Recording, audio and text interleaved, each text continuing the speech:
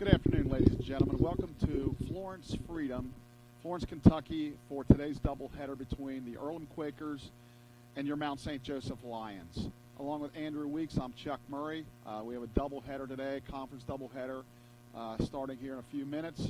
The Lions come in with a record of 8-10, 0-2 in the conference. They lost 2 games to Hanover on Tuesday, and this is the opener for Earlham. Their overall record is 11-4. So if you're ready now, here are the starting lineups for today's game. First, for the visiting Earlham Quakers, leading off number 2, the second baseman, Christian Lanchanes. Batting second, his brother, number 1, the center fielder, Nathan Lanchanes. Batting third, number 3, the first baseman, Max Freeze. Batting fourth, number 8, the designated hitter, Andrew Bradley. Batting fifth, the catcher, number 16, Easton Embry. Batting sixth, number 26, the third baseman, Devin Baisley. Batting seventh, the third baseman, number 5, Cam McCade. Batting eighth, number 25, the right fielder, Robbie Shandell. Batting ninth, number 6, the shortstop, Zach Swearingham. And on the mound, number 20, Justin Dilmhoff, who has a record of 1-0 with a 5.64 ERA. For the Lions, leading off, number 27, Jake Lawson at second base. Batting second, the center fielder, number 8, Ryan Murray. Batting third, the third baseman, number 25, Andrew Harrison. Batting fourth, the left fielder, number 4, Josh Higgins. Batting fifth, the first baseman, number 24, Max Klein. Batting sixth, the designated hitter, number 32, Tyrell Anderson. Batting seventh, the right fielder, number 2, Matt Brandkamp. Batting eighth, the shortstop, number 19, Caleb Parton. And batting ninth, the right fielder, number 3, Austin Price. On the mound for the Lions is number 7, Jake Hughes. Jake enters today's game with a record of 1-2 with a 5.10 ERA.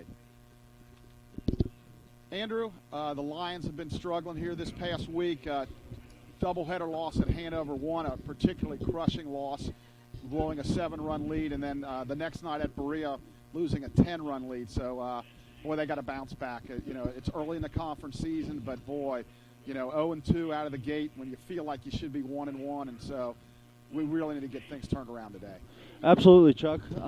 Just like you were talking about, it was a tough couple days for the Lions earlier this week. Kind of came really close to picking up at least 2 out of 3 wins, especially that extra inning loss to Hanover. So this will be a good day to kind of bounce back for the Lions and kind of measure themselves against some of the top talent in the conference. Yeah, it's one of those games where you look back at the end of the year and you hope you don't finish out of the conference tournament by 1 game. But having said all that, it's water under the bridge. You can't get it back. There's nothing you can do. All you can do is learn from it and hope the same mistakes or some of the same things that happen in that game late especially don't happen as we go forward. So, Earlham's always a good ball club. Steve Sakis has been around for 12 years, I believe, and he's done a great job with that program. Steve was a former Xavier baseball player, and I coached against him when he first started off, and he's got that beautiful facility up at Earlham. So they lost some seniors from last year, but he told me in pregame that some of the seniors that haven't played before are getting a chance to play and performing pretty well. So they're very optimistic about their conference chances. And, like I said, the Lions have their ace on the hill in Game 1, Jake Hughes. So it's going to be a tough ball game. Hopefully we can get a W here and get some momentum going because, you start dropping games. And this year it's an 18-game conference season. Last year it was all a conference. So you don't have that luxury of getting hot and winning 8 or 10 in a row because there's not 36 games. It's only 18. So these games are extremely critical. Absolutely. And, the positive thing with this young Lions team is that they've kind of taken their bumps and bruises in the out-of-conference schedule, and it feels like they could be preparing to kind of peak at the right time. Like we said, it was a tough week so far, but this is a team that when everything's going well, they're a very talented top end of the conference team. Absolutely. We'll be right back with play-by-play after this break.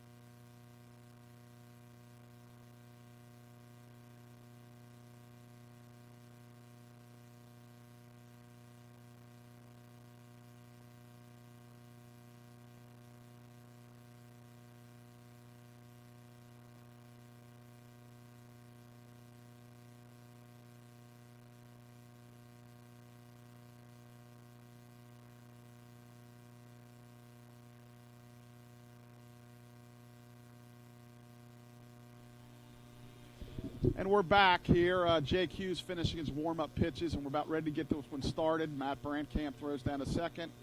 And Christian Lanchinaise will step in. Christian is hitting .314 this season. 5 doubles, 2 triples, 3 home runs, 13 RBIs, and 5 stolen bases. The umpires for today's game are, I believe we said, Aaron. What was the umpires again? Aaron Roslow and Kerry Lyle. So Jake toes the rubber, and this ball game is underway. First pitch is a ball high.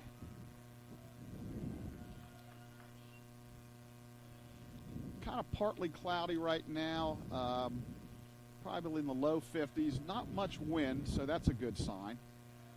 Hughes kicks and fires. That ball's fouled straight back. 1 ball, 1 strike. Earlham played on Wednesday. Lloyd lost a non-conference game to DePaul, 10-3. As we spoke before, the Lions took a tough when they lost 16-15, a football score down at Berea. Jake fires. That's fouled down the left field line. It's going to drift out of play. So the count will go 1 ball, 2 strikes to the leadoff hitter for the Earlham Quakers.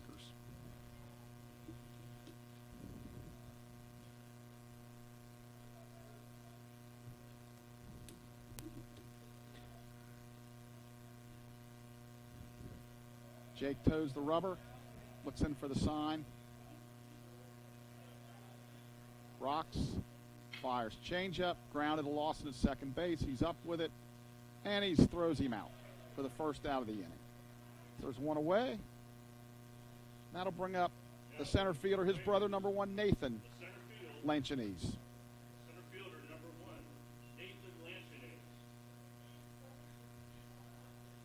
Nathan off the great start, hitting .382, 7 doubles, 1 triple, 2 home runs, 13 RBIs, just like his brother. On-base percentage, .507. He's been a tough out. Jake fires. It's grounded foul down the third base line. No balls, 1 strike. Jake's a fast worker, which all infielders like when you're out there. Peers in for the sign. Wind. Pitch. Change up and away. 1 ball, 1 strike. As I said, very little wind, which is a good thing. We've been playing in a lot of wind bowls here the last few games. Jake fires. That's drilled down the left field line. Higgins tries to cut it off. He can't. Lanchinaise is around first, and he goes into second with a stand-up double. So a 1-out double by Nathan Lanchinaise, and that'll bring up Max Freeze. Now hitting for the Quakers, first baseman, number 3, Maxwell Freeze. Max is a local product from Taylor High School. Max is hitting .283, 3 doubles, 2 triples, 14 RBIs.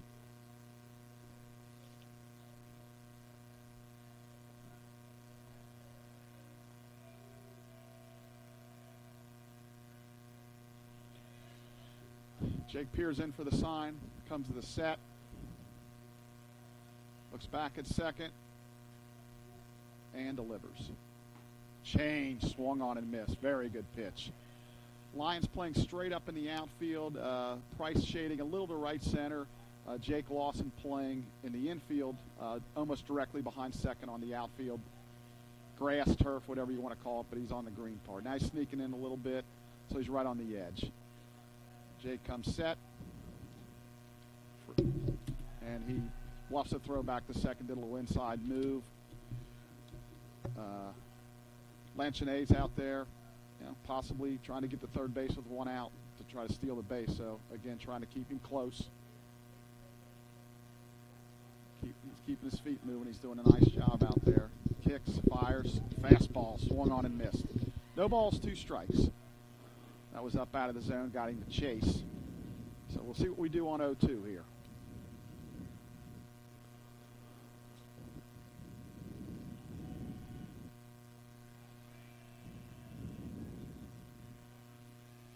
Jake peers in for the sign.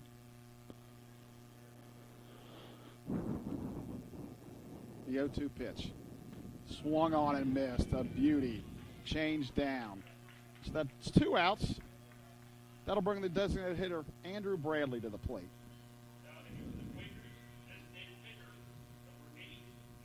Andrew's hitting .414, 6 doubles, 1 home run, 9 RBI. So a lot of these guys are really hitting the ball well for Earlham, as we're really approaching almost the halfway point of the season. Hard to believe, but we're getting, this is the halfway point for the Lions, and Earlham's only had 15 games, so this is their 16th and 17th. But that's 40 to 45% there. Jake throws. That's a high fly ball to center field. Ryan Murray camping under, and he makes the catch to end the inning. So we're in the Earlham first. No runs, 1 hit, no errors, 1 left. In the middle of the first, Earlham nothing. Lions coming to the plate.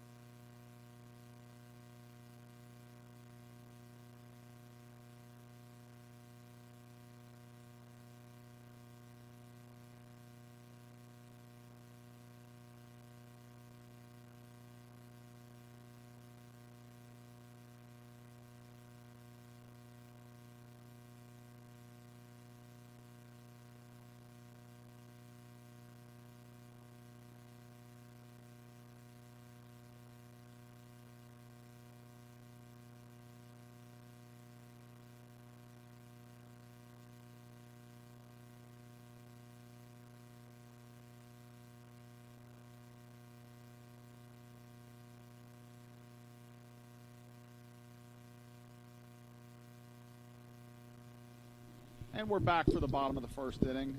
For the Lions, it'll be Jake Lawson, Ryan Murray, and Andrew Harrison, first 3 batters in the first. Earlham went scoreless in the first. As we mentioned, on the mound for Earlham's Justin Dilhoff.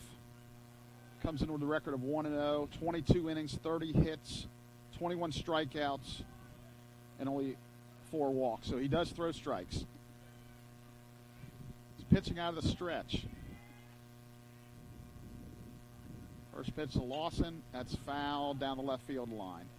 On the coaching lines for the Lions, former Mount St. Joe player Jason Miller and former Mount St. Joe player Kyle Kittle. For Coach Newman's staff in the dugout, Coach Jason Kammer, pitching coach Austin Woodby, and the head coach is Jeff Newman. 0-1 delivery. He squares the bunt, takes up and away. 1 ball, 1 strike.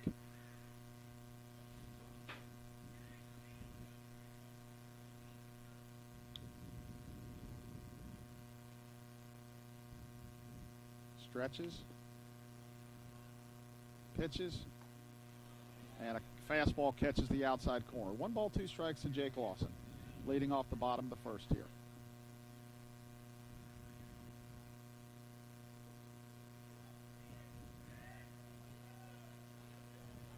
setting up way outside, so he's trying to hit the outside corner here. He did, but he rang him up. He hit a spot, but that spot was about 4 inches off the plate. So tough call for the Lions. That'll bring up Ryan Murray.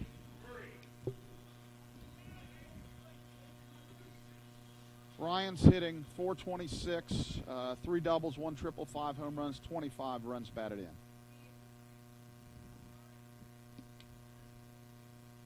Here's the set. That ball's outside. 1 ball, no strikes. Looks like they're trying to throw him away here. Ryan batting left-handed again, setting up outside. 1-0 pitch. That's up for ball 2. 2 balls, no strikes to Ryan Murray. On deck, Andrew Harrison, and then to follow, Josh Higgins, the left fielder. 2 balls, no strike. Still setting up middle out. 2-0 pitch. That's inside for ball 3. So being very careful with Ryan here. 3 fastballs, 3 balls, no strikes. 3-0 delivery, that's a strike. 3 balls, 1 strike to Ryan. 1 out here in the first in a scoreless ball game.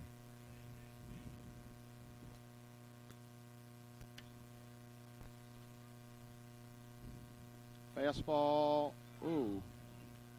at the knees, must have caught the knees. 3 balls, 2 strikes. Shaking a bunch of signs, I would assume it's a shake fastball here. Full count delivery, and it's a shot, and he caught it on a fly. So Murray lines out the second for the second out.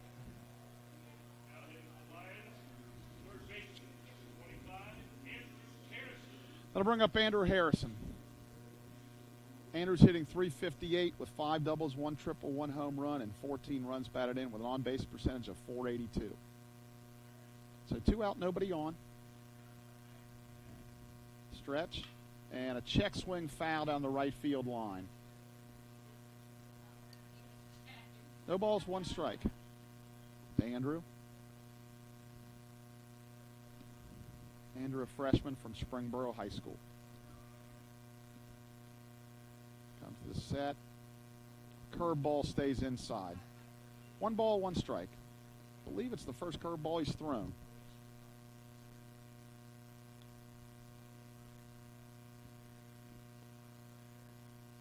1-1 pitch on the way.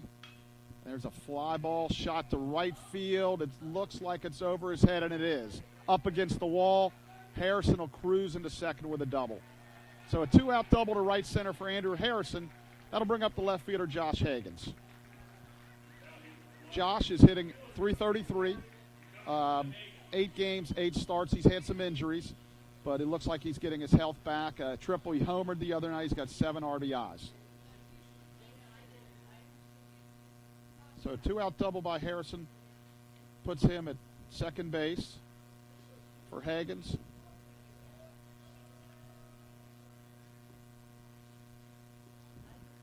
Comes set. And that ball stays outside. 1 ball, no strikes. Dilhoff, as I mentioned, coming from the set, no matter if there's a runner on base or not, with actually a big leg kick. So we'll see if we get a runner on first if he goes with that big leg kick. I think he feels like there's no threat of a steal with 2 outs and a runner on second. So that's a shot to right center field, moving over. And Nathan Lancenace runs it down. So for the Lions in the first, no runs, 1 hit, no errors, 1 left. We've completed 1 here in Florence, no score.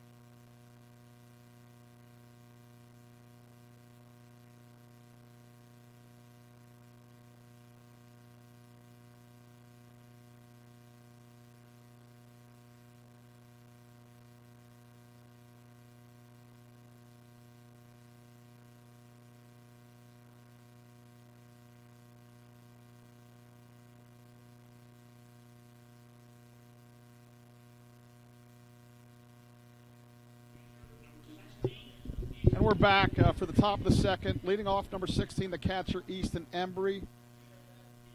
Easton comes into the game hitting .370, 1 home run, 10 RBIs. First pitch tapped to third.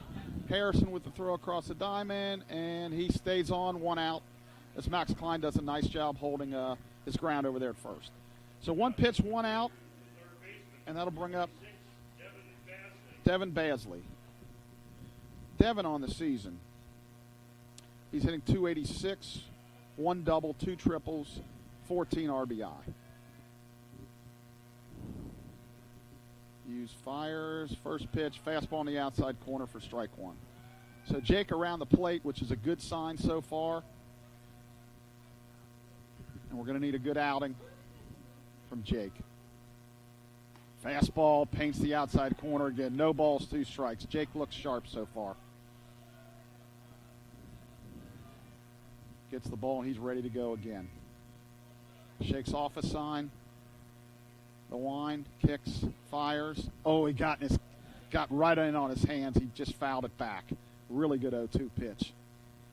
So no balls, 2 strikes to Basley. Cam McCabe on deck, a local guy, product from Northern Kentucky here in the Northern Kentucky area. 0-2 change, swung on and missed. Good pitch, good pitch. So 2 up, 2 down. That'll bring, as I mentioned, up the left fielder Cam McCabe. Cam, a local product right here in Northern Kentucky. So it's a home game for him. Jake throws. That's a line drive to left field for a base hit. So a 2-out hit for McCabe. That'll keep the inning going for the right fielder, number 25, Robbie Shandell. Robbie hitting .364, 1 double, 10 RBIs. You know, Earlham with the team batting average of .342, so they've been hitting the ball extremely well this season. Jake's out of the stretch now. Let's see if Earlham tries to get aggressive with 2 outs. First pitch is up and away, ball 1. From being, coaching against and seeing Steve Sakis' coach over the years, he likes to be very, very aggressive on the base paths, and they like to run if they can. So I look for him to potentially get a pitch here to take off. He's 8 for 8 in stolen bases, so I would expect any pitch here for him to try to get in a scoring position.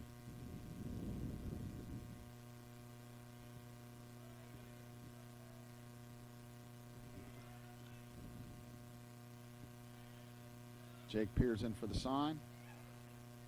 Comes set. And delivers. That ball's high. 2-0. So he's a little bit bothered with McCabe on first, which is affecting his pitches to the plate. So hopefully he can get focused back on the hitter. I know he's trying to keep him from stealing. And that's what a good base runner can do.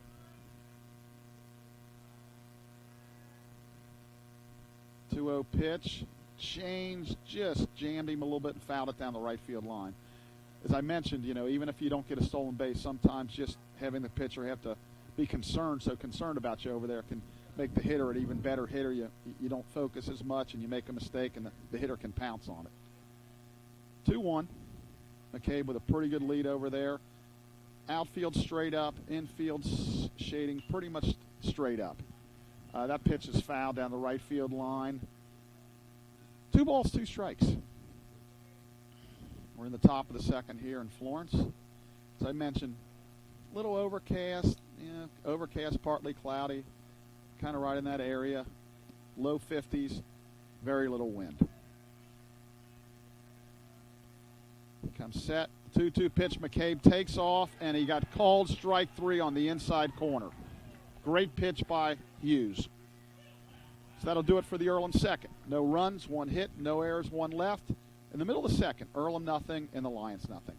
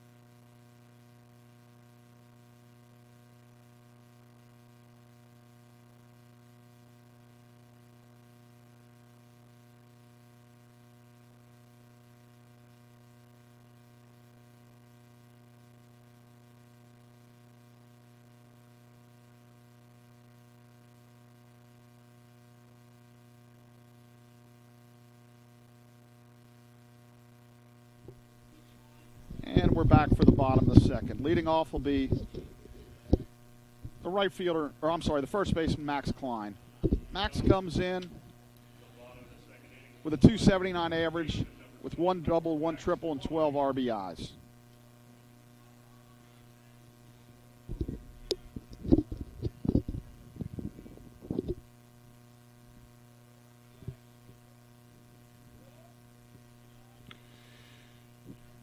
Stretch by Dilhoff, the pitch, fastball swung on and missed. And again, very interesting. You know, typically when a guy that's a starter throws out of the stretch, he struggles with command. And, you know, yet his statistics show that he does throw a lot of strikes. So potentially out of the windup, he struggled. He's found his niche here. So that's what he feels comfortable with. Ball outside. 1 ball, 1 strike to Max. Max is a freshman here from Turpin here in Cincinnati, Ohio. Dilhoff comes set. He delivers. Curveball, just high.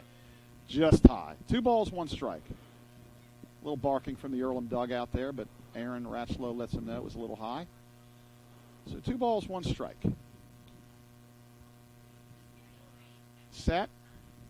Fastball. Fouled off down the right field line. 2 balls, 2 strikes. We have a nice crowd here for a Saturday afternoon.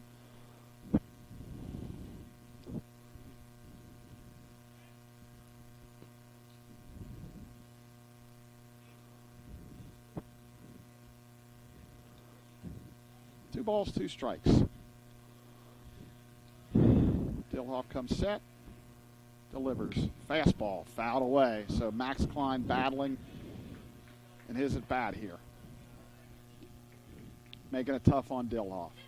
2-2, Tyrell Anderson on deck. Tyrell's been hitting 4th most of the year and just moved down to 6th today. Moved the lineup around a little bit. We know Tyrell will get going. 2-2, breaking ball, fisted to second. Over his Lanson ace, and he throws the first for the first out. So that'll bring up Tyrell Anderson. As I mentioned, Tyrell got moved down the lineup today a little bit. Hitting 215 for the season with 6 doubles, 10 RBIs. So we know that that's going to go up as the year goes on. So we figure a good second half for Tyrell to finish his career up as a 5th-year senior. Dilhoff stretches, fastball down. 1 ball, no strikes. Matt Brandkamp, the catcher, on deck. So, Chuck, kind of what you were talking about earlier with Dilhoff kind of pitching from the stretch at all points and times. It's not very typical that you see that from a starting pitcher. But how you were talking about how he's found his niche out of the stretch possibly, you mind elaborating on it? What kind of makes a pitcher better from the windup versus the stretch? Yeah, okay, fastball for a strike. 1 ball, 1 strike. Good breaking ball. Yeah, Andrew, a lot of times, you know, out of the windup, it's obviously more body movement. You may be striding a little bit too far. You're having a hard time with your stride and your balance. And just out of the stretch, you'll see relief pitchers do it, but a lot of times it's because they come in with men on base. But for a starter to do it, it's extremely unusual, but it seems to be working for him pretty good. Fastball grounded into right field, a base hit for Tyrell. So that's what we were talking about. Get him going a little bit here. So the Lions with a 1-out single. That'll bring up the catcher, Matt Brandkamp. Matt's from Lakota West. He's a junior, hitting 276 with 2 doubles, 1 triple, 7 RBIs. Kind of playing part-time, platooning with Tyler Herbers. So the Lions have a runner on first with 1 out here in the bottom of the second.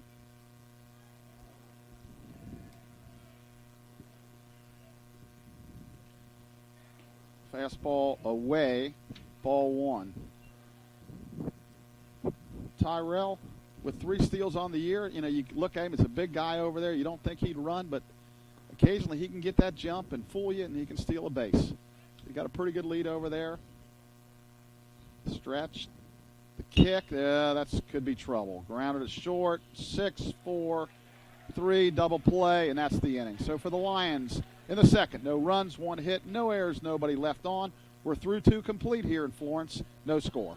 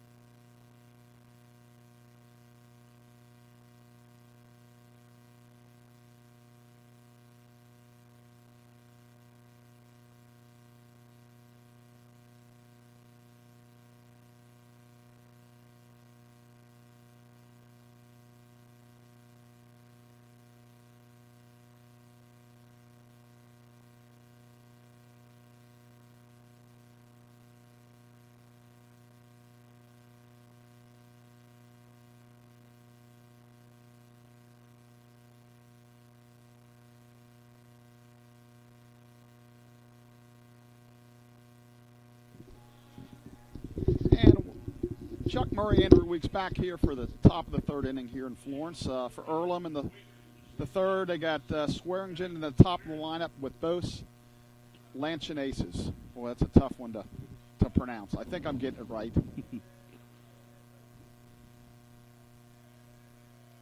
First pitch by Hughes, a fastball lined up the middle. Lawson with a sliding play at second and throws him out. Really nice play by Jake there. So again, one pitch, one out. Jake is throwing a ton of strikes, which is good.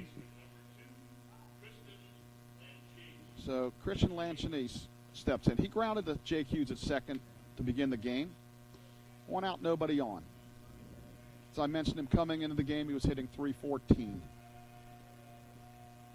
So one out here in the third. Jake fires a fastball on the outside corner for a strike.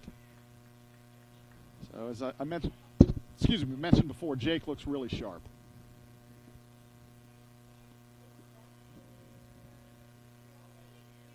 Jake delivers ball in the dirt. Nice job by Matt Rankamp back there blocking it up. 1 ball, 1 strike. There's no sun yet, but it seems to get a little bit brighter, Andrew. Just a little bit. We're hoping to see some sun at some point. That's another ball down. Change up. 2 balls, 1 strike. Absolutely, Chuck, like you were saying, it seems like it's getting a little bit brighter. Hopefully it warms up a little bit. Keep us warm personally. The press box, and there's no sun or anything that gets near. So whatever it is on the field temperature, probably 10 degrees colder up here. 2-1 pitch, skied to right field. Austin Price moving over, under it, makes the grab. So 2 up, 2 down. That'll bring up the brother Nathan, and he doubled down the left field line his first at bat. And Nathan came in hitting .382, so it was his 8th double of the year, along with 1 triple, 2 home runs. And again, his on-base percentage coming in was .507. He's 9 for 9 in stolen bases. Earlham stolen 52 bases in 15 games, so that's over 3 a game. Now the Lions are putting a big shift on. Ball inside. Lawson on the other side of second base. So there's a huge hole on the right side. 2 out, nobody on. Top of the third. Hughes kicks and delivers. Breaking ball that backdoored him, caught the outside corner. 1 ball, 1 strike.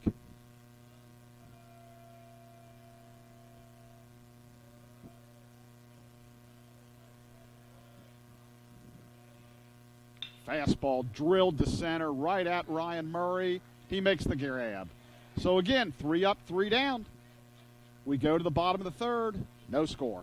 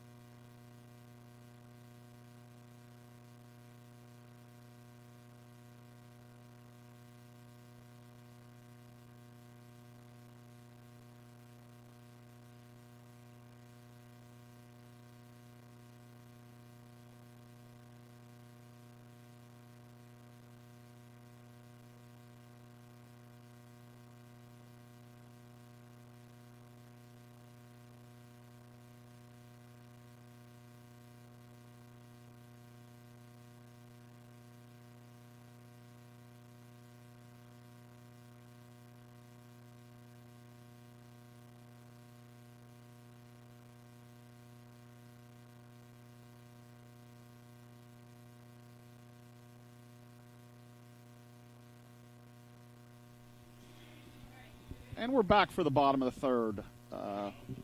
It'll be Caleb Parton, Austin Price in the top of the lineup, Jake Lawson lead off to hit for the Lions here in the third. No score. The Lions have 2 hits so far, an Andrew Harrison double and a Tyrell Anderson single. Dillhoff comes set, delivers. That's outside for ball one. 1 ball, no strikes to Caleb Parton. Caleb coming in hitting .408. He's had a really good freshman season so far. 4 doubles, 1 home run, 10 RBIs. On base percentage of .508.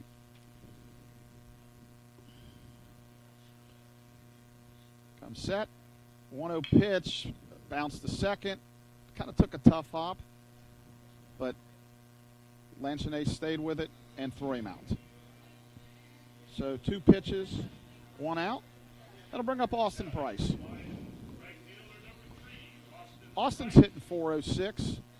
In limited plays, had 7 starts. 1 double, 1 triple. 487 on base percentage.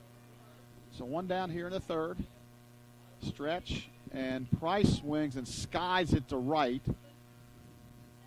And that makes the catch by Shandell. So 3 pitches, 2 outs. So, he is throwing strikes. There's no reason to wait, but we're not getting out in front of it. We're late on a lot of these. So we got 2 outs. Jake Lawson steps back to the plate.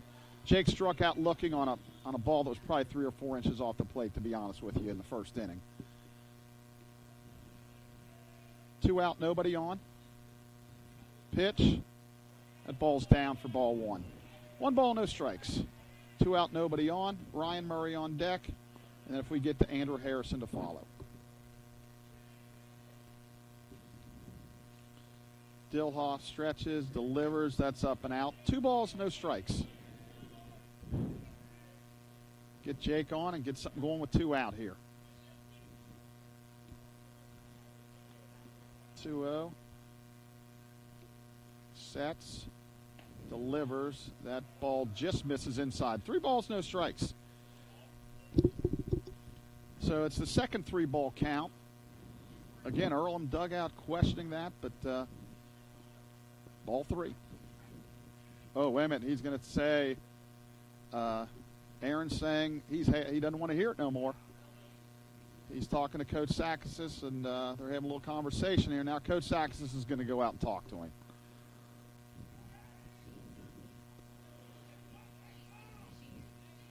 He's just getting clarification.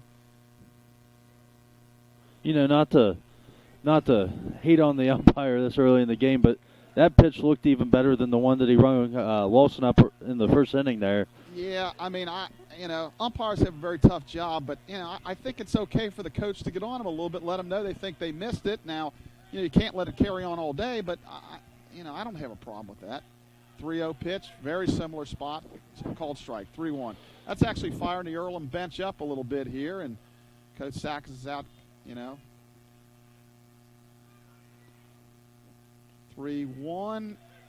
Ball on the outside corner, strike 2. So full count. Dillhoff likes to work really fast, so we need to probably step out,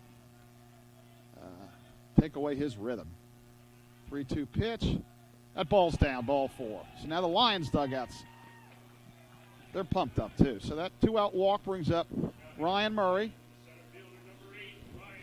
Ryan lined out to second in the first inning. Hit the ball right on the button, but, they had a guy there. So 2 outs, runner on first. Now, third baseman's playing deep, so he could probably bunt single if he wanted it. See what happens here. Strike right down the middle. Lawson draws the first walk of the game from either team. Absolutely, yep. We've seen some very efficient pitching so far in this game. Yep, he's really around the zone. 0-1, Lawson with a decent lead. Stretch. That ball's down. Looked like a changeup. 1-1 to Murray. Coach Kittle flashing signs from third. Lawson on the year with 1 stolen base. Throw to first, back easy. So Jake's 1 for 1 on the year, stolen base wise. So not a big threat to run, but if he stays there, that hole on the first base side is open. 1 ball, 1 strike. Kicks, fires, and it's grounded up the middle of base hit. Can Lawson get to third? He's going to go, And the throw is cut off. So we're first and third with 2 outs. That'll bring up Andrew Harrison. Andrew doubled to right center his first at bat. So the Lions got something going with 2 outs. Murray on first, Lawson on third. This is a great opportunity for Andrew Harrison. Currently has 14 RBIs on the season. Yeah, Ryan's 11 for 12 stealing. If he goes with the big leg kick, I expect him to run. If he goes slide step, which we haven't seen yet, he might hold. But the big leg kick, they're not going to throw him out with that big leg kick. Let's see what happens here. He stretches. Goes. Murray bluffs, and it's a breaking ball outside for ball 1.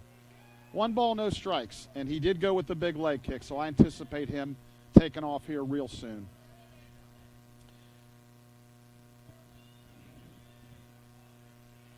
Stretch.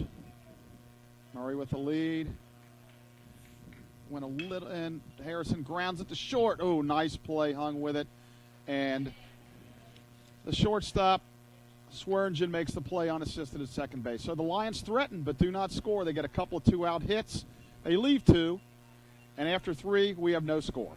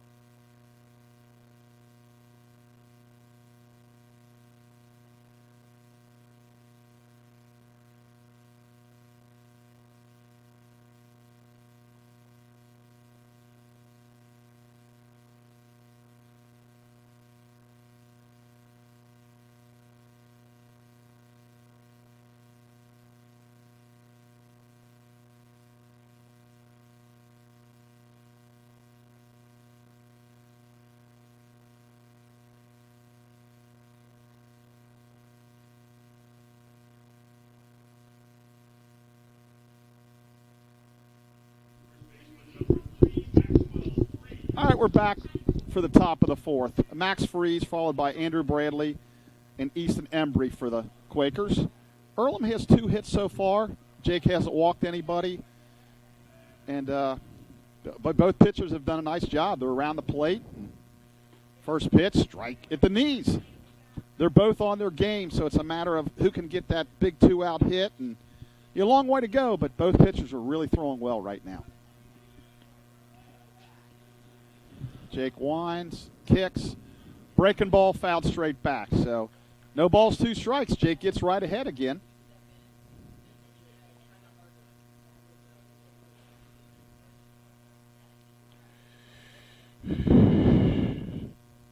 No balls, 2 strikes. Jake peers in for the sign, winds, here it comes. Fastball up. Pretty good 0-2 pitch. 1 ball, 2 strikes. That even though that ball was high, it still interested Freeze a lot. Started to show at it. It was a good 0-2 pitch. 1 ball, 2 strikes. Change up, nice. Swung on and missed. Another very good pitch by Jake Hughes. He's on today. There's no doubt about it. Next up is the DH Andrew Bradley. Maybe some of our workers back here, we can maybe get some scores of some of our other teams playing today. We got men's volleyball playing for a chance to be in the conference tournament next week. They're at Wittenberg. We got a doubleheader softball game going on between us and Anderson at our complex, so maybe we can get some scores and pass them along to you.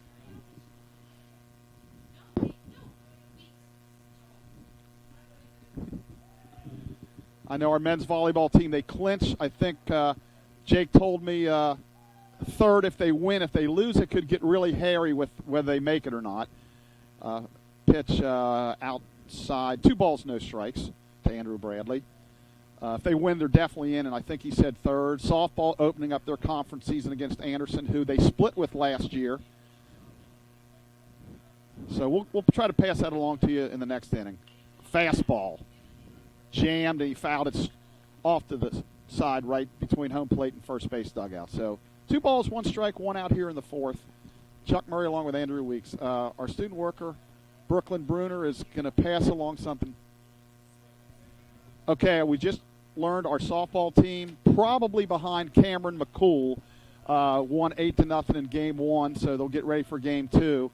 The Lions are ranked in the top 25. They've got an excellent team this year, and we really feel like they have a great chance to win the conference championship this year.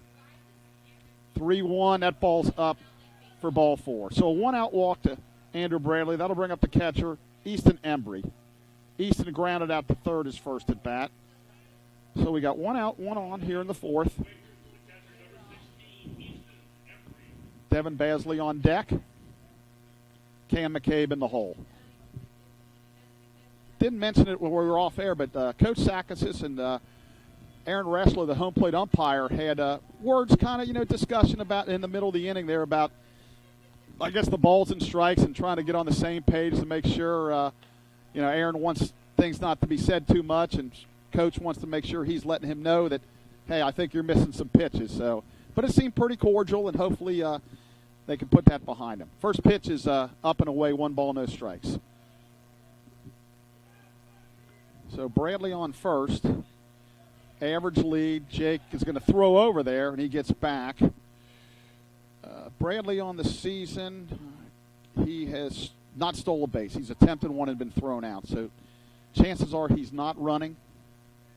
But as I said, Coach Sakasis loves the run. His team has had a history of being very aggressive on the bases, so you can't take anything for granted. Jake comes set. And he delivers. Change. Swung on and missed. Boy, that changeup's really working well today. 1 ball, 1 strike. 1 out here in the 4th. First game at 2. Chuck Murray, Andrew Weeks with you.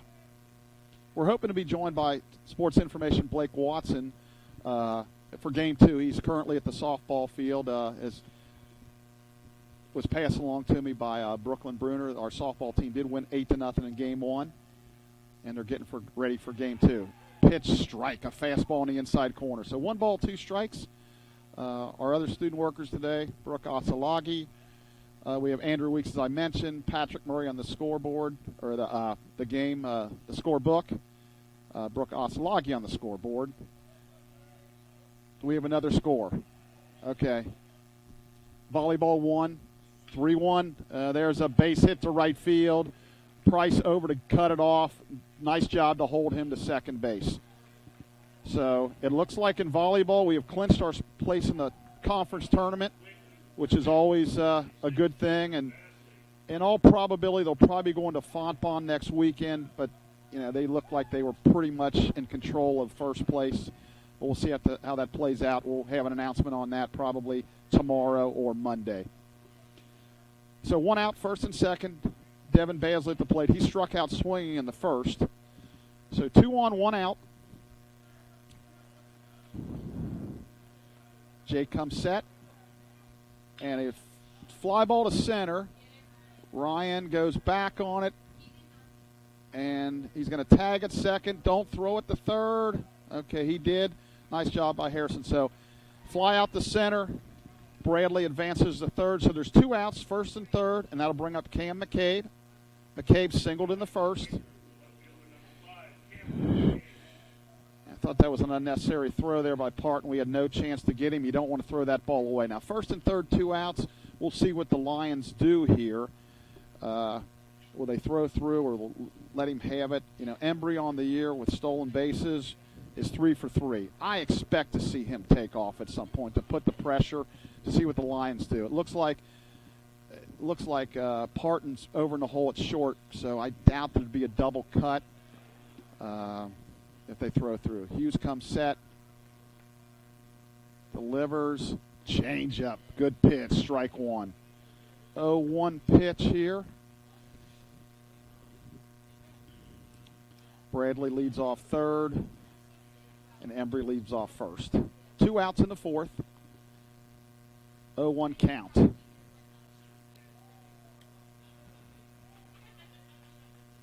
Comes set. Runner takes off, ball's down in the dirt, and he's going to steal second. So Embry's credited with a stolen base. They have second and third, 2 outs, but still a chance to get out of this. So got to make some good pitches here. McCabe's a good hitter. He singled in the first, hitting over 400 for the year. As I mentioned earlier, a senior from right here in the Northern Kentucky area. They do have a base open, so Jake will pitch him hopefully carefully, hit some spots, and we get out of this thing. Jake's going to pitch out of the stretch. 1-1, and it's grounded fair down the left field line. Kicks to Higgins, and that's going to be a double. So right down the left field line, just the inside corner, and he drilled it down the left field line for a double. So that's a double, 2 RBIs. Earlham takes the lead, 2-0. So as we mentioned, it's a home game for McCabe, and he came up big there. So there's 2-0 favor of Earlham. 2 outs, and he's on second with 2 RBIs. That'll big up Robbie Shandell, and he struck out looking the first at bat.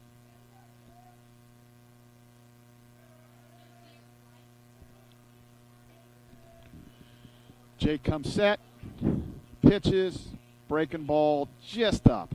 Wow. 1 ball, no strikes. On deck is number 9 hole hitter, the shortstop Zach Swearingen, and then back to the top. So the Earlham dugout's making quite a bit of noise, and they got a nice section over there of fans, Andrew. They brought a lot, and of course I know they recruit in this area, and they probably have, a few guys from this area, that's for sure. That's ball 2 up. So Jake was cruising, and just one bad pitch, and to McCabe's credit, he hit it hard. But you just got to bear down here, get out of this inning. 2-0, long ball game, plenty of time to come back, but we really want to kind of stop the bleeding here if we can. A little bit of a shift in the infield. Jake Lawson's almost behind second. We're straight up in the outfield. Fastball swung on and missed. 2 balls, 1 strike to Shandell.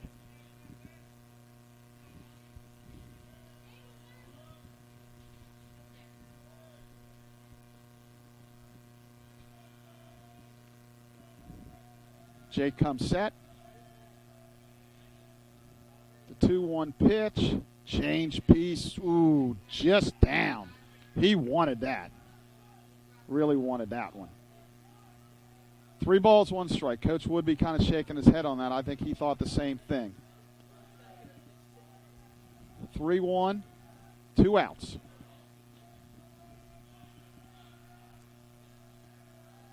Stretch.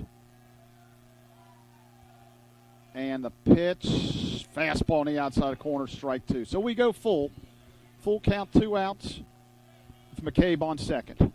Earlham leads 2-0 here in the fourth. They've scored their 2 runs this inning.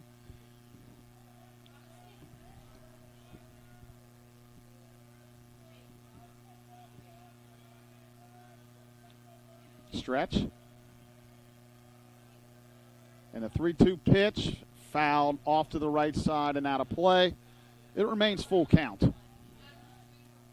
Full count, 2 outs.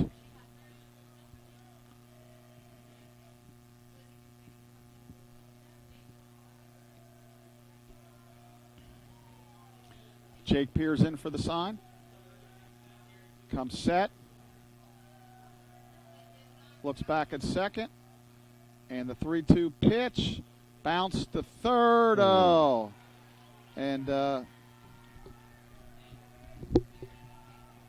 that'll be an error on third baseman Andrew Harrison. He kind of got caught in between. He kind of waved out a little bit. So it's first and third, 2 outs.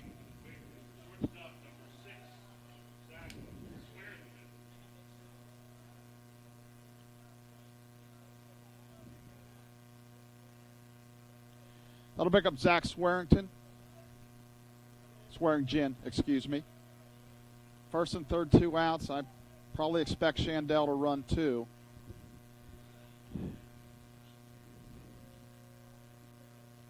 Stretch and the pitch, strike 1 called.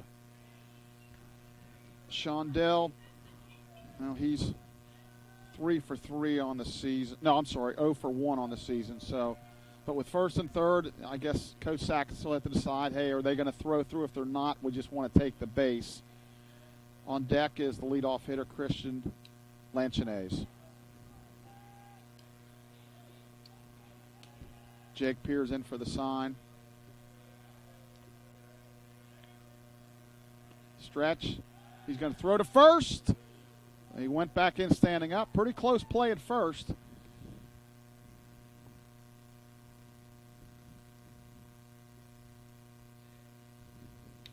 Big hitter here to get out of this, boy. We got to get out of this jam. Pretty good lead at first by Shandell. Looks like he's leaning. Stretch. There he goes. Pitch is grounded foul down the third base line. Bounces around out there, and Josh Higgins will have to get it and throw it in. If you're not familiar with the Freedom Field here, there's a lot of foul territory, but then as you get out left and right field, it kind of curves back in really quickly, and then the last probably, Andrew, 30, 40 foot, there's really virtually no ground at all. So it's a tricky ballpark for a right and left fielder.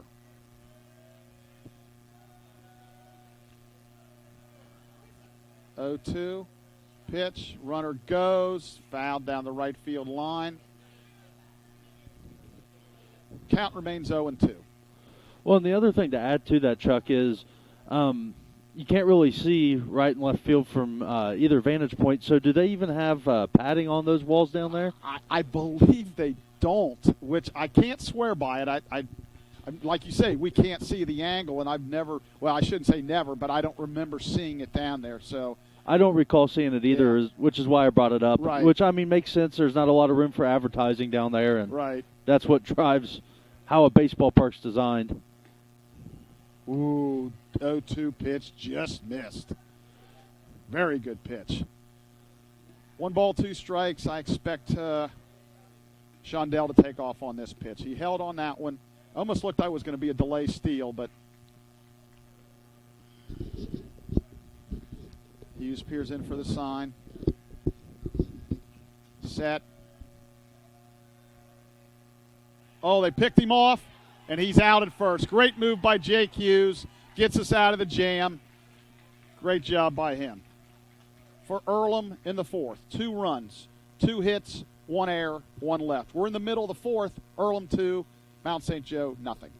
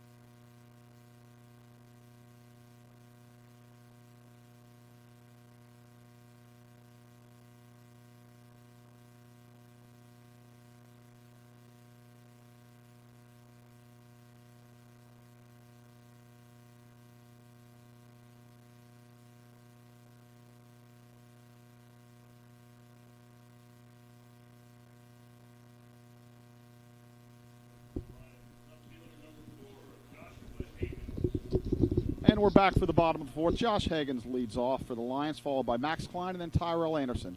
Earlham leads 2-0 here at bottom of the fourth.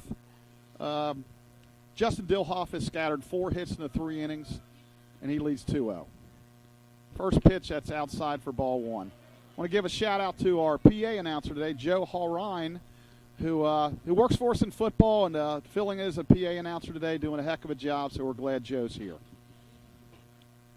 1-0, that's outside for ball 2. So the Lions need a base runner here. So, again, he doesn't walk many people, but he's fallen behind 2-0. He fell behind Ryan first time 3-0 and Jake Lawson 3-0, and he ended up walking Jake.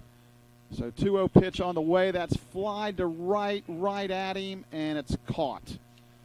Nice catch by the right fielder, Robbie Shondell. So 1 out in the inning. That'll bring up the first baseman, Max Klein. Max grounded out to second in the first inning. 0 for 1 on the day. Well, we have a break in the action here, Chuck. Volleyball men's volleyball is playing a second game this afternoon, non-conference match against St. John Fishers. And they're currently trailing by 2 sets and trailing 9-6 in the third set. Thank you much, Andrew. You know, I'm sure they want to win that, but after clinching and then playing non-conference, nothing against St. John Fisher. They're probably a very good club, but it might be a little bit hard to get up for that one. So the 0-1 pitch to Klein is driven to right center field. That's up the alley, and it'll go all the way to the wall. Throw back in. He'll hold it second with a double. So a 1-out double by Max Klein gets the Lions going here in the fourth, and that'll bring up the designated hitter Tyrell Anderson. Tyrell singled the first time up through the right side. So the Lions with a base runner on second, chance to get back in this thing, and Matt Brandkamp on deck. So it's good to see Max swinging the bat. He started off the year so hot and cooled off a little bit. Now hopefully he's getting hot again. It's a long season, and you're going to go through your ebbs and flows. But it looks like Max is swinging the bat very well. So Dilhoff delivers. Fastball to Tyrell's down low. 1 ball, no strikes. As I mentioned, Tyrell grounded a single through the right side in the second inning, but unfortunately it was erased on a double play. So let's see if he can knock in this run, cut this lead in half. Dilhoff sets, looks back at the runner. That's outside. Ooh, okay. Called strike on the outside corner. 1 ball, 1 strike. Spoke a little too soon there. From my vantage point, looked a little out, but it might have caught the corner. We'll give the benefit of the doubt to Aaron back there. 1 ball, 1 strike. Comes set. Here it comes. Breaking ball stays high. The one thing he has not been able to do so far is command his breaking ball. He hasn't thrown a lot of them, but he hasn't really thrown the majority for strikes. So the Lions can sit on the fastball, even though he's throwing hard. And if you're a 1-pitch pitcher, I'd like to think eventually we'll get to him. 1 ball, 1 strike. So did a little bit of lean back, and now he throws behind, and Max got back very easily. Didn't fool anyone. I'm sorry, 2 balls, 1 strike.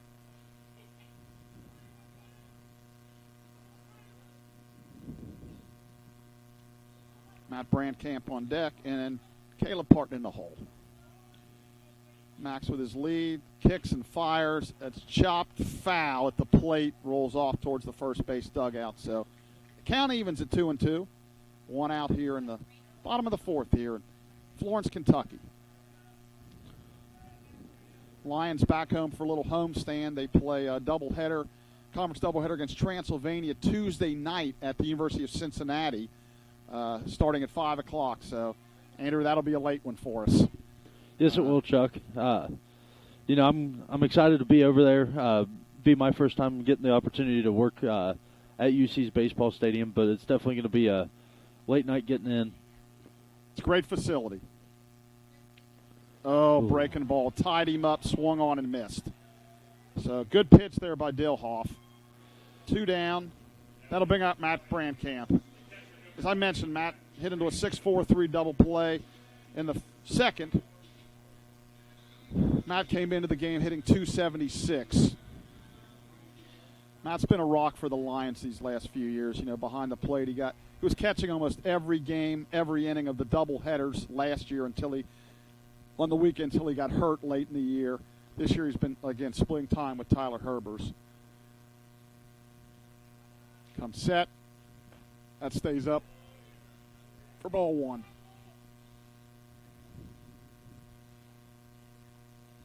One ball, no strikes. Comes set. Kicks, fires, and there's a line drive right at the shortstop.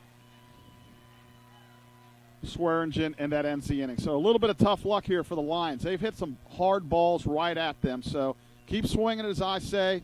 They'll start to fall. For the Lions in the fourth, no runs. We leave a Klein at second on his double. One left on, and we're through four. Earlham 2, the Mount nothing.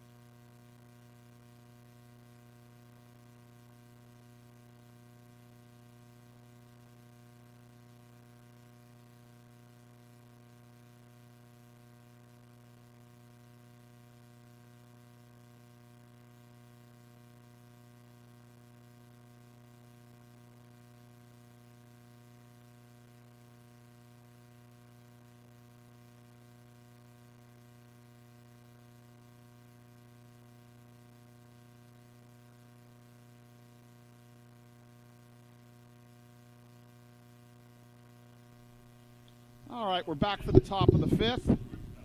And Earlham has 9-1-2 in the fifth. Shortstop number 6, Zach Swearingen. Jake Hughes back to the for his fifth inning of work. Earlham leads 2-0. Kicks, fires, first pitch, fastball for a strike at the knees. Swearingen grounded to second to first at bat. Jake Lawson made a nice sliding play and threw him out. 0-1 pitch. That's a chop foul towards the Lion dugout. So quickly, Jake gets ahead 0-2.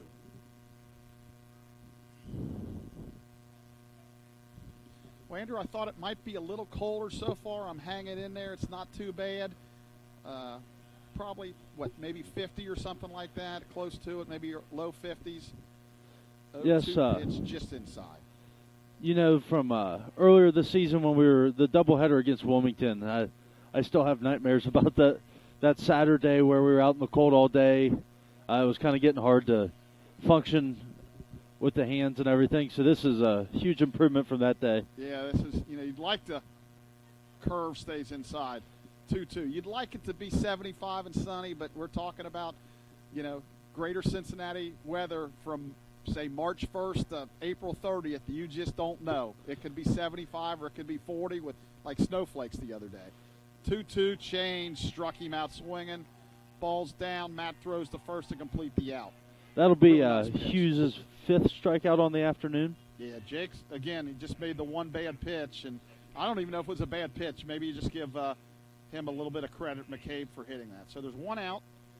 That brings us to the top of the Earlham lineup.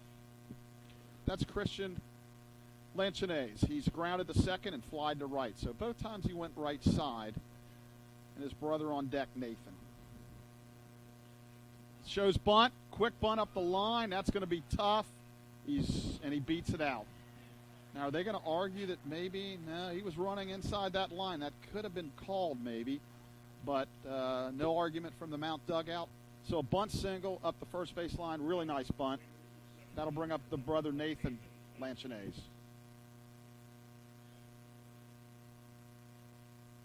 So a one-out base runner for Earlham. Really nice bunt. Nathan has doubled to left and lined to center, so he's hit the ball hard twice. See if Christian takes off on any of these pitches. Stretch, curveball for a strike. Beautiful pitch. Christian's 5 for 8 in stolen base attempts this year. So no balls, 1 strike. Jake's already picked off a runner, so Earlham's got to be a little cognitive of that. No balls, 1 strike. Stretch. And he'll throw to first, and Lanchinaise gets back. A little bit of wind. Looks like it's blowing right to left, looking at the flagpole. But not a whole lot. Not a whole lot of wind, which is nice after, as I said earlier in the broadcast, Andrew, the last 2 at Hanover and at Berea, especially Berea, was a windstorm. At least it was warm, but it was a windstorm. Fastball line to left, and Josh couldn't quite get to it. So that's down for a base hit. So he's hit the ball hard 3 times, and that'll bring up the first baseman, Max Fries. Fries has been Maxwell Freeze. My apologies. Freeze has been a strikeout victim twice so far, and both of his plate appearances this afternoon. Yeah, he's got him on a couple change-ups that have been really nice pitches. What they need right now is a ground ball to turn a double play. Little 6-4-3 here. Pretty much straight up in the outfield, and but in the infield, Jake's almost shaded directly behind second. So Jake comes set, delivers, breaking ball for a strike. So 0-1 to Max Fries.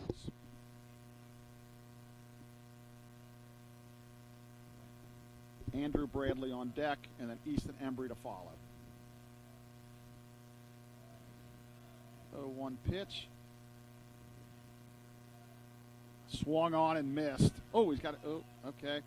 Maybe the guy was trapped off a little bit on first, Nathan and Lanchinaise, but he couldn't throw behind him. Matt kind of bobbled. So no balls, 2 strikes. He gets right ahead of Freeze again.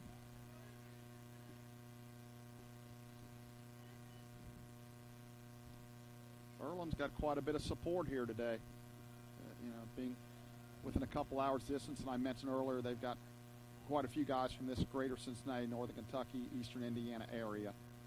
0-2 pitch, just missed inside on a breaking ball. Jake again giving a little double take in there, wanting that one. 1 ball, 2 strikes. Coach Woodby down there calling pitches. Does an excellent job there. 1 ball, 2 strikes. Comes set, looks back at second, delivers, fastball, swung on and missed. He's had his number. So 2 outs after the strikeout. That'll bring up Andrew Bradley. Andrews flied to center and walked and scored a run. So again, as we talked last thing, this becomes big here. 2-0, we're right in the game. This becomes a really big out. Again, outfield pretty much straight up, infield deep all around. And again, Jake's pretty close to being up the whole middle at second. Jake pitches, swung on and missed a breaking ball down. No balls, 1 strike to Andrew Bradley. Andrew's the designated hitter this first game on deck at Easton Embry.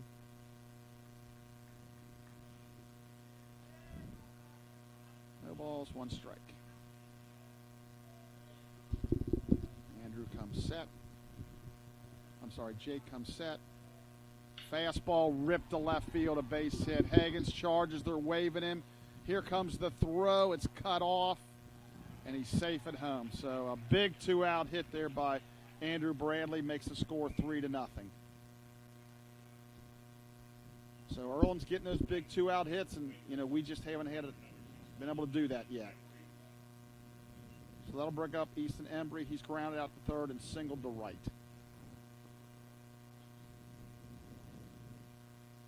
There was no hesitation to bring him. It got to Josh pretty quick, but he was fairly deep, and good speed on second. He scores the run.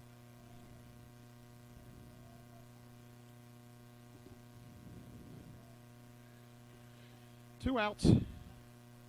Embry at the plate. Jake delivers. Breaking ball for a strike. Again, Jake's pitching really well. He's pounding the zone.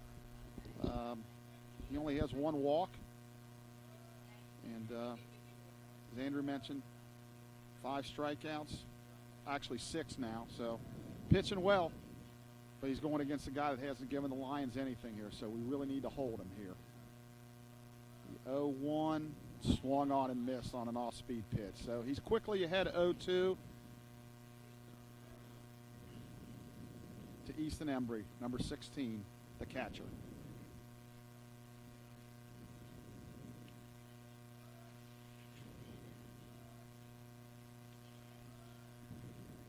Easton's the junior from Fort Wayne, Indiana.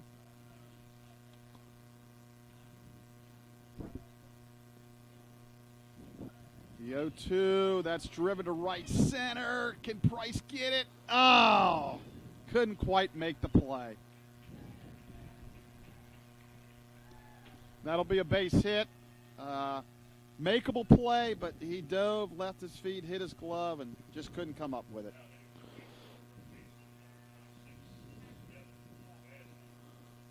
Good effort by Price out there in right field, just kind of coming up short with that on his diving attempt. Yeah, it's one of those plays where it's a tough play, but, boy, you'd like to see him make it because, it's just now it's 4-0 and, absolutely. Can we come back? I think we can. There's still a lot of time, but it's just a tough situation there. In a spot like this, that's a play that really has to be made. Again, as you said, he's diving, he's making great effort and everything, but you'd like to see him make that play if possible. And, the effort's there, just didn't work out. So 2 outs, that's the 8th hit for Earlham in the game. They lead 4-0.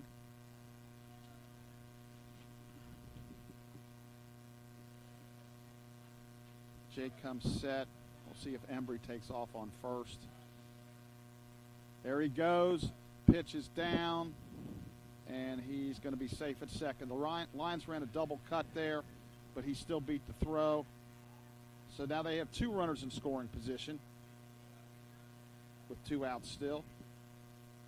And I hate to keep harping on it, but this hitter becomes huge. You're down 4, you're within striking. Now you get down 6, and it just really becomes tougher. So this is a big guy to get out here.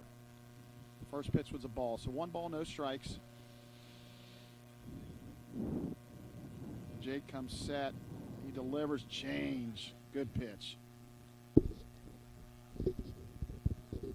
Swung on and missed. 1 ball, 1 strike. 2 outs here in the 5th. Earlham leads 4-0. 2 in the 4th and 2 so far here in the 5th. Nobody warming up for the Lions in the bullpen. Jake comes set. There's a line shot. Parton with a great play. Can he make the throw? He can't. So that'll be an infield single for Basley, and that'll bring up Cam McCabe, who's 2 for 2.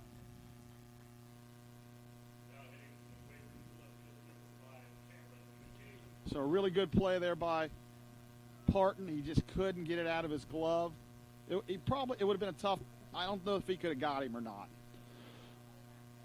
If you recall, Chuck, in McCabe's last at bat, actually in the top of the 4th inning, he broke open the scoreless game and drove in 2 runs with that double that he hit down the left field line. Yeah, that was a big 2-out double. At the time, the game was scoreless, and that was a big hit.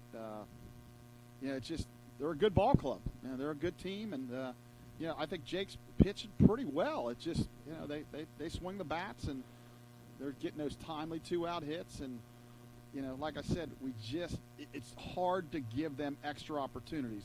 Again, I won't harp on it, but you just got to make some really above-average plays, I guess the way to say it, to stay in the game with these guys. And absolutely. I mean, not able to do that yet. Coming into this game, the Quakers were batting .333 as a team, and it produced 141 runs.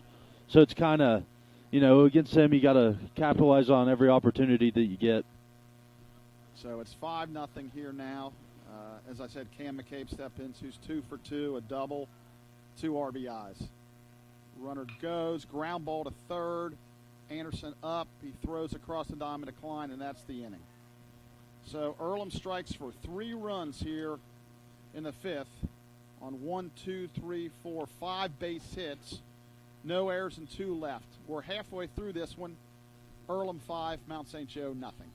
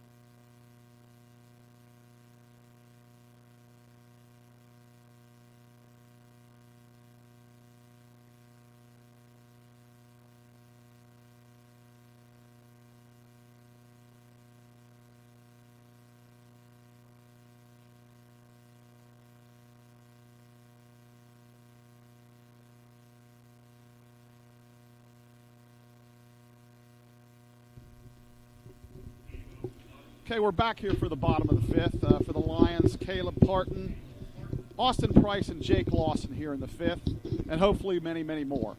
The Lions trail 5-0 after Earlham scored 2 in the 4th and 3 in the 5th. So we need some base runners here. We need to get this thing started to get back in this game. Parton grounded out to second his first at bat. He's 0 for 1 on the day. Dilhoff pitches. That's called strike on the outside corner. Dilhoff's been very pitch efficient thus far this game. Pitch count sitting around 54 right now. Yeah, he's been very pitch efficient, that's for sure. Curveball stays outside. 1 ball, 1 strike.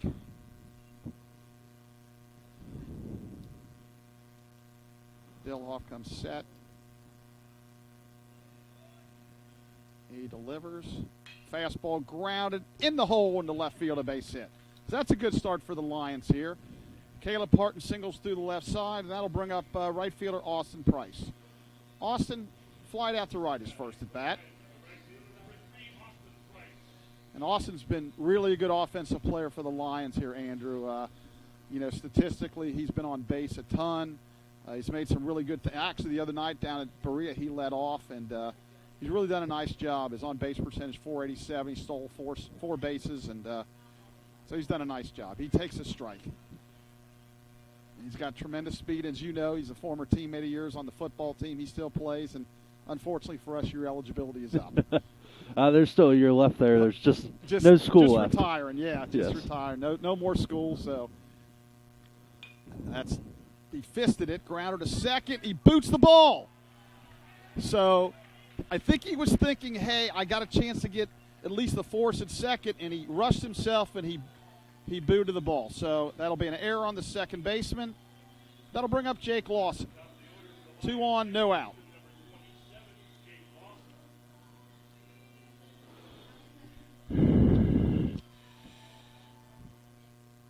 Yeah, Lenchines, he was just hurried himself just a little bit there, and so maybe that's the break the Lions need to get back in this thing. Nobody out. Lawson, he squares the bunt, takes high, and it looks like if he bunts the ball to third, it could be bases loaded, no out, because I think the third baseman didn't move too much there. So now Coach Davis Schaefer is going to go to the mound. Davis is a MSJ grad, and was on the staff here for a couple of years and now is at Earlham. Lakota West product. You know, Chuck, this is really a great opportunity for the Lions offensively. Really just the second opportunity that the Lions have kind of put together some runners in scoring position. We had an opportunity with Andrew Harrison earlier in the game with runners at second and third, but that was with 2 outs. So hopefully the Lions can get something going and start crawling their way back into the game. Absolutely. I mean, we'd love to score 5 or 6, but, we get a couple, get back in this thing a little bit, and, can't hit a 5-run home run, So let's keep getting guys on base, move them around, and maybe get into their bullpen a little bit. But he's been very good on the mound. Looks back at second. Parton, good lead. Jake, again, takes down. I really like it. I mean, the third baseman staying back. Bunt the ball to third base. It'll be bases loaded, no outs. So I really like this approach by the Lions. Third baseman's not reading the bunt. He's just staying there hoping the pitcher can get over there. So Jake asks for time.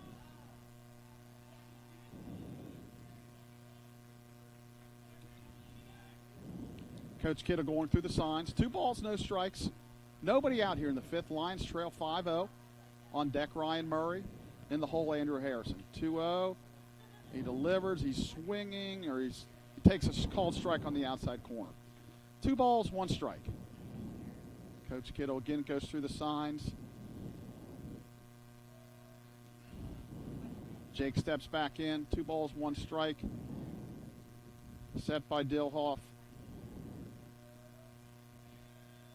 2-1 delivery. He's going to bunt it, and that's going to be bases loaded, no outs, ladies and gentlemen. Oh, no. That's a heck of a play. I stand corrected. He threw Jake out. He'll going to get a sacrifice, but, I thought for sure that was going to be bases loaded, no outs. So very nice play by the third baseman there, Basley. So that'll bring up Ryan Murray. He's lined out to second and singled up the middle. Boy, that's a heck of a play by the third baseman. It was bunted a little bit hard. Needed to be maybe just a little bit softer, but nice play there. Dilloff comes set. That's flied into left field. That should be deep enough. And he's not going to go. He probably would have been out. So really, really not a good at bat there. That hurts. Weak fly to left. And that'll bring up Andrew Harrison. Well, we got him over. We got to get him in. And it looked like a pitch on the outside corner. He didn't get a very good swing at. Just lifted it to left. And maybe a little bit over anxious. So Andrew Harrison's double to right and hit into a fielder's choice. Boy, we need a big 2-out hit here. Big 2-out hit. Did he check his swing? Curve outside. The base umpire says he went. I didn't think he did, but my vote doesn't count. Yeah, that call did seem very questionable. I looked like thought Harrison was able to keep his hands back on that.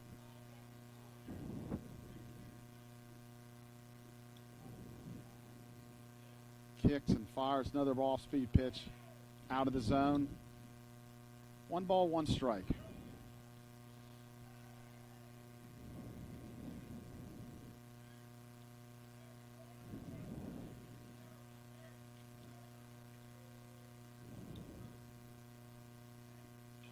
And that pitch is chopped foul.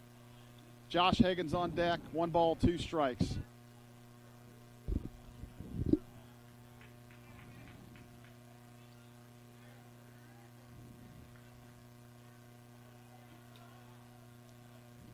One ball, 2 strikes.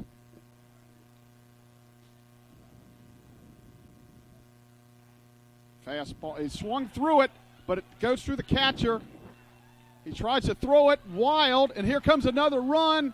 Price is going to be, he's safe at home. We caught a break there. The ball was dropped. So that's going to be a strikeout swinging, a pass ball on the catcher, and both runs are unearned. So the Lions get a huge break.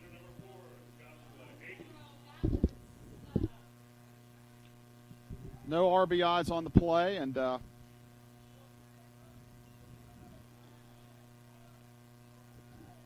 So Parton scores from third on the play. First pitch is a ball, and Price comes all the way around from second. Actually, Price, a good throw, he would have been out. Well, actually, it was a good throw. The pitcher just missed the ball. So they caught a break there. So it's 5-2. We can't get the big hit, but we got him in somehow. So we need to take advantage of that. And that goes back to the opportunities we were talking about earlier in the top of the fifth. You know, the Lions against a good baseball team have to capitalize on every chance that they get. That's fouled off. Yeah, very good point, Andrew. You know, it's just when you're struggling offensively and you get those opportunities, you got to take advantage of those. And you know, like I said, we've struggled with runners in scoring position, but we caught a break. Wind, pitch, oh boy, throw behind. That was a called strike on the outside corner. I thought catcher might have a chance to pick him off at first, but he got back. 1 ball, 2 strikes, 2 outs in the fifth. The Lions now on the board, trail 5-2.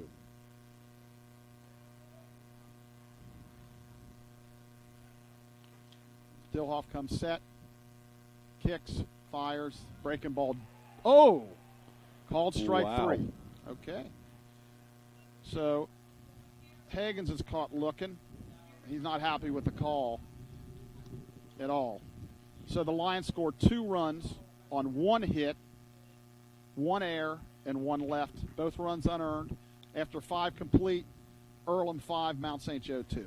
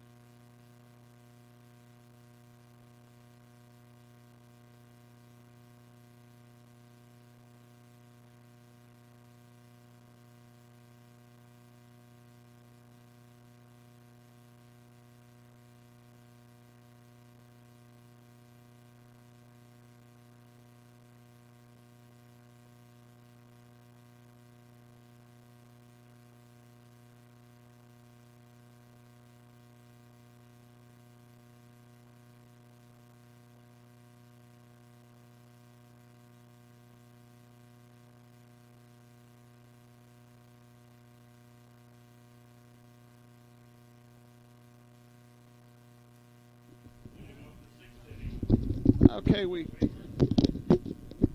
head to the Earlham 6th, and leading off is number 25, the right fielder, Robbie Shandell. Jake kicks, fires a high pop-up in the infield. Harrison's under, and he missed the ball. So that'll be an error on Andrew Harrison. So, you know, I thought really Parton should have came over and caught that ball. It's a little bit tougher, but so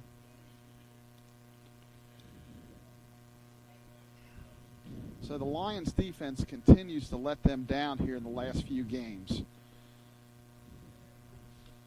Well, and that fly ball, from my far more comfortable perspective in the press box, seemed fairly routine for Harrison over there. It's another one of those that you have to go out there and catch. Yeah, it just, you know, like I said, it's just letting them down, and you know, just keep working on it. I guess that's all you can do. But I thought in that situation, Caleb Parton could have helped him out there. But there's a line drive, should be a line drive double play, and it is. Line drive right to Jake Lawson. He doubles up Shandell. So the air doesn't hurt, but so it's a 4-3 line out double play. That'll bring up the leadoff hitter, Christian Lanchinaise. He's 1 for 3 with a bunt single.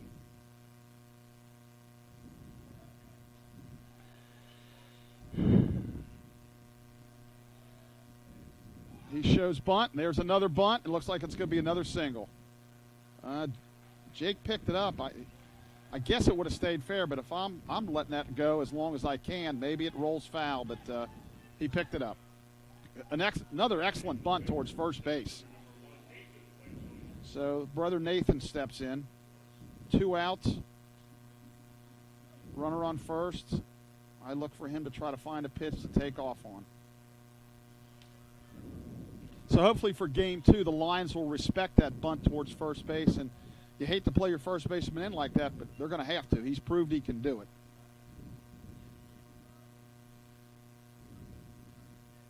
Jake fires. Fastball in the inside corner, strike 1. To brother Nathan Lanchines. Nathan's 2 for 3 on the day. He's hit the ball hard 3 times. Double left field line out to center, and a single to left.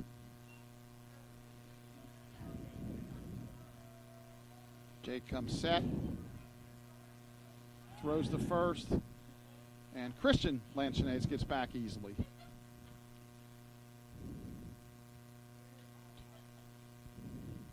Earlham now with 10 hits on the game. Again, we talked earlier, Andrew, boy, they got a good team batting average, and they're swinging the bat well. And then when you get those bunt hits, that helps the old average out too. But, boy, he's put down 2 excellent bunts.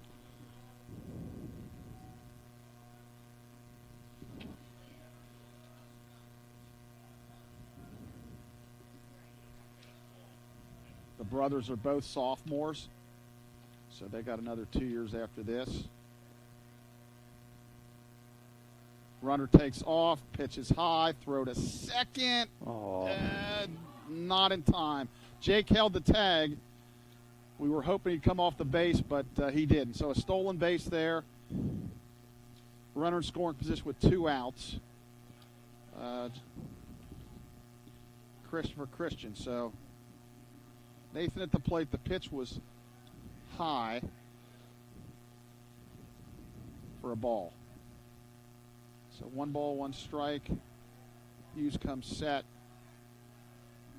Delivers. Swung on and miss on a changeup.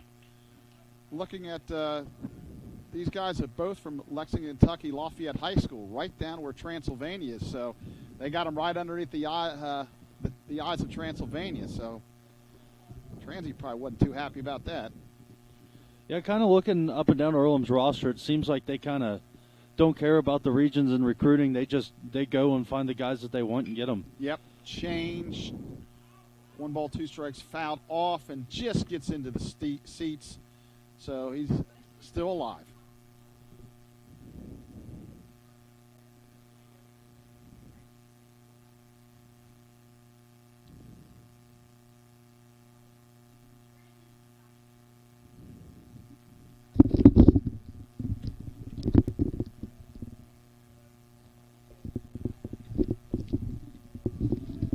Comes set, delivers, ground ball, fisted to short. Parton better get rid of it, and he's out.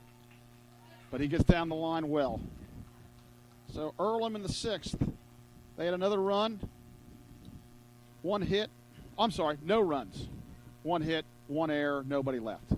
We've played 5.5, Earlham 5, the Mount 2.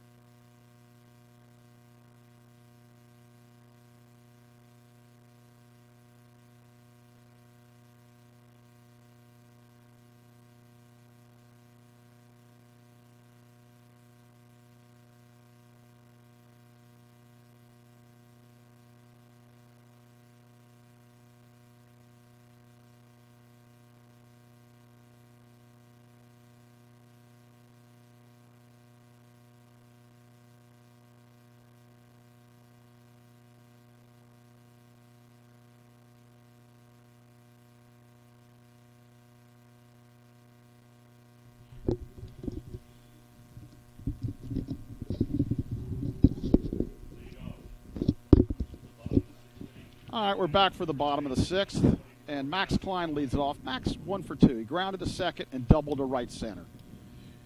So the Lions are back in it, trailing 5-2, bottom of the 6th. And Andrew, what's his pitch count at right now? Dilhoff's pitch count sitting at 71 to start the inning. So he's still in good shape, boy. That's less than 15 an inning. First pitch is a breaking ball, outside, ball 1. He's been pretty pitch efficient, throwing a lot of strikes. 1-0 to Klein. That's lined right at the second baseman again. So again, Lions hitting in some tough luck, and all you can do is hit it hard, and you can't control it after that. So that'll bring up Tyrell Anderson. Tyrell singled and struck out. 1 for 2 on the day. The designated hitter, the 5th-year senior from Western Hills High School here in Cincinnati. Western Hills has produced a lot of major leaguers over the year. First pitch is a fastball for a strike. Pete Rose, Don Zimmer, Jim Fry, Tuffy Rhodes, just to name a few. I'm sure I'm forgetting a bunch. Curveball stays inside. 1 ball, 1 strike to Tyrell. You know, if memory serves me correctly here, Dilhoff's going to have to owe the second baseman a big steak dinner tonight for kind of helping him out a lot. Second baseman for Earlham's made a lot of great plays. Yeah, I agree with you, Andrew. There's a ground single through the left side. So the Lions got a 1-out single, and that'll bring up Matt Brandkamp. Matt hit a 6-4-3 double play, and he lined out to short. He's 0 for 2. So another one of them, Matt hit the ball hard. He's got nothing to show for it. So, again, all you can do is hit it hard and hope for the best.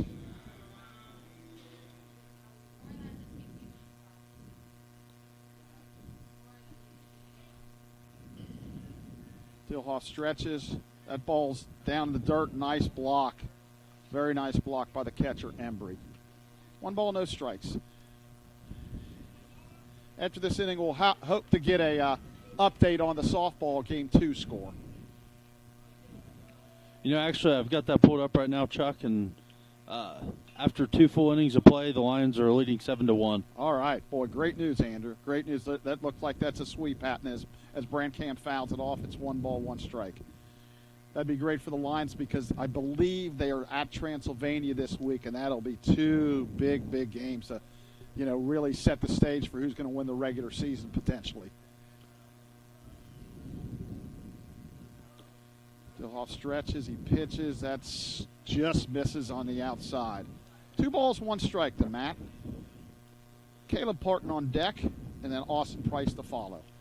And it really is a softball team from Transylvania that's kind of going to be the giant standing in the way of the Lions making, kind of walking away with the regular season title. Matt drives it to center, but right at him. He's going to make the catch over a little bit, drifts to right center for the second out of the inning. So another hard hit ball, but ran down. So that'll bring up Caleb Parton. Caleb's 1 for 2. He grounded to second and singled to left. So Tyrell remains on first with 2 outs. Austin Price on deck.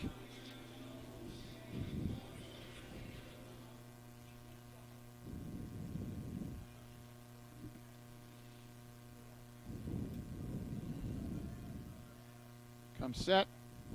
Kicks, fires, and a line draw. Oh, nice one-hop play by the second baseman. Spins and throws him out. So, really good play there by Lanchines to end the Lions 6th. No runs, 1 hit, no errors, 1 left. We're through 6. Earlham 5, the Mount 2.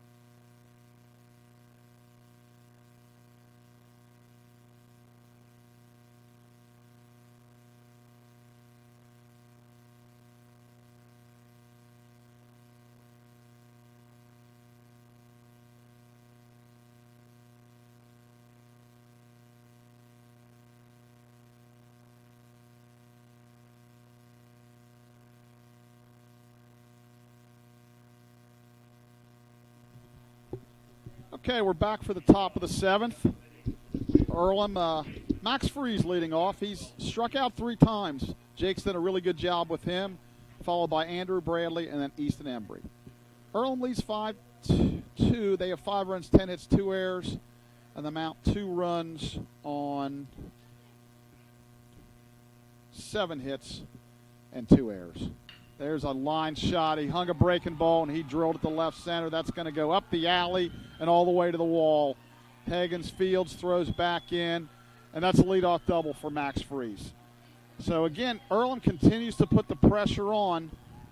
We're kind of making a little run, and they get a base runner on. So that'll bring up Andrew Bradley. Andrew's 1 for 2 with a walk and 2 runs scored.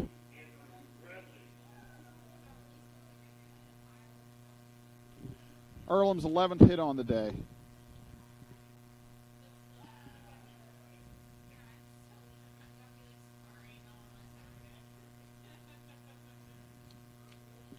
Jake looks in for the sign. We got a little stirring down in the bullpen. Looks like there's a right-hander throwing a little bit. Can't tell that he's got a jacket on, so no way of knowing who it is. Jake fires. Fastball. Must have been down low a little bit. 1 ball, no strikes. To Andrew Bradley. Andrew came into the game hitting .414, 6 doubles, 1 home run, 9 RBIs. They also be hitting high 300s or 400s, so tough lineup. Jake comes set, change, just away. 2 balls, no strikes.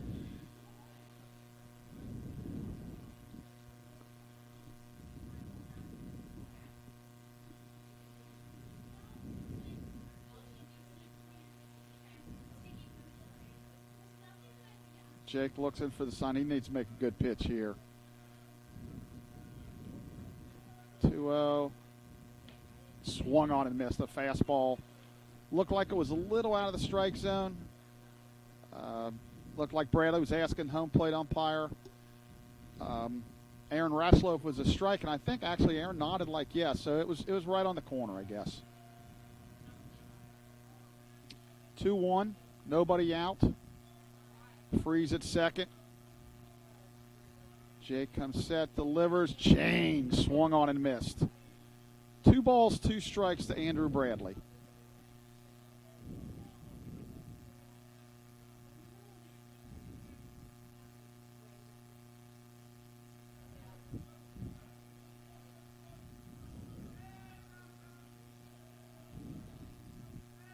Beers in for the sign. Jake comes set. 2-2 pitches, way high. So full count to Andrew Bradley. 1 on, nobody out. We're in the top of the 7th inning on a kind of overcast, partly cloud. I don't know. It's one of them. The sun's not out. I know that. Yes. Day here in Florence, Kentucky. But we're playing ball. I know they're talking about a lot of rain this week coming up in the greater Cincinnati area. Payoff pitch.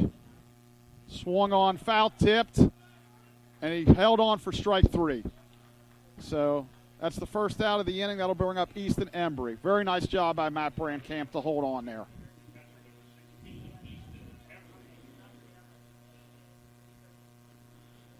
Embry comes into this at bat 2 for 3 and with 1 RBI. Yeah, he's had a nice day. He's had a really nice day. Done a nice job behind the plate. That was Jake's 7th strikeout on the day. So that was a big out. The runner wasn't able to advance. Better keep him close out there. Don't want to let him get a running jump and steal third. Breaking ball. Checked his swing, and they say no. The Lions dugout is upset with that. Really upset with that. Well, going back they had one earlier that went against them that we felt they didn't go, and then this one went against them. So a little bit of frustration coming from the dugout, and I like to see that. I like to see a little bit of, upset and absolutely let them know you're in there. Sounds like a ball club that's fighting to hang in this game and maybe make a comeback here in the last couple innings. That pitch is swung on and missed on a fastball down. 1 ball, 1 strike.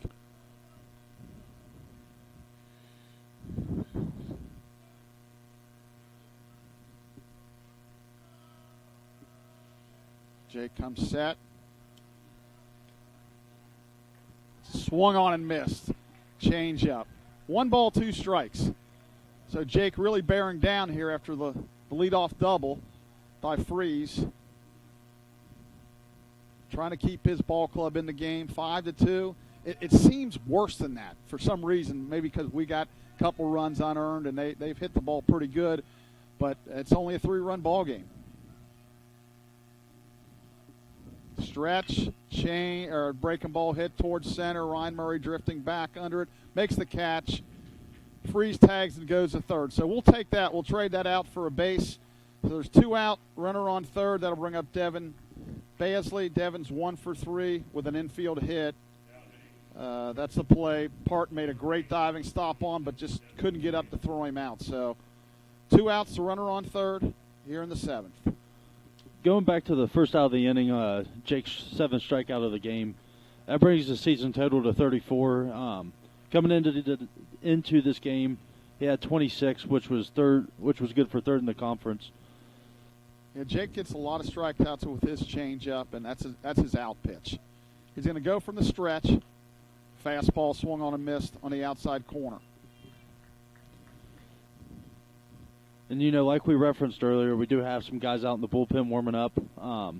Jake's crested 96 pitches in the game, so he's kind of on a short leash at this point. Yeah, I doubt that they'd send him out next inning, but he could probably go as high as 110. There's a ball in the dirt. Nice block by Matt Brandkamp. So 1 ball, 1 strike to Basley, who came in hitting .286. And, Chuck, it does appear that that's number 15, Bryce McGee, warming up out in the bullpen for us. Looks like they're waving their hats, so it means he's ready. So I would say this is probably maybe Jake's last hitter. Curveball stays up. Again, the numbers don't look great. 5 runs, 11 hits, but I think he's done a pretty good job. And Earlham can hit the ball, and there's a couple of balls that, again, maybe we could have made plays on that we didn't. And, that's the difference. And we've had a couple of opportunities to score, and we haven't. Earlham's a good ball club. And that's shot to left center, and that's going to find the gap. 2-1 pitch, that's up against the wall. And Basley will coast into second with a double. So that makes it 6-2. And again, they swing the bats.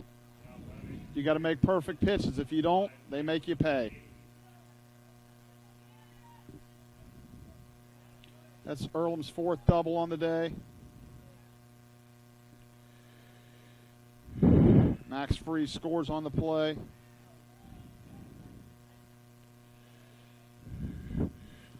And I think that's going to be it. Yeah, Coach Woodby's going to go to the bullpen. Looks like, let's make sure looks like Bryce McGee coming in. We'll give you all the numbers as soon as we come back.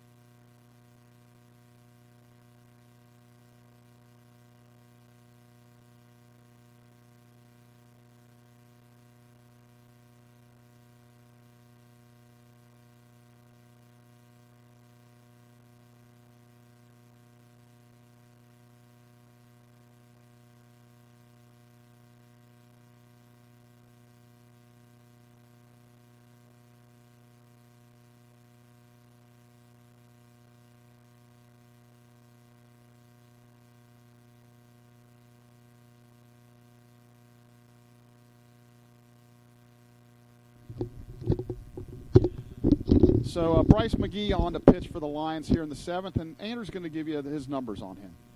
Bryce McGee comes into this appearance with an 0-2 record on the season.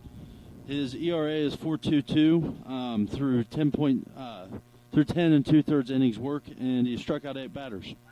Yeah, so Bryce has been used in middle relief to kind of closing. He does have 1 save on the year. I forget who that was against, to be honest with you, but Bryce does a nice job. Only 1 walk in 10 and 2/3 with 8 strikeouts, so that's impressive.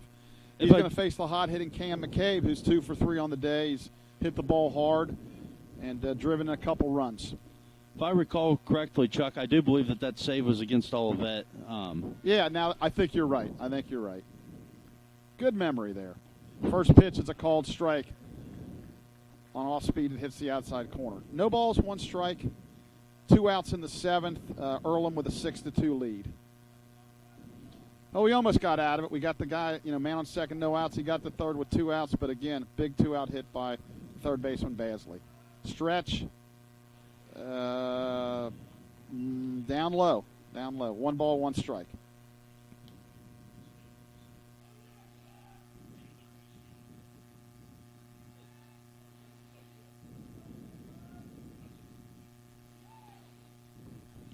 McGee comes set, delivers, line drive, Lawson, he got a piece of it, but couldn't keep it in the infield. That'll be a run-scoring single, and it's now 7-2. So Earlham just still keeps hitting, and that makes McCabe 3 for 4. That's his 3rd RBI. Basley scores from second. It's 7-2. So the Quakers kind of breaking it open here. That'll bring up Robbie Shandell. He struck out looking and actually reached on 2 errors by the third baseman. First pitch is a ball high.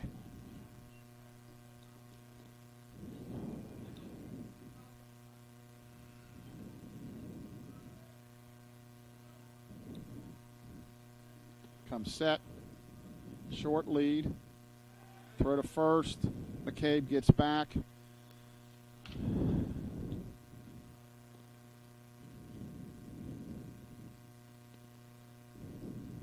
McCabe on the years I mentioned earlier is 8 for 8 in stolen bases, trying to get that running jump. And that's fisted over the head of Parton into left field. So another base hit for the Quakers. Shandell's first, he fisted it, made a good pitch, just fisted it out in the left field. So he's now 1 for 4 as McCabe goes to second. 4th hit in the inning for Earlham. That's their 14th hit of the game. That'll bring up Zach Swearington. He's 0 for 3. Last time he lined into a double play at second. So 7-2. 2 outs here in the 7th. McGee sets. Pitch is way outside, ball 1.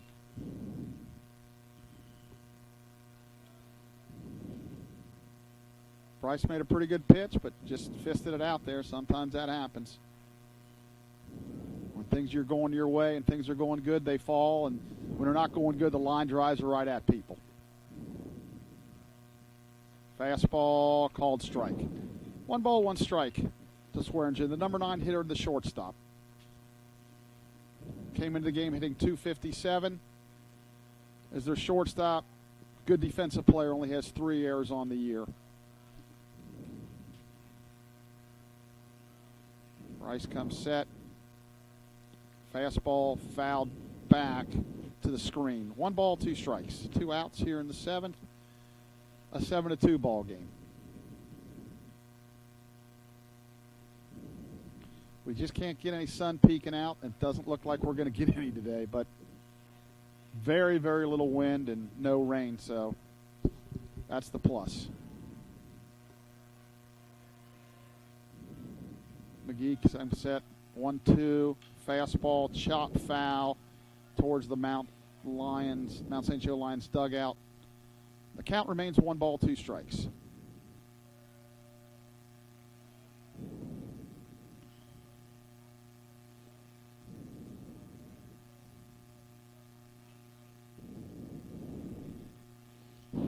McGee comes set. The 1-2 pitch. Here it comes.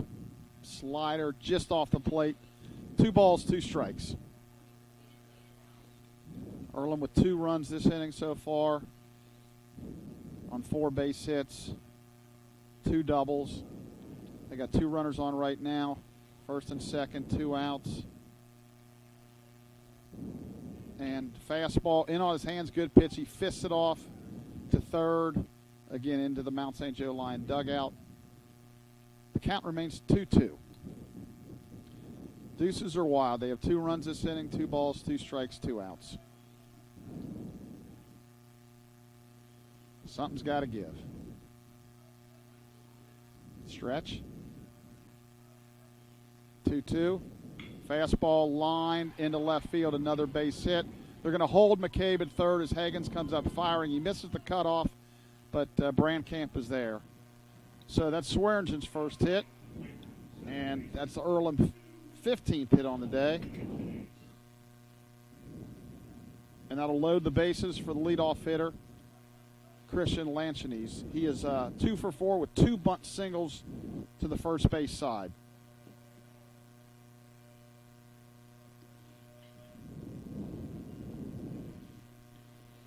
Well, any hope to come back probably is, this is the key at bat right here.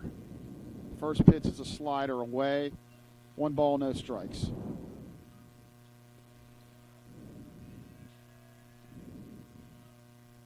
Bryce is going to go out of the windup now. Needs to make a good pitch here. Winds, fastball, that's flied to right. Price is there, and he makes a sliding catch. So that ends the Earlham 7th. We go to the 7th inning stretch. Earlham 7, Mount St. Joe 2.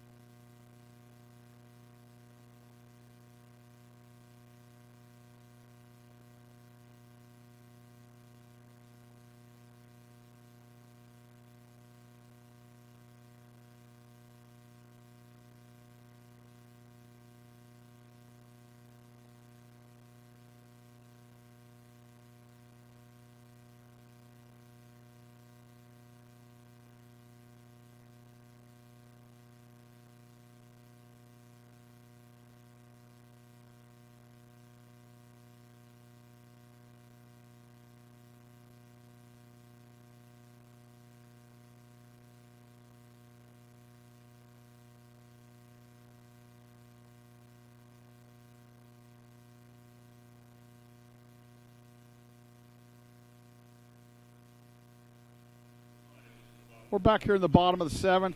For the Lions in the 7th, Austin Price, and then back to the top lineup, Jake Lawson and Ryan Murray. Lions trail 7-2. Earlham with 15 hits on the day so far. And, boy, they've been swinging the bats. Justin Dilhoff still on the mound for Earlham. First pitch, fastball in the inside corner, strike 1. So the Lions got their work cut out for them. They need 5 runs here in the last 3 innings to potentially tie it. Earlham playing him a little bit shaded towards right field. Next pitch is a fastball in the outside corner, strike 2. Quickly, no balls, 2 strikes. And if we could get a score in our second game again to the softball, that'd be absolutely. So along here. Lions are leading right now on the top of the 4th, 8-1, thanks to a. And that's a great play by the second baseman. And Austin's going to try to go to second. They throw it wild there. So that's going to be an infield single and a throwing error by the second baseman to allow him to go to second. So Austin Price making something happen. And so the Lions have their leadoff runner on base. That'll bring up the second baseman, Jake Lawson. Just finishing that thought, the Lions freshman second baseman Kelsey Stevenson actually hit a grand slam in the bottom of the second inning, so that kind of helped them push ahead 8-1. Well, maybe they can get another run rule in that game. So an infield hit and a throwing error by the second base, who made an outstanding play to make the stop. Probably was ill-advised to throw it, but now it's Chop the second, throw to first, Lawson hustling all the way, and he's out at first. Price advances to third. So there's one out, a run on third, and that'll bring up the center fielder, Ryan Murray. Ryan is lined out to second, singled up the middle, and flied out to left. 1 for 3 on the day. There is action back in the Lions bullpen again. Number 5, Jake Sanders, is warming up currently. First pitch inside corner for a strike. Okay, yep, good eyes down there. It's tough to see from this angle. Earlham playing a big-time shift on Ryan, but the outfield's pretty much straight away. That's fisted. That might get down, and it is. So a little bloop single for Ryan Murray to left. Next, it scores 7-3. So we're just kind of hanging around here a little bit, and hopefully we can crawl back in it. So Ryan with an RBI single.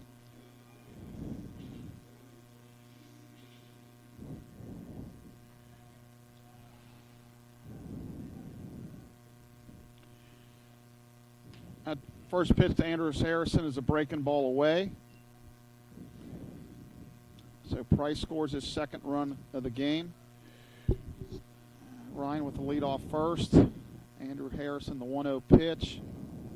And he's leaning, and he threw it back to first, and he's safe.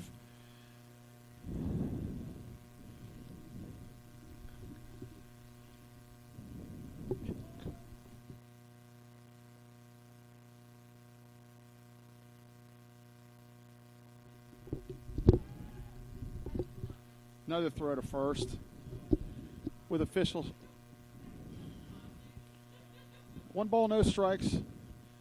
Even if Ryan doesn't steal, maybe he can take his attention away from Harry here. He can make a mistake to him. Set. Fastball for a strike at the knees.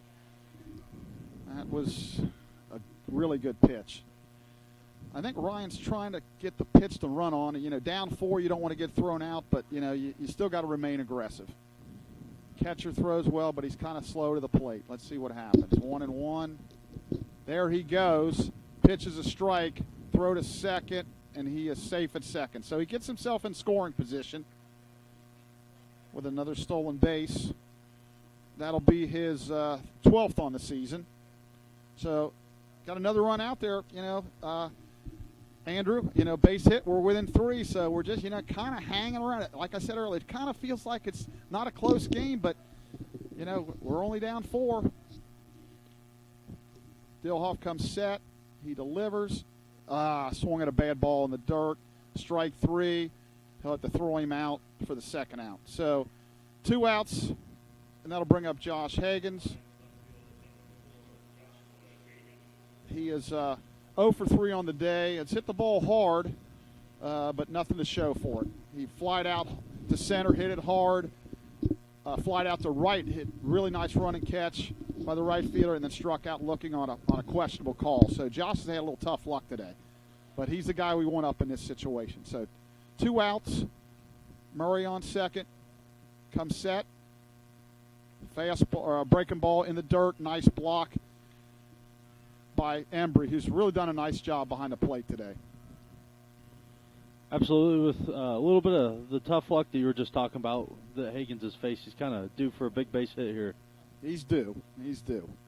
Comes set, delivers that outside ball 2. 2 balls, no strikes. So, you know, Max has been swinging a pretty good bat too, so he's hit the ball hard twice. So, you know, hey, we'll take a walk, get another guy on, and get an extra base hit, and we're right there. Murray leads off second. Shortstop kind of playing around, but and there's a ground single through. They should wave him, and they will. The throw should go to second, but they throw it home. Like to see maybe Josh get the second on that. But, all right, so again, here we go. Just chipping away, a single through the left side. Higgins picks up an RBI. And it's a 7-4 game as Ryan Murray comes around to score. That'll bring Max Klein, the first baseman Max Klein, to the plate. He is 1 for 3 so far with a double. Yeah, he lined out the seconds left, so he's hit the ball hard 2 out of 3 times. And can I get his pitch count, Andrew? Absolutely. They threw it away. The catcher threw it away down the right field line. So Josh, is he going to go to third? I think he could have made it.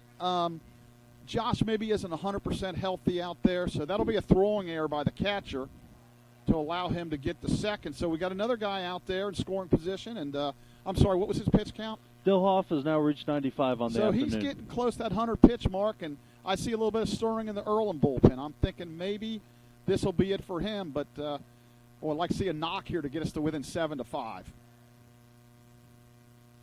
The guy warming up for Earlham down in the bullpen is a righty, but that's grounded hard, but right to second base.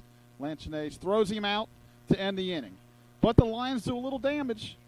They get 2 runs, 3 hits, 2 errors, and 1 left on base. We're through 7. Earlham 7, Mount St. Joe 4.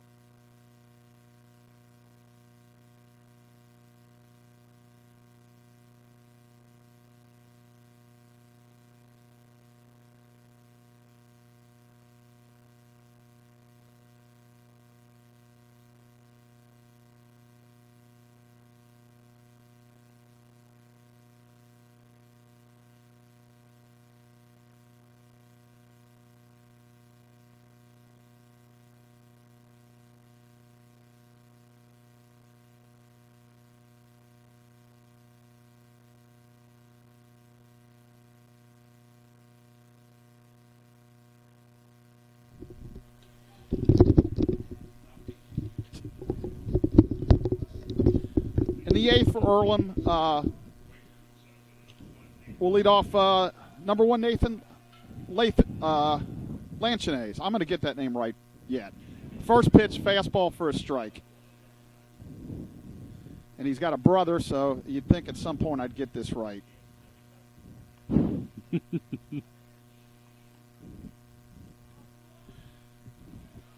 Kicks, fires, that's driven into the gap in left center, and that's going to be extra bases.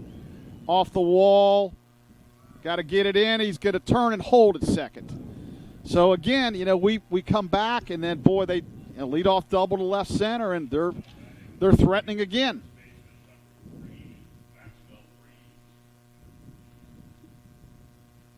So that's his second double of the game. He's now 3 for 5.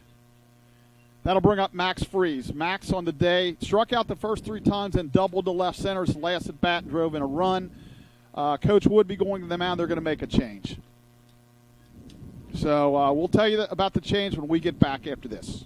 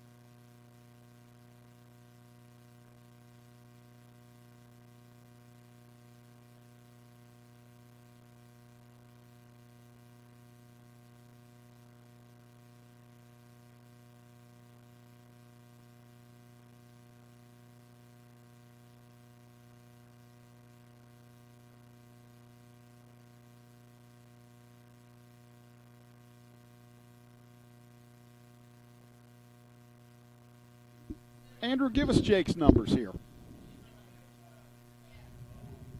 Sorry about that. So far on the season, Jake Sanders, through 2 appearances, has a 4.91 ERA in 3.2 total innings pitched, allowing 4 hits, 2 runs, both of those being earned, and striking out 2 batters. He gets the first batter out there on a ground out. Short, yeah. I thought maybe the base runner, Lanchinaise, took off the third. I thought maybe we had a shot at him, but Parton took the sure out. So 1 pitch, 1 out as he advances to third. So I would think the Lions will have to bring their infield in here to try to cut off this run. Andrew Bradley at the plate. They're kind of coming in. Here they come on the stretch here. Again, hate to do it, but you're down 3 in the 8th. You kind of have no choice. First pitch, a breaking ball away. 1 ball, no strikes. Jake threw the other night and did a really nice job. That would have been Wednesday night, so couple days off, and he looked good. Fastball just missed down. 2 balls, no strikes. Bradley's 1 for 3 with a walk and an RBI.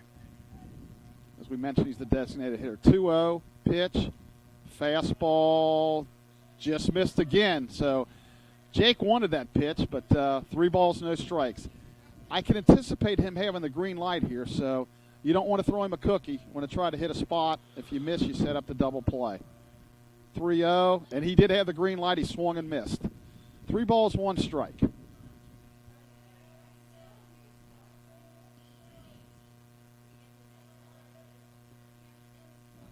Jake looks in for the sign. 3-0, or 3-1, taken for strike 2. So he's worked his battled all the way back to full count. Bradley was convinced that was ball 4 there. He started. Yeah, he was going towards first. Maybe he thought it was a little high, but we got the call. So full count. Payoff pitch. Fastball in on his hands. Swung on and missed strike 3. What a great job by Jake Sanders. That's a heck of a pitch right there. So he gets his first strikeout. The runner's still on third now with 2 outs. And that'll bring up Easton Embry. Easton is 2 for 4 in the day with 2 singles, a run scored, and an RBI. So, again, we've been saying this all game. This becomes really big here. We're only down 3 within striking distance. And it swung on and fouled off. Tapped down the third base line. So, again, this is important. Again, I've said it. It feels like it's a lot worse than 3 runs, but we're right in the game. And I know there's somebody heating up in the bullpen, so can't tell, with no numbers out there. Curve for, just missed. Wow. Okay, 1 ball, 1 strike. The line dugout's he's looking over the dugout. Aaron Ratchlow, home plate umpire, got a little bit of feedback there from the Mount dugout. Swung on, fly ball down the right field line, hooking, foul. So 1 ball, 2 strikes. Price really covered a lot of territory there. Like you were saying way earlier in the game, the dimensions of the field and foul territory here really make it interesting and getting to play on some balls. Yeah, again, there's a lot of territory till you hit about the last, 40 foot or so, and then there's 0, basically. So I know one of the games early in the year, I think it was Olivet, their right fielder ran into the wall down there pretty good. And I'm telling you, run into that brick wall, you're not going to win. 1 ball, 2 strikes. Jake backs off the mound. Now he's back on.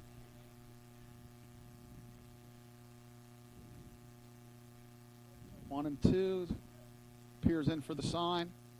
Comes set. Here it comes. Swung on and missed strike 3. A fantastic job by Jake Sanders to get us out of that inning. A leadoff double is wasted by Earlham. Middle of the 8th. Earlham 7, Mount St. Joe 4.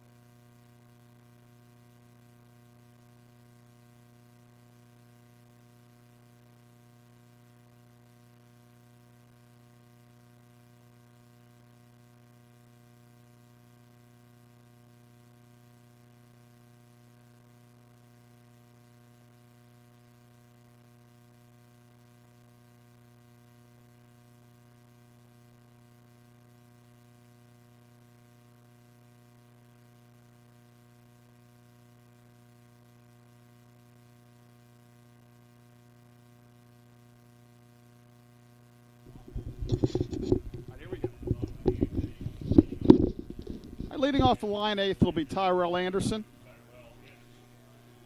Tyrell's 2 for 3 on the day. Couple of singles. Single in the second, single in the sixth, sandwiched around a strikeout in the fourth. Still on the mound for Earlham is their starting pitcher, Justin Dilhoff, sitting at 95, did we say 95 pitches? 96 pitches. 96 pitches. He's been very efficient today. First pitch is a strike. He's given up 7 hits in 7 innings, 4 runs, only 2 earned. So he's really did a nice job on the mound. 0-1 pitch to Tyrell. And chopped foul to the on-deck circle. So quickly 0-2 to Tyrell Anderson here in the bottom of the 8th of Game 1 of the doubleheader. Game 2 will be approximately a half hour after the finish of Game 1. Chuck, we were finally able to get a good look at the 2 righties warming up in the bullpen as Anderson strikes out.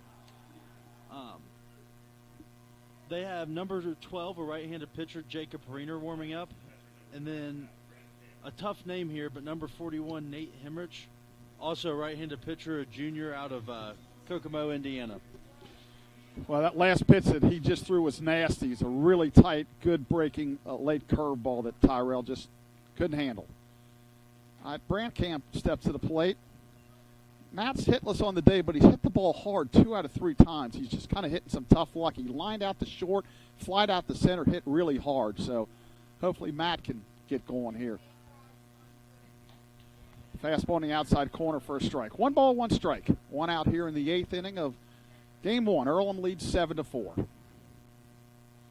They outscored the line 7-4, out hit us 16-7. They've out-aired us 4-2. And there's a roll over to short, backhanded, the long throw. He got him. Really nice play.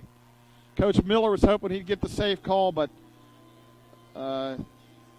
he got him.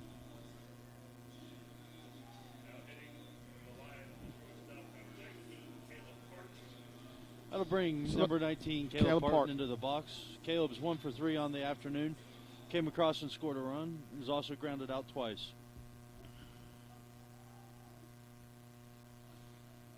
Parton steps out, calls time.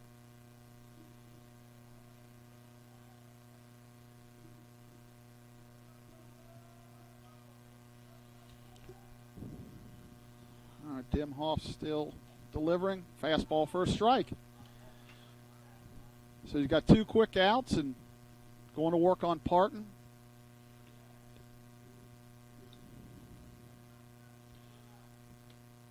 There's a nubber towards short, and he throws across the diamond. Swearingen does for the out. So 3 up, 3 down, a quick inning. We go to the 9th. Earlham 7, the Mount 4.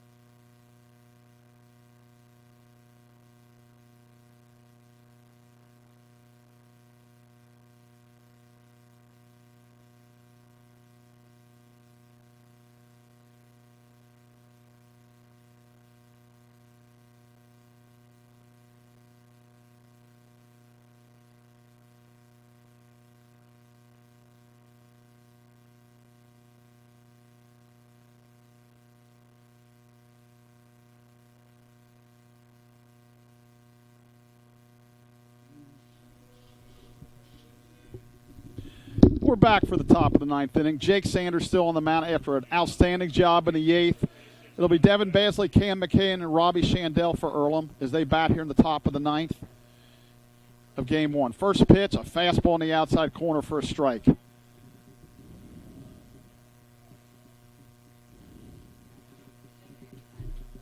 Basley's 2 for 4 with a double, and there's a ground ball to short.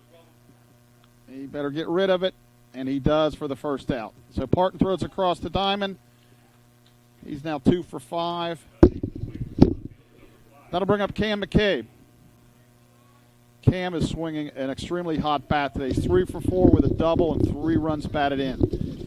He's been a thorn in our side. He got the big 2-out double in the fourth to get him on the board. And then he got a single to center in the seventh to drive in his third run. First pitch is a breaking ball for a strike. No balls, 1 strike.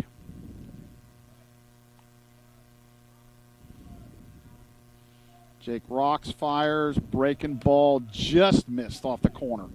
1 ball, 1 strike.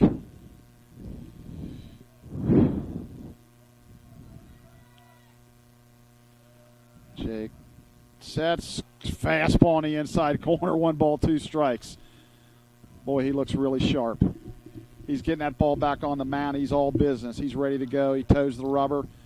Shakes off a couple signs. Now he's got one he likes. Fastball away and down. 2 balls, 2 strikes.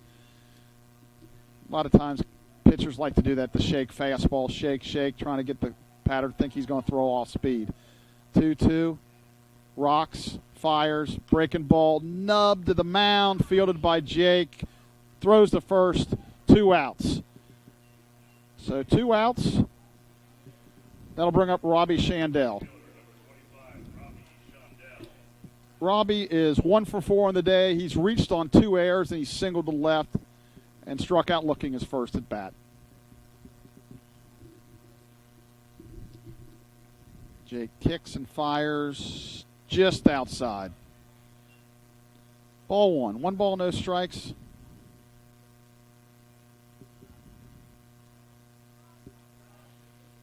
Jake fires, just missed outside again. 2 balls, no strikes to number 25, the right fielder, Robbie Shandell. On deck, number 6, the shortstop, Zach Swearingen. Fastball right down there for a strike. 2 balls, 1 strike, 2 outs here in the top of the ninth.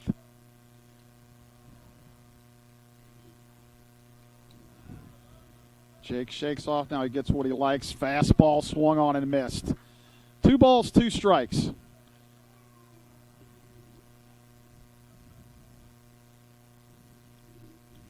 Jake looks in, he shake, and here it comes. Fastball, boy, just missed. It was outside. The dugout wanted it, but it was clearly outside. So the count runs full. 3 balls, 2 strikes, 2 outs here in the ninth. Earlham leading 7-4. Here comes the payoff. Swung on and missed, strike 3. So Jake Sanders, a magnificent job on the mound in relief. 2 innings of no-hit baseball. Great job by Jake. We got one last chance going to the bottom of the ninth. Earlham 7, the Mount 4.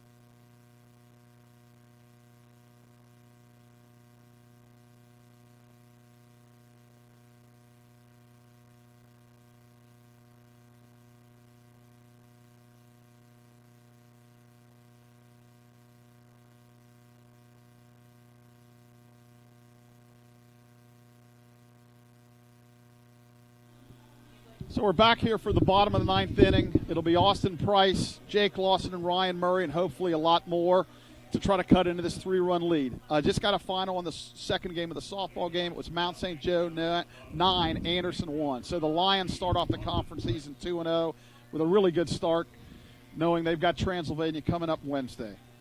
But back to baseball here. Justin Dilhoff still on the line, on the mound for the Quakers at 104 pitches.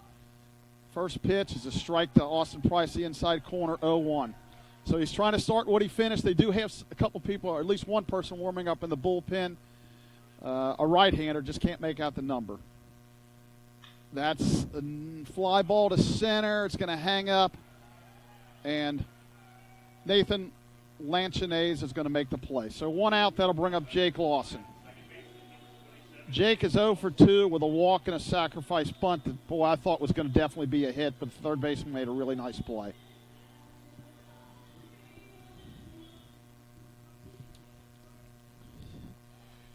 Dilhoff stretches,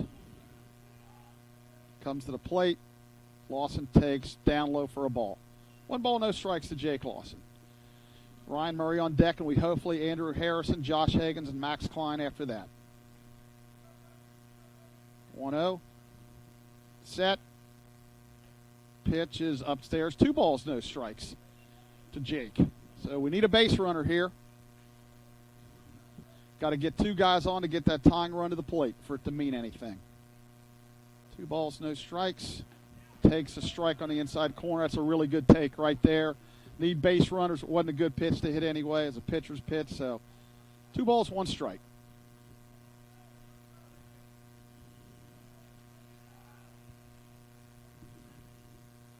That's outside, ball 3. Good take. So 3 balls, 1 strike.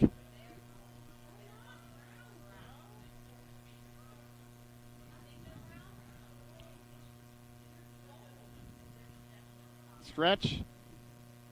3-1. Fouled down the right field line. It's going to get into the field of play, so somebody's going to have to get that ball. The right fielder is not moving at all, but we have somebody sprinting after it. One of the Earlham people on the bench. So count runs full. So big pitch right here, full count, 1 out. Lions trail by 3 here in the 9th. Dilhoff stretches. Comes set. Full count pitch. That's outside, ball 4. So really good at bat for Jake Lawson. That'll bring Ryan Murray to the plate. Jake's second walk of the game. Ryan's 2 for 4 on the day. He lined out to second, single up the middle, flied out to left, and singled to left, an RBI and a stolen base. So we need Ryan on to get Andrew Harrison up as the tying run. Playing pretty much straight up here. It's a bunt, and he's out at first. Not good play by the pitcher. It's a good idea. So he'll get credit for a sacrifice bunt, but that's not what he wanted.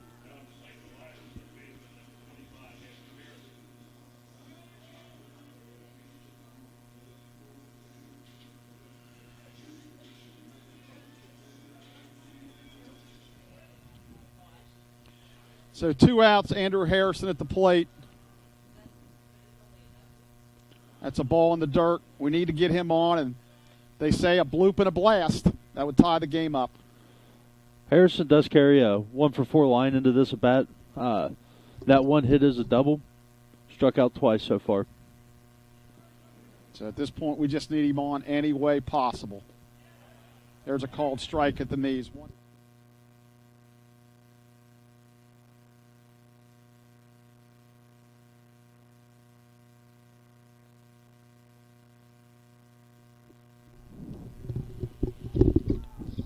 1 ball, 1 strike to Andrew Harrison. Swung on and missed. A good breaking ball. So 1 ball, 2 strike.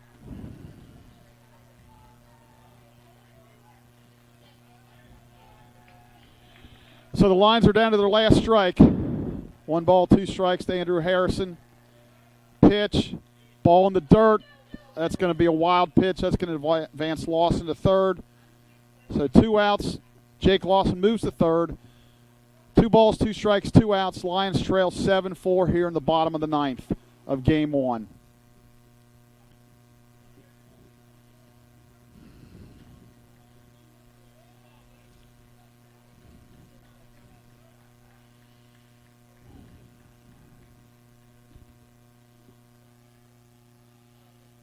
Set, 2-2 delivery. Swung on and missed on a slider in the dirt. Throw to first, and that's the game. So Earlham wins the first game of the doubleheader, 7-4. In the Lion 9th, no runs, no hits, no errors, 1 left. So the Lions dropped to 0-3 in the conference. Earlham moves to 1-0. Quick recap. Earlham 7 runs, 16 hits, 4 errors. The Lions 4 runs, 7 hits, 2 errors. The winner is Justin Dilhoff, who's now 2-0. The loss goes to Jake Hughes, who's now 1-3. Time of the game was 2 hours and 40 minutes. So second game should start approximately 10 after 5. Andrew, any final comments? Tough loss again today for the Lions. Definitely had a couple of spots where we failed to capitalize on some opportunities. 2 different opportunities with runners at second and third, but we did come up. That plate appearance did occur with 2 outs in both of those situations. 1 run in both of those would have made the ball game a totally different, have a totally different outlook to it. So hopefully Lions will kind of be able to regroup in this after Game 1 and come back into Game 2 and get a win. Yeah, it's you'd really hope to come out with a split now, but again, Earlham's tough. This is our 4th conference game, and it's only their 2nd, so they've got more pitching set up than we do. But the guys will battle. They've been battling all years. Little tough losing streak going on right now, so hopefully we can snap at the second game. We'll be back for Game 2 in about 25 minutes. Until then, Chuck Murray for Andrew Weeks. We'll see you then.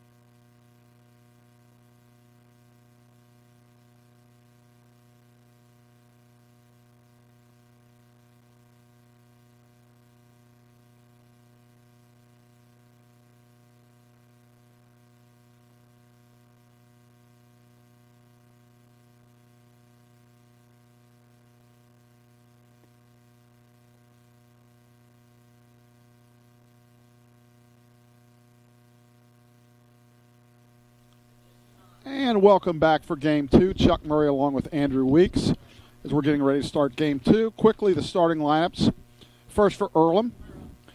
Leading off, number 2, the second baseman, Christian Lanchinase. His brother Nathan is in center field batting second. Batting third, the first baseman, Max Freeze. Batting fourth, the catcher, Andrew Bradley. Batting fifth, the left fielder, Cam McCade. Batting sixth, the third baseman, Devin Basley. Batting seventh, the designated hitter, Michael Medley. Batting eighth, Roger Bacon product, number 31, Jordan Cooterer. And batting ninth, the shortstop, number 6, Zach Swearingen. And on the mound in Game 2 for Earlham is Aiden Talarek. Comes in with a record of 3-1. For the Lions, leading off in right field is Austin Price. Batting second, number 27, the second baseman, Jake Lawson. Batting third, the right field or center fielder, number 8, Ryan Murray. Batting fourth, the left fielder, Josh Higgins. Batting fifth, the third baseman, Andrew Harrison. Batting sixth, the catcher, number 40, Tyler Herbers. Batting seventh, the first baseman, Max Klein. Batting eighth, the designated hitter, Tyrell Anderson. Batting ninth, the shortstop, Caleb Parton. And on the mound, with a record of 1-0 and a 2.25 ERA, is sophomore Mason Jewell. So, Andrew, we're trying to get on the board here after the 0-3 start in the conference is not what we wanted. But, again, can't do nothing about it. All you can do is look forward to this game, and hopefully Mason Jewell can give, 4 or 5 good innings, and we can score a few runs and get this one. Absolutely, Chuck. Kind of going back to last game against Earlham, it was a tough loss for our Lions. Missed on several opportunities that we had throughout the game. And hopefully this game will be a little bit different, where things went Earlham's way a couple times to help them take a lead. Hopefully this time it'll be in our favor and we can kind of control the pacing of the game here. Yeah, I think they had 16 hits the first game, so the key to keep Earlham is keeping them leadoff guys off the bases. And, Mason, don't throw it yet because Josh Higgins is trying to run. Okay, he's good. So Mason Jewell, first pitch, there's a bunt foul. So the start time is 5:12 p.m. for the second game. So we almost made the 30 minutes, about 32 minutes in between games.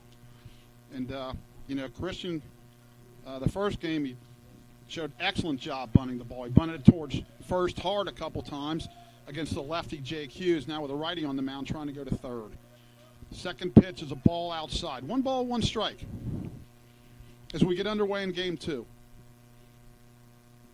Joining us shortly should be Sports Information Director Blake Watson, who's on his way from the softball game. Called strike 2 on the outside corner, a sweep for the Lions as they start off conference play 2-0 behind outstanding pitching. And Andrew, didn't you say somebody hit a grand slam in Game 2? Yeah, it was freshman second baseman Kelsey Stevenson hitting a big grand slam in the bottom of the second inning. And there's a line single to center, so Earlham starting off what they ended last game with. The hit machine continues, so a single to center to lead it off, and that'll bring up brother Christian. And Christian in the first game.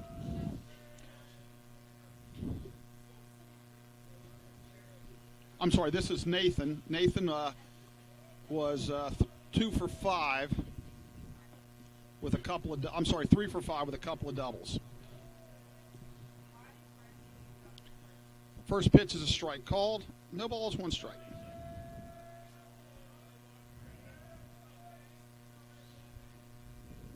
Mason comes set, and there's a fly ball to right. Price drifts back. He's under it. He makes the catch, fading to his right. So that's 1 away. And that'll bring up Maxwell Freeze.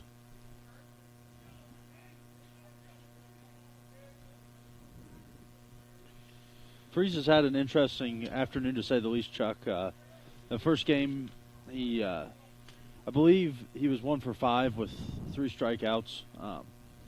Definitely a kid that looks like he's powerful enough to get the ball out of the park, but he's kind of struggling seeing the ball right now. Yeah, Jake got him the first 3 strikeout times up, striking him out. Then he did hit a line double to left center, and then grounded out. So yeah, 1 for 5 as Mason Jewell throws the first to check the runner. Lynch and A's. Those guys are only sophomores, so we got to announce that name 2 more years. Stretch, runner goes, pitch is taken for a strike, throw to second, goes into center field, and he's going to go up and go to third. So stolen base and a throwing error by Tyler Herbers, and Earlham's in business.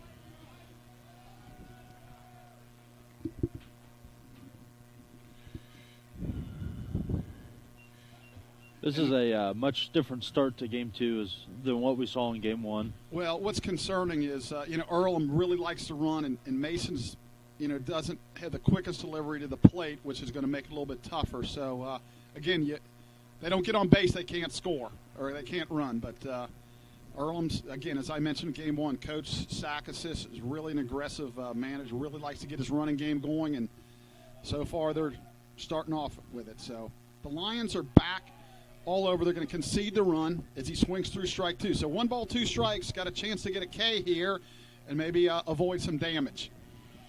Mason looks in for the sign. Wind and the pitch. It's fly to medium depth right. Austin comes in and he can't make the play. And now Jake Lawson throws it. Okay. So it looked like a fairly routine play. He must have misjudged it. So it's a base hit. Kind of played it into a base hit. So that's going to be a double to right field. And I thought he'd catch it, and I didn't know if the guy was going to tag up. But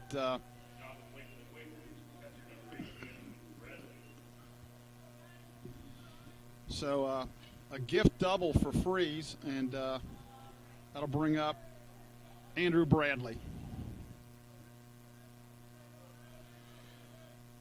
And that's shot to center field. That's going to be over. Oh, Ryan makes a really nice running catch. He gets it back in, and Freeze will tag and go to third.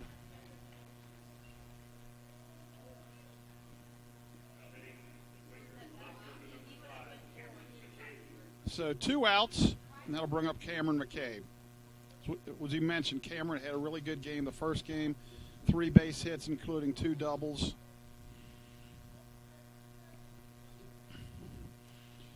So if we can get out of here with just 1 run, we'll consider ourselves lucky. First pitch, breaking ball for a strike. Nice curveball.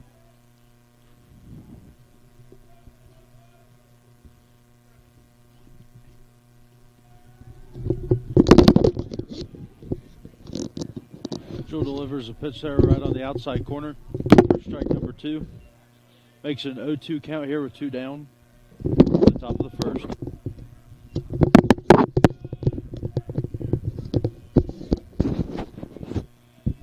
Oh-2 count, breaking ball, just missed. Nice job by Herbers, keeping it in front. So Earlham with the quick 1-0 lead.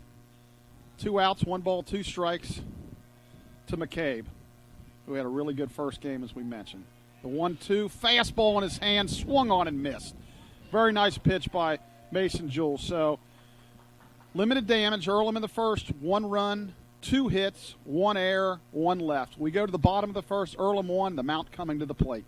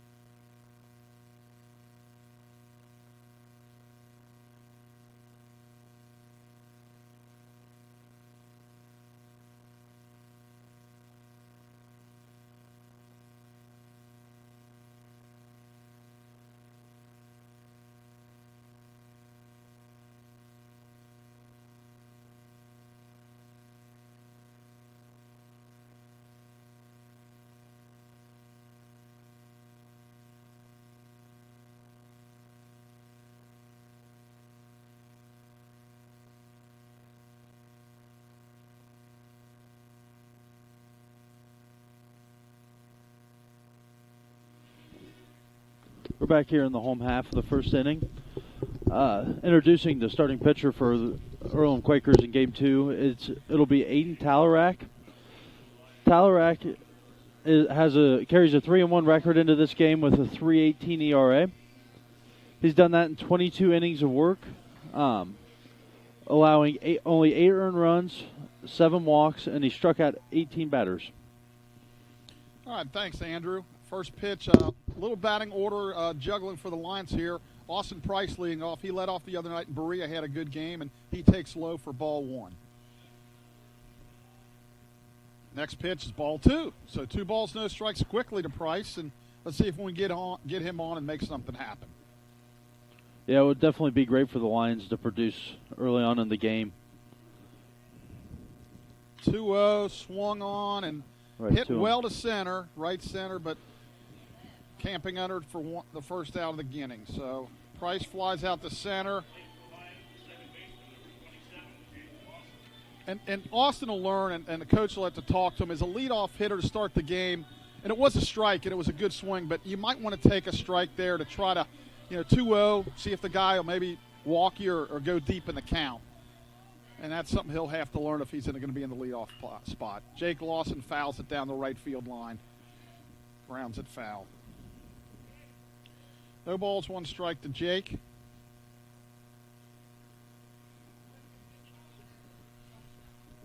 The first game, Jake was 0 for 2, 2 walks to sacrifice bunt. On deck, Ryan Murray. Next pitch is ball high, up and away. 1 ball, 1 strike. And Chuck, Talarak is actually coming off of a week in which he was the HGAC Pitcher of the Week. Looks like our sports information director, Blake Watson, has made his appearance. So he's bringing with him 2 victories of the softball team with a doubleheader sweep as Lawson fouls it off. 1 ball, 2 strikes. Lawson steps back out. Now he steps back in. 1 ball, 2 strikes. Slow breaking ball. Jake stays alive and fouls it off. 1 ball, 2 strikes. It was a very bizarre, choppy swing that Lawson just took at that breaking ball.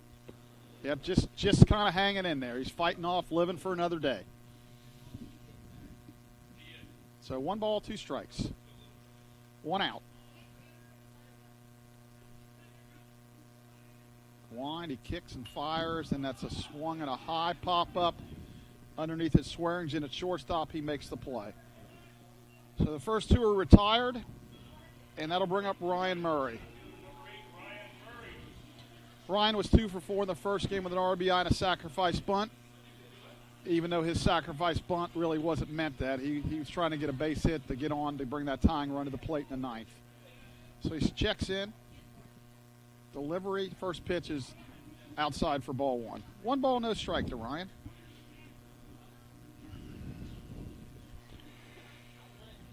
We're playing him to pull, 1-0. That's a strike down the middle. 1 ball, 1 strike. Third baseman playing behind the base at third, so he might be tempted to try a quick bunt, see what happens. He is, and that's a ball low. 2 balls, 1 strike.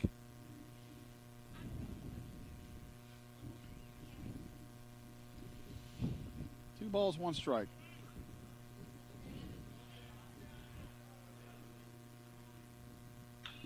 And he swung on, it hit it a mile high. And a first baseman makes the play. So for the Lions, 3 up, 3 down. After 1 complete, Earlham 1, Mount St. Joe nothing.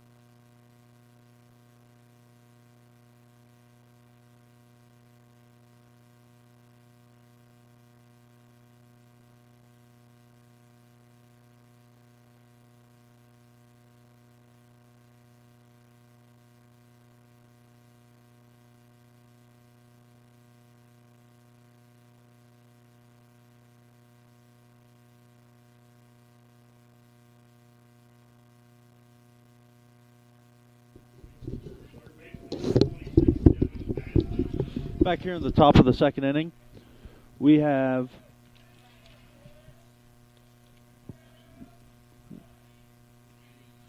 Devin Bavesley leaving off, third baseman number 26.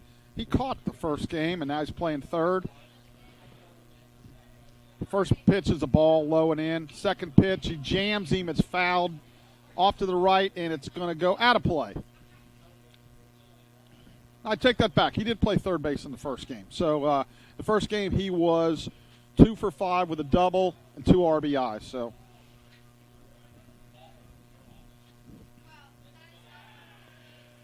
Devin's a junior from Allen Park, Michigan.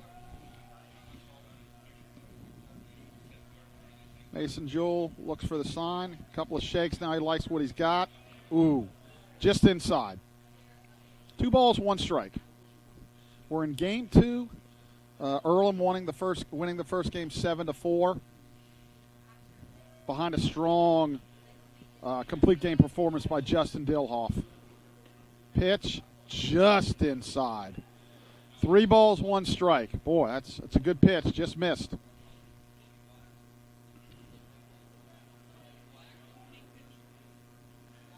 Mason's 3-1 delivery up high, ball 4. So a leadoff walk for Earlham. That's going to bring up the designated hitter Michael Medley.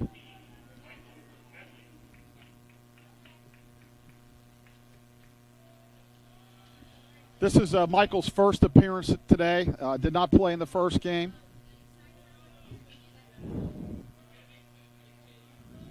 Good lead at first. Pitch is high. Ball 1. Medley comes into his first at bat today, hitting .444 on the season. That's in 5 games played, starting 4 of those games. He's got 18 at bats and 2 RBIs. Wow, inside. Boy, he's just missing. He's really confused, like where he's missing at. Must be a little bit inside. Yeah, not a whole lot of at-bats, but, they're giving him a start. 2-0, kicks, fires. That has hit a ton to center field. Murray's going back. He's going back, and he makes the catch. That's a loud out, hit to the deepest part of the park, fortunately for the Lions. So there's 1 away. That'll bring up Roger Bacon product Jordan Cooterer. Jordan played for former Mount St. Joe baseball player Tim McCoy, who's been the head coach at Roger Bacon many years. And the Murray boys know Jordan, having played summer baseball with him the last 4 years. So Jordan getting a start out here in right field. Throw to first to check Basley, and he gets back safely.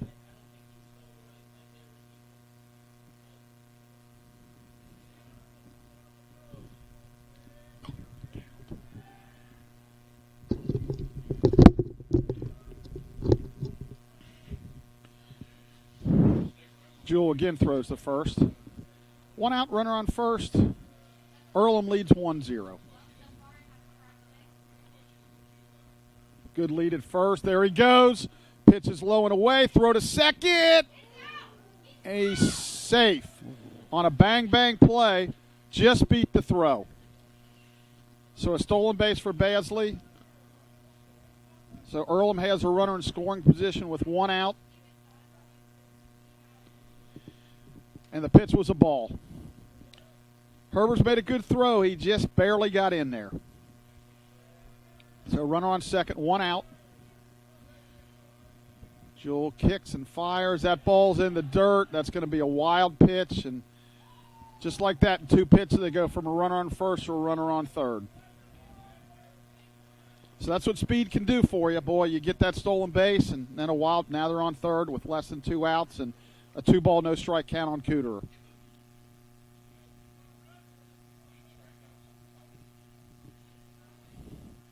So he's going to go out of the wind. We're going to play deep in the infield, concede the run, and there's a bouncing ball that's just going to find up the middle for a base hit and an RBI for Jordan Cooterer. So that makes the score 2-0 as Cooterer gets a hit and an RBI. Devin Basley scores on the play. So runner on first. 2-0. Lions trail. First pitch, a breaking ball outside. 1 ball, no strikes here to Zach Swearingen, the shortstop, batting in the 9 hole. I'm set. Kicks, fires. That's a strike. Inside nice corner, pitch good there by Mason. Yeah, good pitch. We're now joined by Sports Information Director Blake Watson. As we mentioned, come from the softball games, 2 victories. Hoping he brings a little bit of that magic to us because we need it. Yeah, we had some big swings in that game. Yeah, we heard about a grand slam that was hit. 2-0. Runner goes, pitches inside, throw to second. They Toast. got him. Oh, Jake dropped the ball. Jake dropped the ball. So That is an Earlham staple there, running on Yep. early in counts, and they always have runners in motion. They put pressure on your defense for sure. So that'll be a stolen base.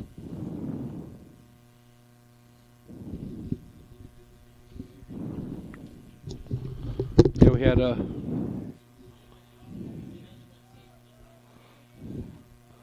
so that will go down as an error because the umpire made the out call at first and then noticed the ball had dropped off. And the ball hit into the left center field. Got Murray on his horse.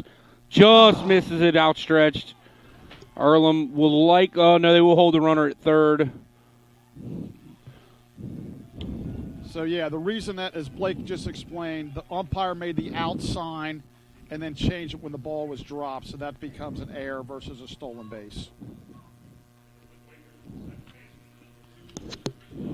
That ball was hit in the left center field for a double. I think Ryan got a glove on it. He just couldn't pull it in. Yeah, he got a really good jump on it. It was hit well. Probably a spot where, he didn't think early enough, but he probably had to lay out to make that play. But, Higgins was good to be over there quick and get it back in and prevent the run from scoring. So it's 2-0. First pitch, breaking ball for a strike. Boy, we really need to stop the bleeding here. Yeah, we got to find a way to get out of this inning. Maybe one more run. We just can't fall behind 4 and 5 runs. That's where it's tough to have, Mason's out there obviously battling, but just not having a guy with strikeout stuff, it's tough. Right. Ball hit hard That's into a deep mile. left field. Higgins is on his horse. It's going to be at very worst off the wall. It's out of here for a 3-run home run. Earlham now ahead 5-0. Yeah, I was trying to count. Yep. I'm trying to get my bearings about me here, Chuck. Yep, you're fine. So just what we were afraid of has happened.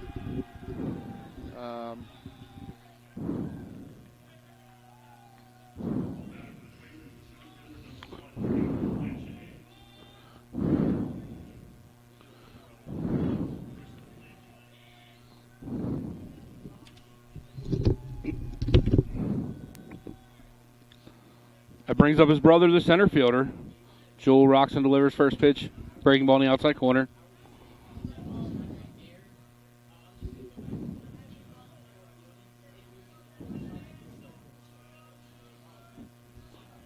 Base is empty now. Joel Roxon delivers. Misses down and away.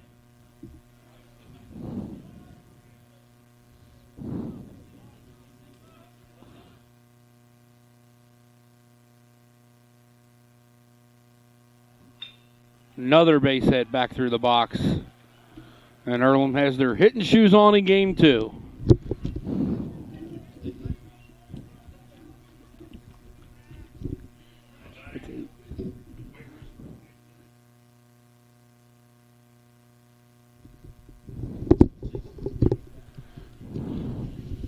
Yeah, their 6th hit. We're only in the 2nd inning. 1 out. Brings up the first baseman, Freeze.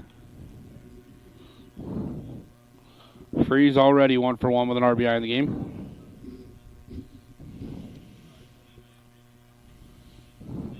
No action in the Lion bullpen. I think they got to kind of let Mason. There he goes. Running. Another shot. And he's out. Good throw there by Herbert. Should be a second caught stealing of the inning. Yeah. Nice tag by Jake on that one. Especially after dropping the last one, the hang, the ball and the runner got there pretty much at the same time. Makes that a really tough play. Jules ahead in the count, 0-1. Bases are now empty, 2 outs. Jules misses down and away, evening the count.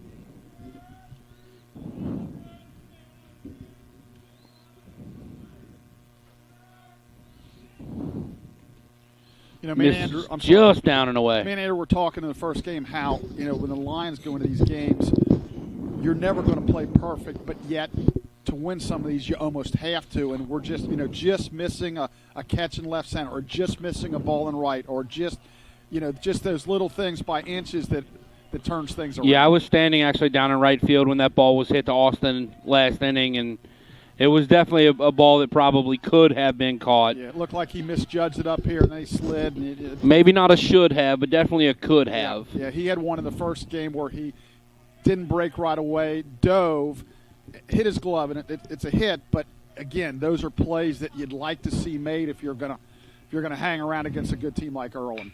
Ball put in play at Parton. It's short. Parton goes to the backhand. That's going to go down as an error on the shortstop, Parton. See, I think in that situation he had time to not have to backhand that, and he went to the backhand anyway. So yeah, I mean, I was getting ready. You took the words out of my mouth. I think that's one you probably could have circled and fielded on your way to first base. I'm hoping he'll learn from that instead of trying to plant and go across. Yeah. That's you know, Parton's just a kid that didn't play a ton of shortstop until he got here this year, so still trying to figure that out. He's got the tools. Yep. Just got to learn from these freshman mistakes. Brings up the catcher, Bradley, who fouls off the first pitch. Still 2 outs in the inning for the Lions. In the first game, Bradley was 1 for 5, scored a couple runs.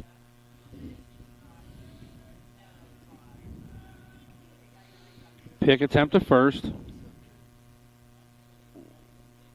Little bit of stirring down there in the Lions bullpen now. Yeah, they're in a tough spot. They got a doubleheader Tuesday against Transylvania, and you know when you're not, you know they played 2 games Tuesday, 1 game Wednesday. Used a bunch of guys. Now 2 games today, and then 2 games Tuesday.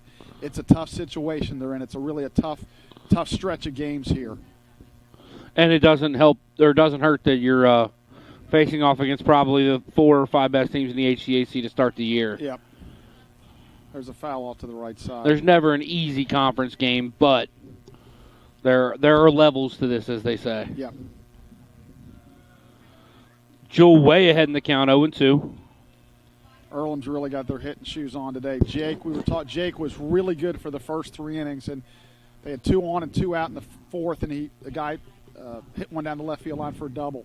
He had great stuff. Andrew can vouch, and it just kind of opened the floodgates at that point. But he battled. They're a good hitting team. Jewel misses in 1-0 or 1-2. Apologize. So we got a couple of wins in softball, a win in women's lacrosse, split in men's volleyball, but they won the important conference game. So yeah, that was one of those spots. Ball hit hard into deep left field. That's going to be way out of here for Bradley. That ball's still skipping across the parking lot over there.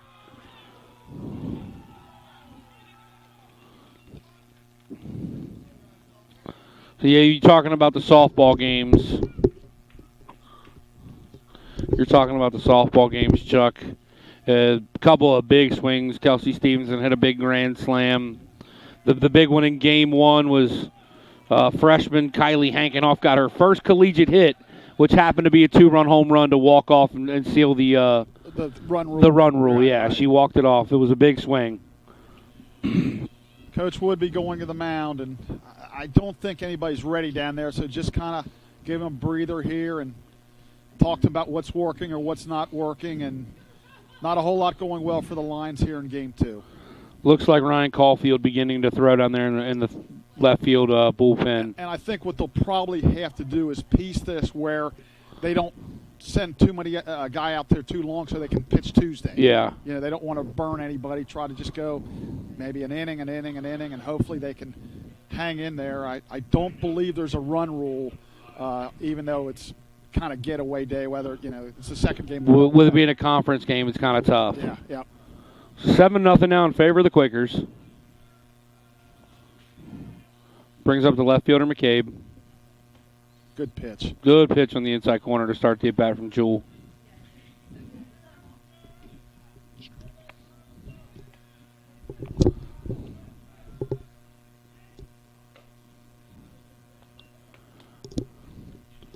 One and one as Jewell misses.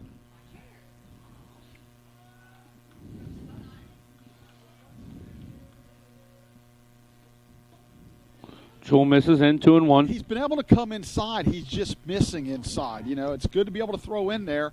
He's just not. He's just Yeah, when you miss in, you got to miss in off the plate, Right. not. Or right on the corner. Yeah. And that's down. So 3 balls, 1 strike. Yeah, I've been there before where you get behind early and you're like, gosh, how are we going to manage this pitching the rest of the game? Because, again, the season doesn't end today. You got 2 Tuesday, and they just keep coming at you. Ball fouled off down the right field line. Full count now.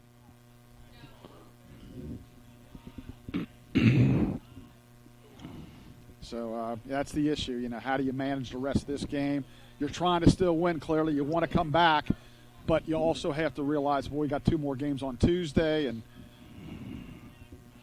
This is one of those ones where if you find a way to scrape for a couple in the bottom of the second, it completely changes the way you manage it. And then it's kind of that way the rest of the game. You get within striking distance, you manage it.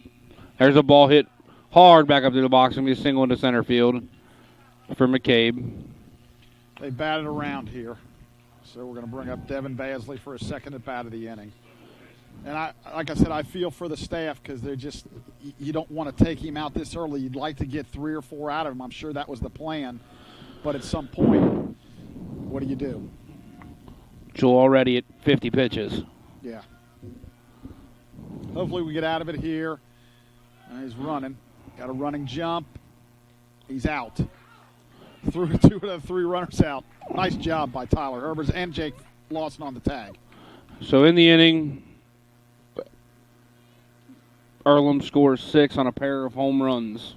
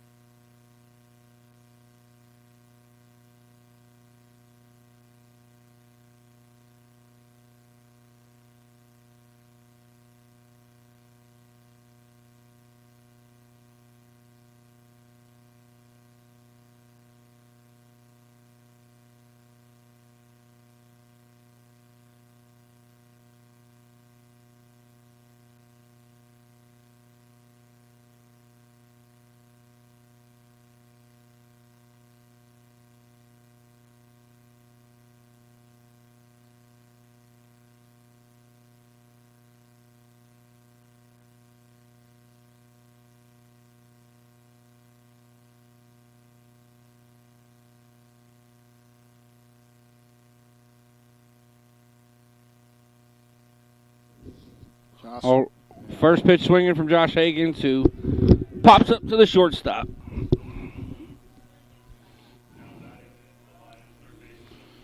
Brings up the third baseman, Andrew Harrison. Harrison going through one of those freshman spells where you can't really square up any baseballs. Yeah, he did get 1 double in the first game, but yeah, he's been struggling a little bit. Tyler Reck ahead in the count 0-1. Misses down and away with his fastball, and evening the count 1-1.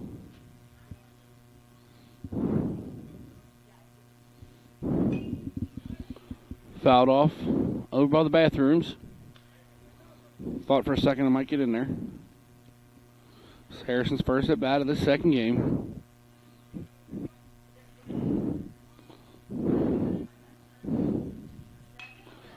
Grounded to the shortstop. Up cleanly and across.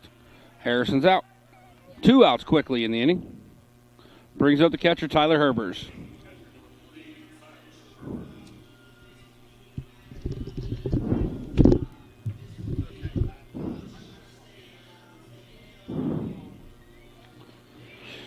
Herbers obviously yet to swing in the game. Lions are 5 up, 5 down at this point. Herbers flies into right center. The right fielder on, makes the catch. 5-pitch inning for Earlham. We'll be right back with the top of the third.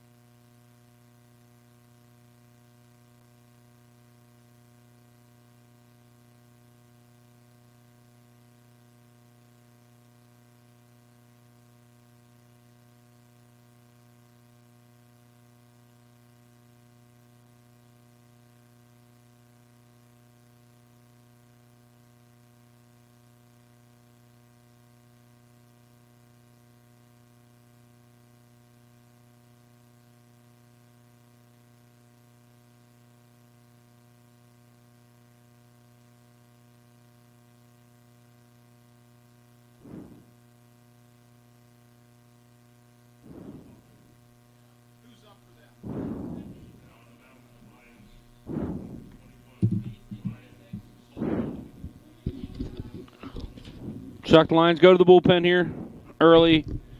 Obviously, you don't really have much of a choice in this spot, do you?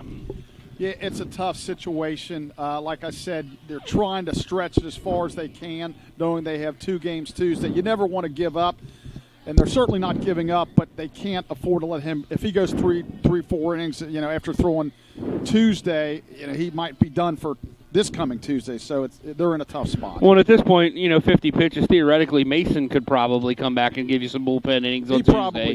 He probably could. Similar to what he did on Tuesday at Hanover, throwing an inning of relief, as his pseudo bullpen. Having a little bit of an issue. I think Ryan Caulfield may have lost the contact. Oh, great. While he's warming up. The incomparable Brian Luton out to help.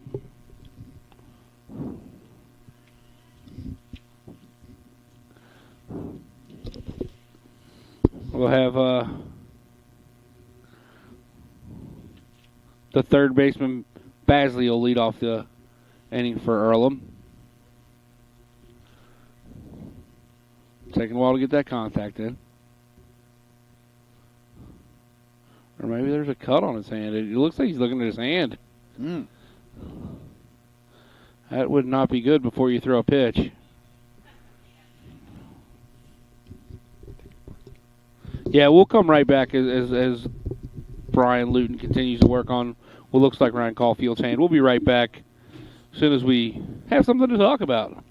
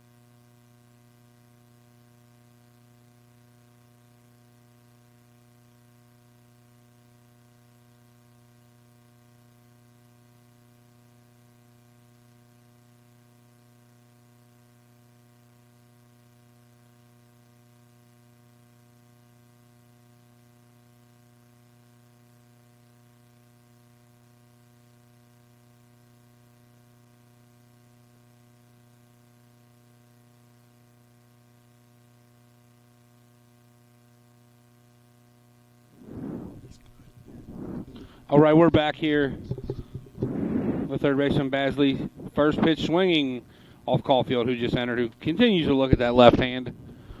Yeah, we don't really know what happened. Maybe it was a cut. Maybe, who knows, a blister that maybe popped, something like that. Ball hit hard into deep left center field. Not sure the park's going to contain that one either, and that's out of here. Another home run for the Quakers. 8-0 the score.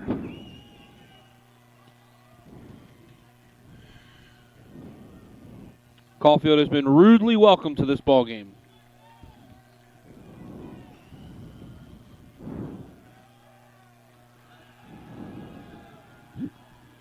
I know the Mount, you have 3 errors on the board, but they've hit 3 home runs, too. This team's swinging the heck out of it. It's their day. They've been swinging the bats very, very well today. And I think I don't think this is being critical. I think this just is an observation that, the Lions are going to have to improve their pitching. They're just going to have to, whether it's through development with the current staff or through recruiting. But it's just not effective enough to shut down these teams. And you're never going to shut these teams totally down, but you got to hold them within striking distance where, we got a chance to score and be a close game. Caulfield ahead in the count 2-1. And Coach Wood, we've got a lot of faith in him that he can develop guys, and they got to get in the weight room in the off season and really work at it. Ball hit hard to Parton at short. Parton up cleanly, throws to Klein at first, gets the out. 1 out now in the inning for the Lions. They've retired. Medley, the designated hitter, brings up Cooterer, the right fielder. He singled up the middle, and then we thought he was out at second. Umpire called him out, but Jake couldn't quite hold on to it, and that sparked him to a big inning. But Jake made 2 excellent tags on the next 2 guys that tried to steal for 2 of the outs. So swing and a miss. Caulfield evens the count 1-1. Yeah, you were talking a lot about the development. There's definitely some arm talent down there. Absolutely. It's just figuring out how to utilize it and putting those guys in the best position to help you. For some, it's developing a second pitch. For some, it's command issues. But there's definitely more arm talent right now on this team than we've had in the last couple of years. Absolutely. Nice. Caulfield carves up Cooterer. Nice pitching there by Ryan Caulfield. You make some good points there. And the big thing is that as the season progresses, we hope these guys don't lose a lot of confidence. I mean, they're kind of taking their beatings a little bit now, but if they stick with it, most of these guys are young guys, and, hey, these guys have aluminum bats in their hands, and, a lot of times the wind blows out. You got to make pitches, and you got to command, like you say, and develop secondary pitches. And I think Ryan Caulfield's got a chance to be really good. Yeah, I completely agree. A lot, like you said, there's a lot of arm talent down there, but it's going to take a lot of work, and they got to remain confident, stick with the plan, stick with the journey, and I think it'll pay off. But Caulfield ahead 1-2. He did that hurry up again. How yeah, he does that. I tell you what, I was getting ready to make a comment. I know he hurried up, and it kind of threw Herbers off, and he didn't throw a strike with it, but he has bounced back since the deep home run he gave up, and he's just rocking to go. Get the ball and get to the plate. Nice pitch there by Caulfield and on the hands of Swearinger. And I got a feeling guys like Caulfield, Mason Jewell, Slusher, Evan, they're going to get a lot of opportunities this year. Ball hit hard into center field. Ryan Murray looks like he has it tracked. Murray catches it. That'll retire the Quakers inside. They do score 1 on the home run. We'll be right back with the bottom of the 3rd inning.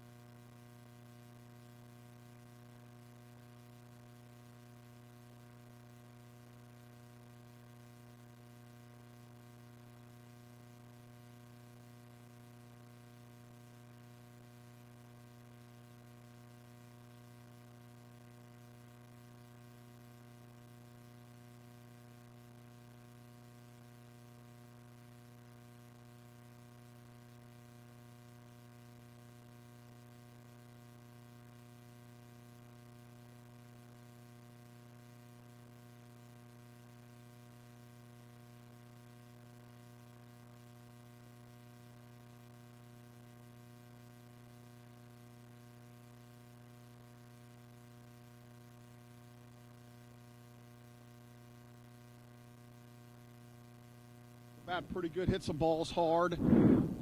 So hopefully he's coming around. Tyler quickly ahead in the count. 0-1. Yeah, I mean, we've talked a lot as we've done these games. Ball hit hard into the 6 hole. That's going to bounce through for a base hit. That's good to see Max starting to come around. Yeah, we talked a lot, you and I. And we talk about it a little bit with the softball team, too. These freshmen are going to have to produce for this Lions team to be successful. Klein's got to hit, Harry's got to hit, Parton's got to hit, Austin Price has got to hit, Herbers has got to hit. I mean, that's 5 freshmen that are in this lineup right now, and they're going to have their growing pains. Teller misses up to Tyrell Anderson. Yeah, it's definitely they're going to have to stay with the course. You know, there's going to be ups and downs, maybe a little bit more downs than ups, but just maintain that even keel. And I know it's early to talk about this, but, you know, if everybody, Tyrell swings and fouls it straight back, if everybody returns for this Lions team as they go into next year, they only really lose Jake Hughes and Tyrell. Right. And obviously those are big losses, right. But especially being your ace. Yeah, you'd like to think that we can, you know, have a decent recruiting class, especially, you know, on the mound, get a couple position guys. And, you know, we're getting there. But it's just, it was kind of a mountain to have to climb. Nice breaking ball there from Talarek to get ahead of Tyrell 1-2. Yeah, the talent level on this team is definitely higher than it's been in the past, though. Ball hit, just foul third base. Coach Kittle over there with the good play. Yeah, I mentioned the first game on the coaching lines, Coach Jason Miller at first and Coach Kyle Kittle at third. Both former players.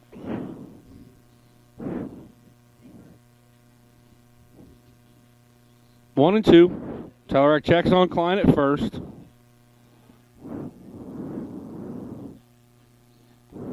Strikes out Anderson with a fastball in the outside corner. That was a beautiful pitch right on the corner, and he just froze Tyrell. Yeah, I think Tyrell might have thought that was a breaking ball out of the hand. It was going to run away from him. He just made him freeze. Brings up the shortstop, Caleb Parton.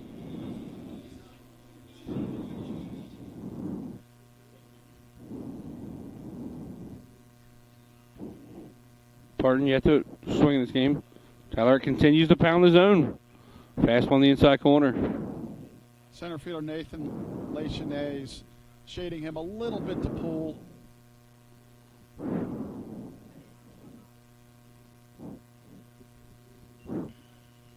Tyler bounces it to even the count 1-1.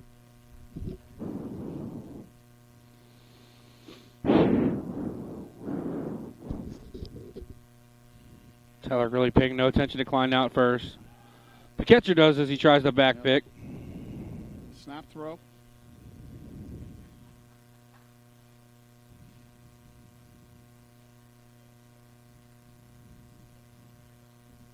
One and two the count now on Parton. One out in the inning.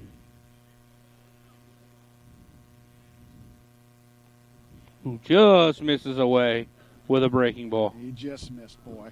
That was I think that was the pitch Tyrell thought he was getting. Yep.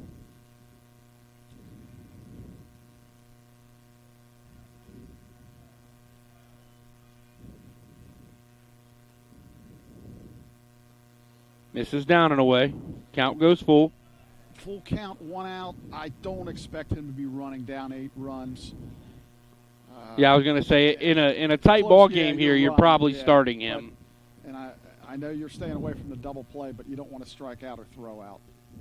And he doesn't go. And boy, ball 4. Good eye. Good eye by Caleb Parton. Ball just missed down and away. So we got a little something going here. One out now in the inning. Brings up the leadoff hitter, right fielder Austin Price. Price 0 for 1.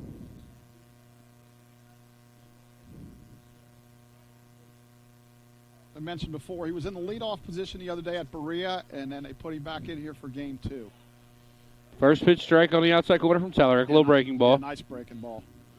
I love pitchers that start off with first pitch breaking ball. Yeah, boy, they're really shading him the opposite way in center field. Yeah, and left fielder's pretty much straight up. Yeah, so That's a there's a big hole giant in gap left in left center. center field. Behind the count 0-2 now. A good fastball for a strike. That was in a very hittable spot if you're looking for it. Yeah, he just for whatever reason didn't pull the trigger. Good pitch. Let's try to move the ball here. And then they go away, and Price chases. Down on strikes for Austin Price. 2 outs now in the inning, bringing up the second baseman, Jake Lawson.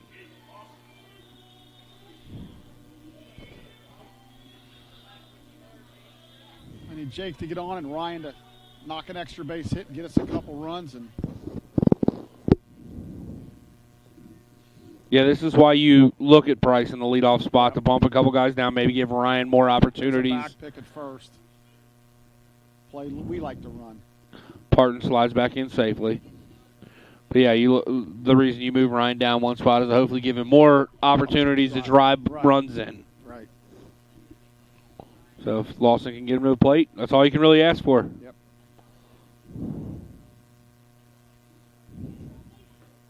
Strike on the outside corner. Nice pitch. Yeah, Tyler X really, that outside corner to righties and lefties, he's done a really good job of living there, down and away. If you can live there, you're tough to beat. Playing Jake to pull. And he does. There Pulls you it go. right down the right field line inside Kick around. the Kick. outstretched arm of the diving first baseman. The Lions will score 1. Parton is held at third. All right. That gets us on the board. RBI double for Jake Lawson. Lions are on the board. Brings up the center fielder, Ryan Murray. This is what we were talking about. Get Ryan up here. If he knocks in an extra base hit, you're talking about a different ball game again. Yeah, just a single here should get us 2. So long uphill climb, but you got to start somewhere.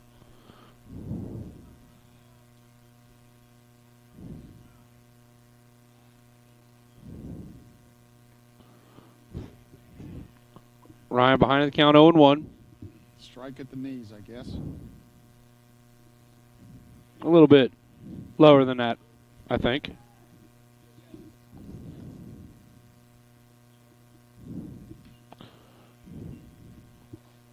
Ryan just missed a pitch on the outside. Foul. Now he's in a hole 0-2. 0-2.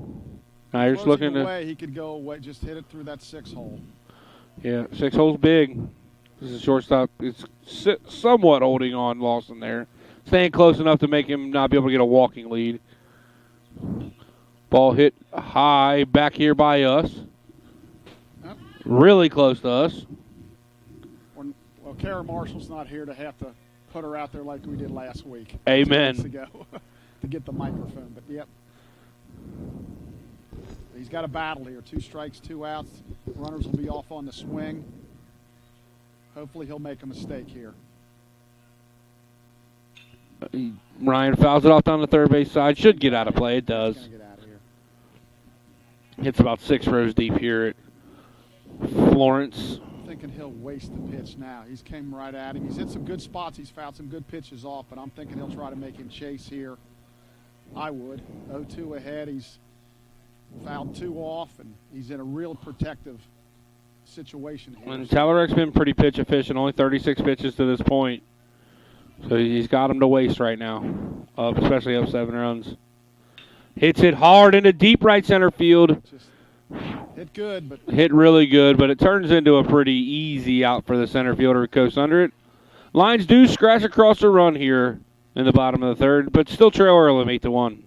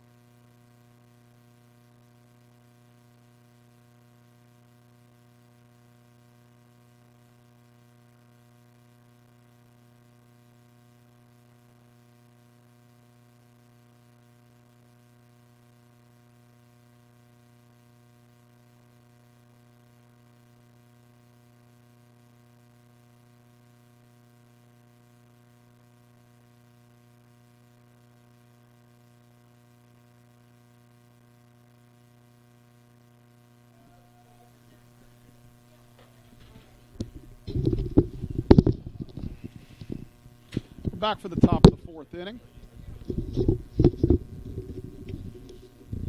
Leading off, leadoff hitter Christian Lancinese. He pops it up to shallow right, and Jake Lawson goes out and makes the play. Boy. Falling down a little bit to make that one, but hey, an outs and out at this point. Yep. Probably Austin's ball, but I trust Jake to make the catch, and he did. That brings up the brother, Nathan. Yep, Nathan. Again, Lancinese. And we got to pronounce this, where I was teasing Andrew. I said, we got to pronounce this 2 more years. Sophomores. They're sophomores. Nice pitch by Caulfield. Yep, very good. Little change piece to start the at-bat. He's flied out to right and singled up the middle, caught stealing. Ball hit hard into left field. Hagens is on his horse. It's got a shot. That's in here. Hagens plays it well off the wall. Oh. That was a good play there by Josh to get that in quickly. It was. Made it at least a thought at second base, but it will go down as a double.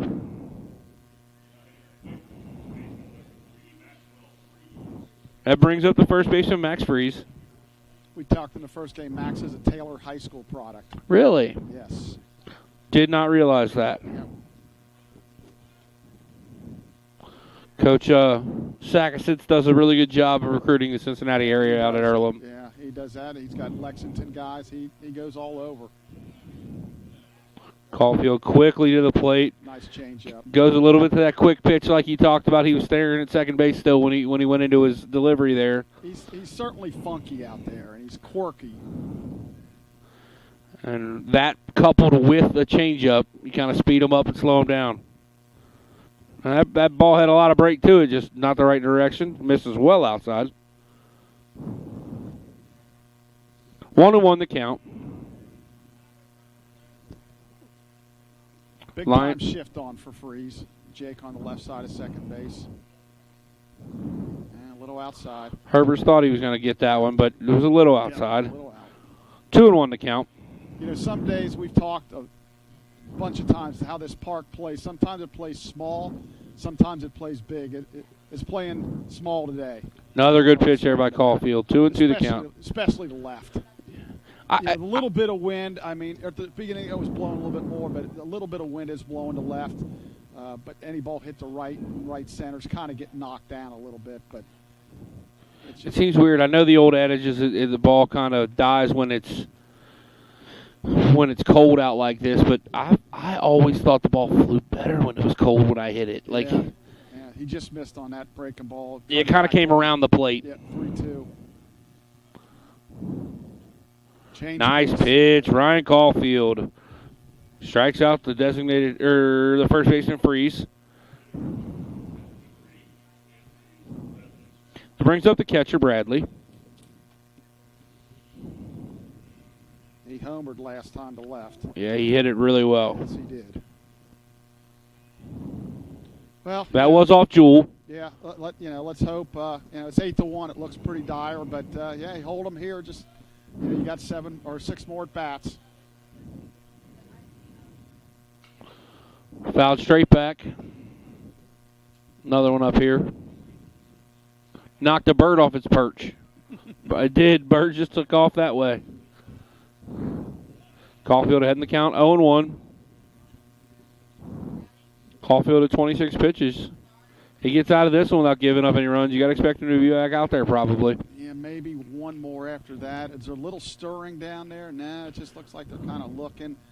I don't think they want him to go too much because, again, Sunday you got 2 days rest. He could come back for sure. Nice pitch there. Caulfield ahead in the count, 1-2. Tied him up a little bit. That would be the thought process on my end. Like, hey, you never want to give up, but, man, you want to have a chance on Tuesday. Well, it's hard, too, because, we talked earlier, there's a chance for some weather on Tuesday. Right. But yet it's all turf. Yeah. So what do you do? And is it going to be just kind of is there a chance those games get moved to Wednesday? Right, exactly. Nice breaking ball to strike out the side. Wow. Caulfield bounces off the mound. Wow. That ball had that looked like one of those old Frisbee Bronson Arroyo breaking balls. I was going to say almost like a wiffle ball. Yeah, it had a lot of break to it. Well, Caulfield retires Earlham without any noise here in the top of the fourth. Lions are back. Bottom of the fourth inning, trail 8-1.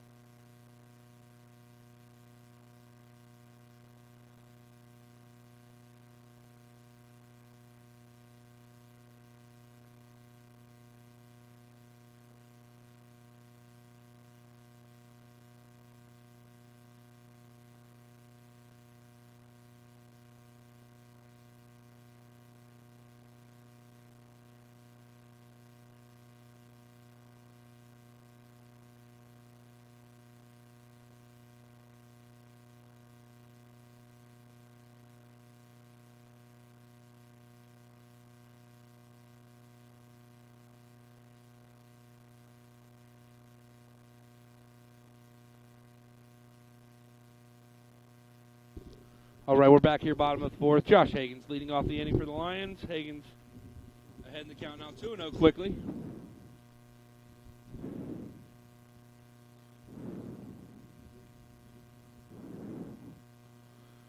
This is a spot. Lions can find something crooked. They're in a good spot. 3-0. Hagens way ahead in the count. Obviously down to 7 runs. Big old red light. Yeah, it's a tall mountain to climb, but, you know, one at a time here. Celerico to get ahead, or not a get ahead fastball. Get me over fastball. 3-1 the count.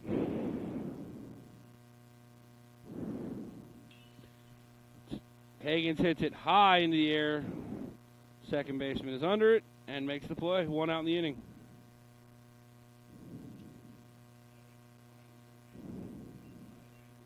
That brings up Andrew Harrison, the third baseman. Andrew grounded his short his first time. Grounded short the first time. Did have a double in the first game, as you told me. Yep. Ball hit hard. Back through the box. Going to probably, hang up for a nice sliding play by the center fielder. Hit it hard. Yep. That's an old school Adam ball. Yep. And actually, the first game, we did hit a lot of balls hard that were right at him. And, you know, that's baseball sometimes. That brings up the catcher, number 40, Tyler Herbers, my fellow Highlander. Ball hit hard back through the box, and that looked a lot like a lot of his at-bats That's his early in the year. M.O. That's his M.O. Hey, I know we said it when he did it early in the year, but you live there, you end up with a lot of base hits. Yeah, you got a chance. You got a chance. I mean, it's real tough to field the middle as a pitcher. So Herbers, Lions' third hit of the ball game. Brings up the first baseman, Big Max Klein. Max singled his first at bat. It was the first hit of the game for the Lions. Now they've got 3 hits. Eventually coming around to score on the double by There you go. Yep. Lawson. Hit another hard hit Yep. ball. We only play 3 outs in this league. Yeah, it doesn't count. They turned a double play. They didn't need to. Little 5-4-3 double play that only counts for 1 out. So Lions do register a hit a couple of balls hard, continue to fight a little bit, but still trail 8-1 going into the top of the 5th.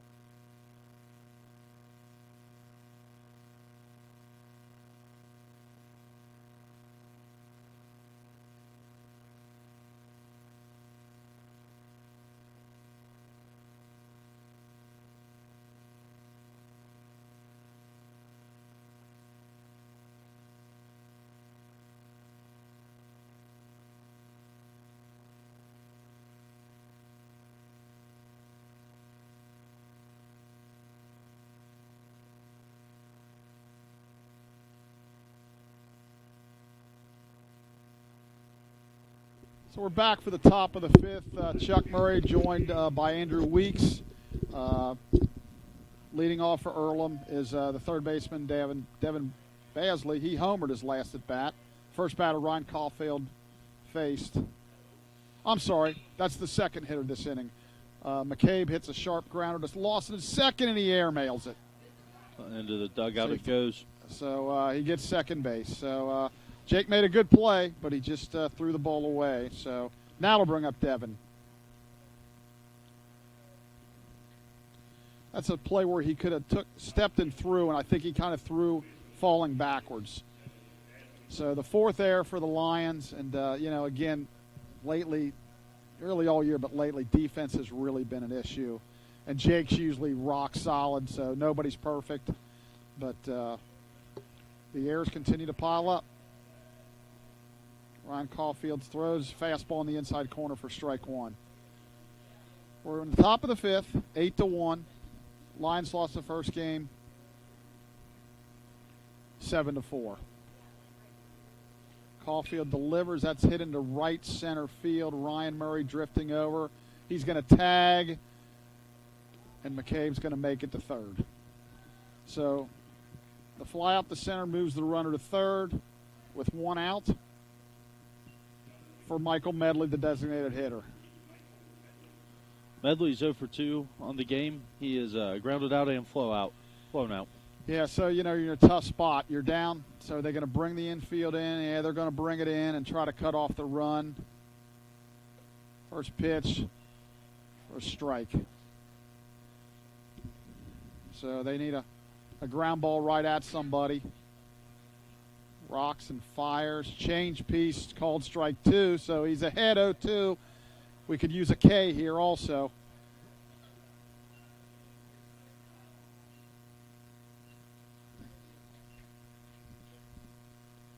Medley calls time. Backs out of the batter's box. Now he backs in. Caulfield looks for the sign. Rocks, fires. Line foul down the left field line. Change up that hung up, and he just pulled it hard foul. So the count remains 0-2. One out in the Earlham fifth of game two. They won game one. There's that quick delivery, and it was ball outside. 1 ball, 2 strikes.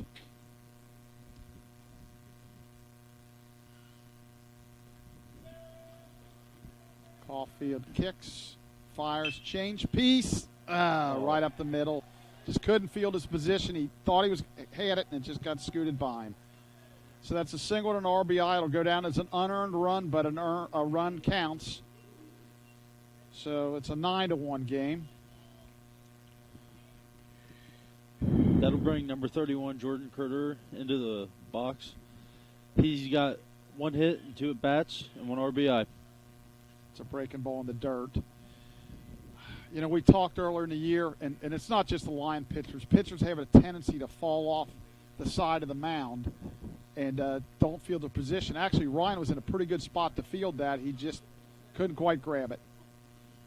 So 1 ball, no strikes. He's going to throw to first, and Medley's back easily.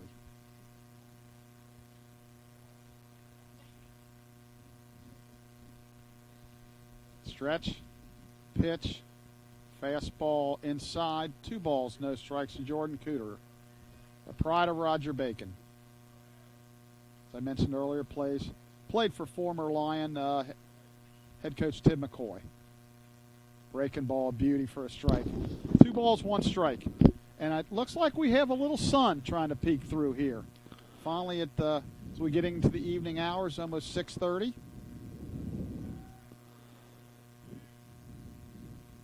Pitch, fastball in the outside corner.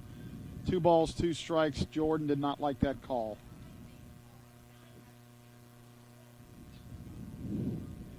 Two balls, 2 strikes. Comes set. He'll throw to first. And again, back easily is Medley. 9-1, we're in the fifth. Kicks. Fires, breaking ball in the dirt. He's going to take off for second to throw. Got him. He's up. We dropped the ball again. So we're just going to call that a wild pitch, but he really should have been out. So the Lions just continue to struggle defensively. What is it in Bull Durham? They say, throw the ball, catch the ball. I think that's in the movie. And they're trying really hard. Nobody's out here trying to make errors. But clearly to be a better club as we go on through the rest of the year and into the future, we got to clean this up. That's taking ball 4 outside. So first and second, 1 out, number 9 hitter, Zach Swearingen, the shortstop, comes up. The Earlham shortstop is 1 for 2 on the game. Hit a double. Here comes Coach Woodby, and I think he's going to make a move. And his pitch is, what's he, around 50, Andrew, or so?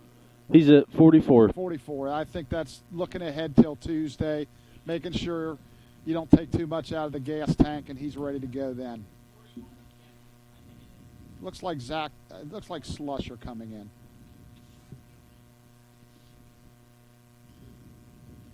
We'll be right back.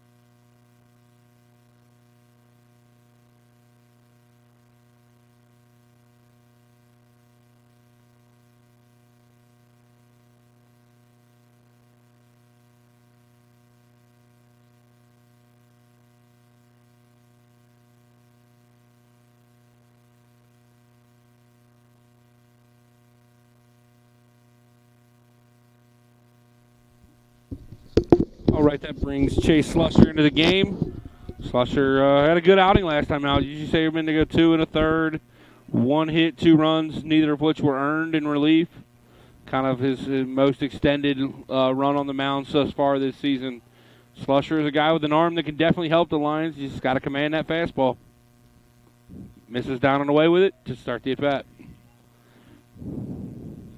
Slusher is definitely one of those guys we talked about, Chuck and I were talking about earlier, that has the arm talent to help this bullpen. He's just got to throw strikes. There's one. 1-1 to count. Slusher does have a season ERA of 6.75 in 2 appearances, and he does have a total of 7 strikeouts.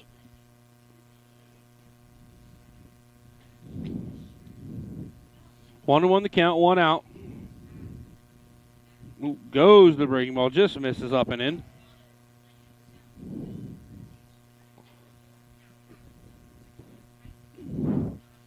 Slusher now behind the count, 2-1.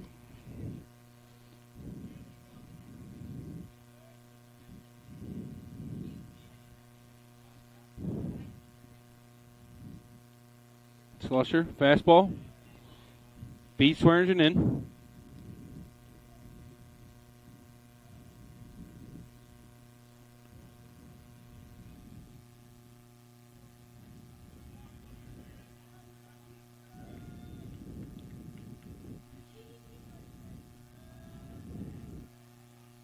Slusher 2-2 in the count.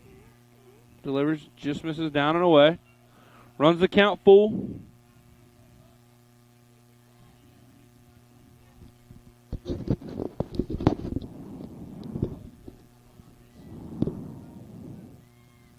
Three and 2, 1 out. Earlham may be running. They don't. Ball put into play. Infield fly rule will be called. Lawson makes the catch. Big out there for Slusher.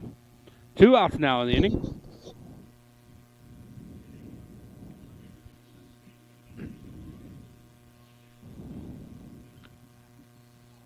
That brings up number 2, Christian Lanchines.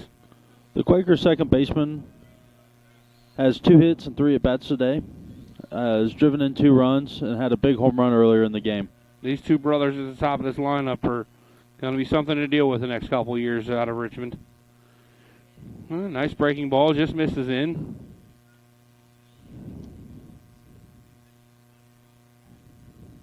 The sophomores from Lexington.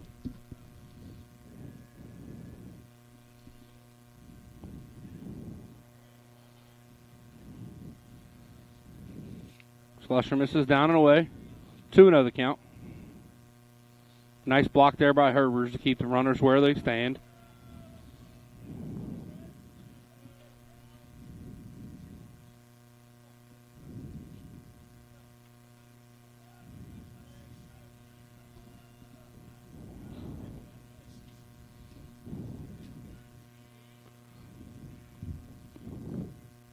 Slusher plateward. Nice pitch there. 2-1 the count.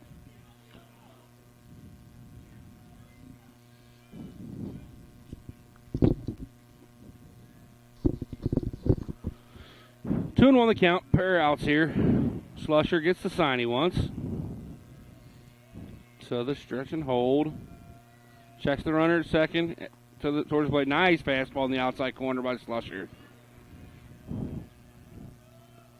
Slusher definitely, I was talking to Coach Woodby the other day, definitely looks the part. He's a big, strong kid. Absolutely. Slusher definitely looks like a solid young man out there on the mound. I mean, he's got the hair and the beard. Just kind of looks like a pitcher. He will hit Lanchines. Brings up his brother, Nathan Lanchines.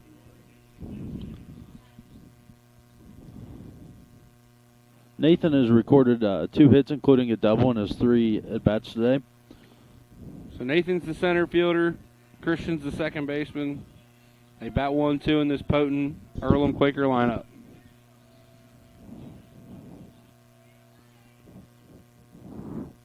Slusher bounces one. Herbers does a good job of keeping it in front. Medley bounced away from third, but quickly scampers back. 1-0 in the count. 2 down in the inning. Lions beginning to shift a little bit in the infield as Lawson moves his way towards second base. Now on the other side of second base. Slusher misses down and away. 2-0.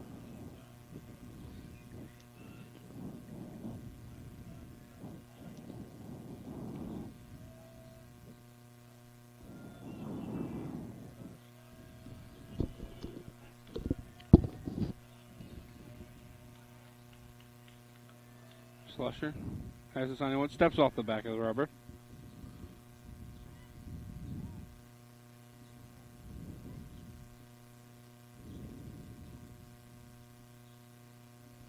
Not 100% sure, but umpire has something to say to Slusher. 2-0 the count. Slusher has the sign he wants. High hold.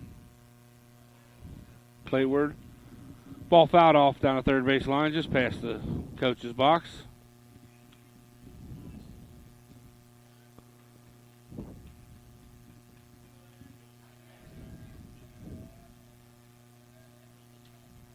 Two and 1 the count.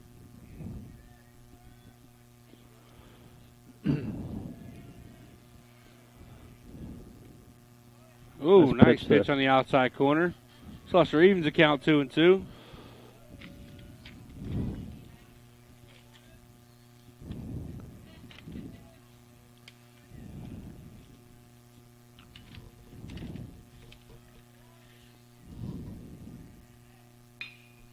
Ball put into play, past the diving part, and that'll score at least 2.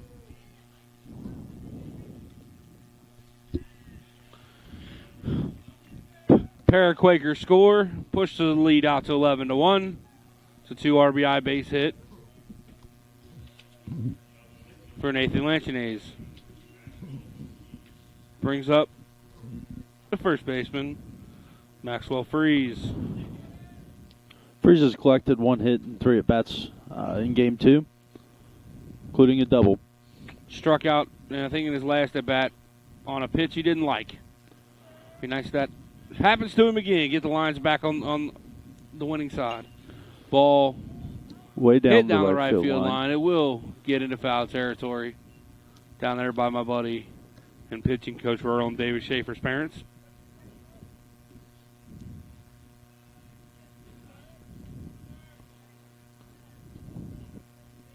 Slusher now heading to count 0-1.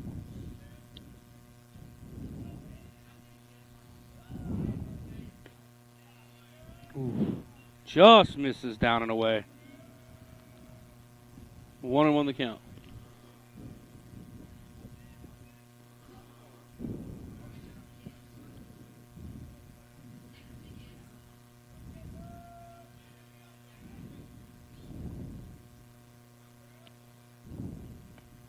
Nice pitch there from Slusher.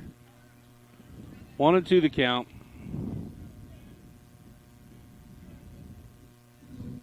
Trying to recreate the inning. Were those runs charged to Slusher or Caulfield? Okay.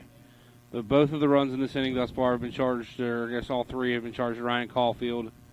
They're unearned, though. Ball hit to Parton. It's short. Been a tough play. But it's one you got to make. That'll likely go down as an error on the shortstop, Parton.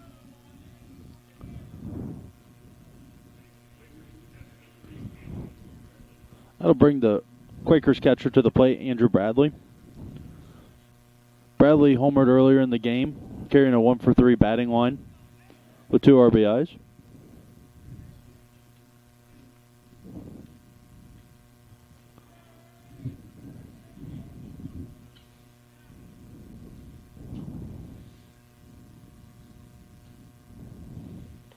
Slusher misses up.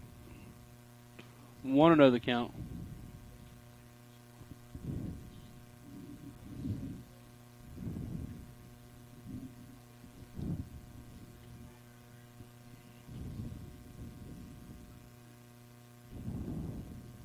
Nice pitch from Slusher there to even the count 1-1.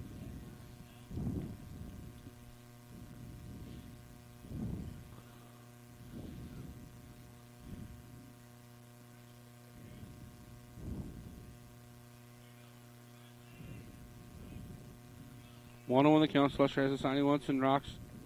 Ooh. Slow breaking ball that misses on the inside corner. That was a hanger.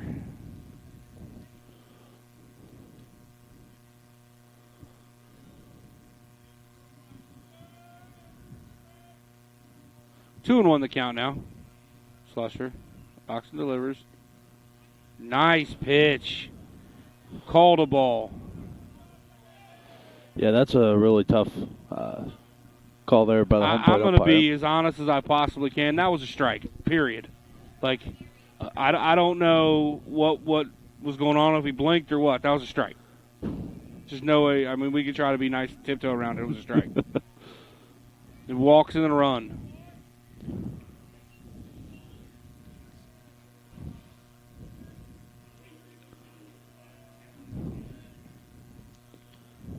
Brings up the left fielder, Cameron McCabe.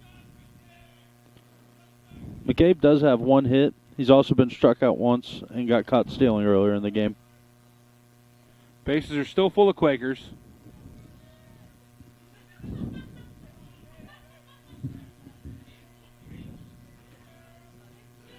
Slusher, plateward. Must have been down.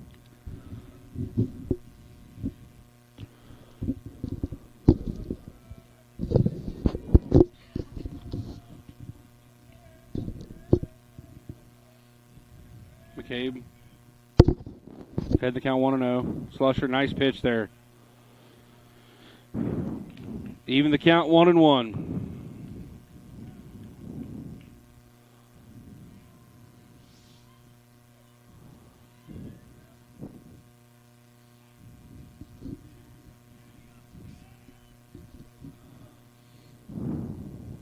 Ball hit hard. Had the shortstop Parton. Makes a nice play to retire the Quakers here in the top of the 5th. They do score 4, push their lead out to 12-1.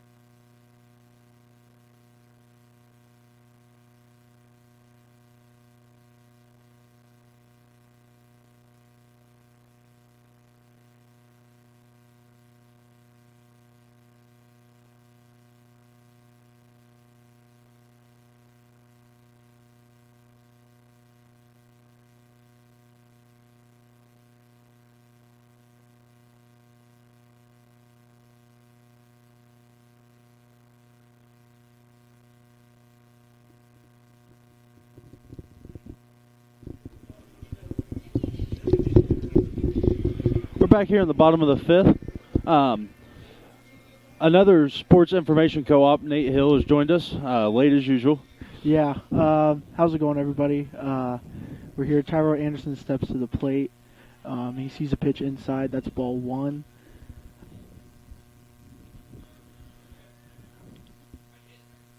Anderson is 0 for 1 today. He struck out earlier. So he drives one into left field.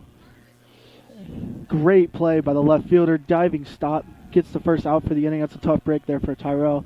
That should have been his first hit today.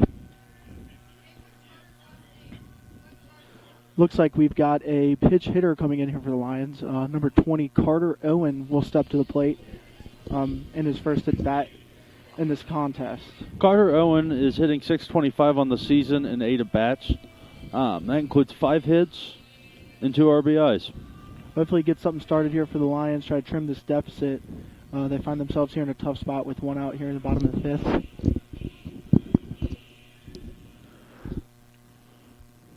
The pitch.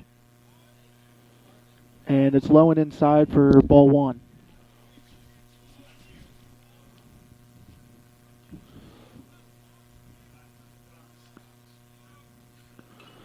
Owen gets a piece of that one, fouls it straight back. Will bring the count to 1-1.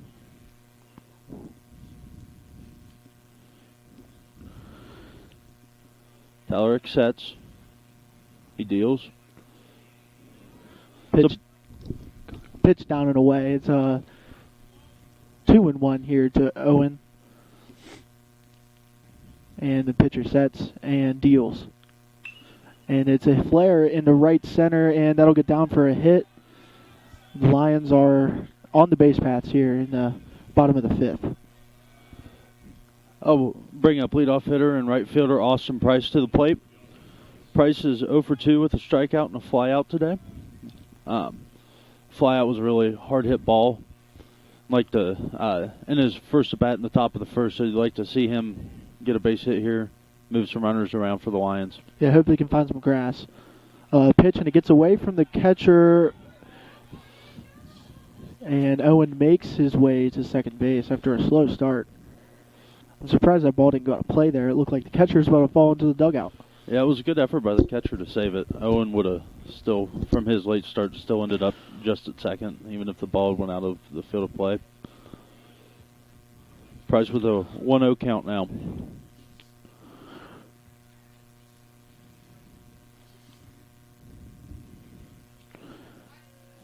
And the pitch. It's down and away. It'll move it to a 3-0 count now. Price is in a good spot here.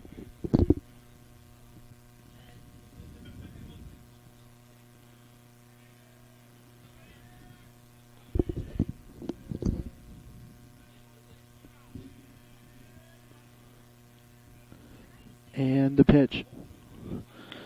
Oh, and he bounces it. Ball just rolls just foul. Wasn't sure if that hit his foot or not. It kind of looked like it did just based on the bounce. That should be a dead ball.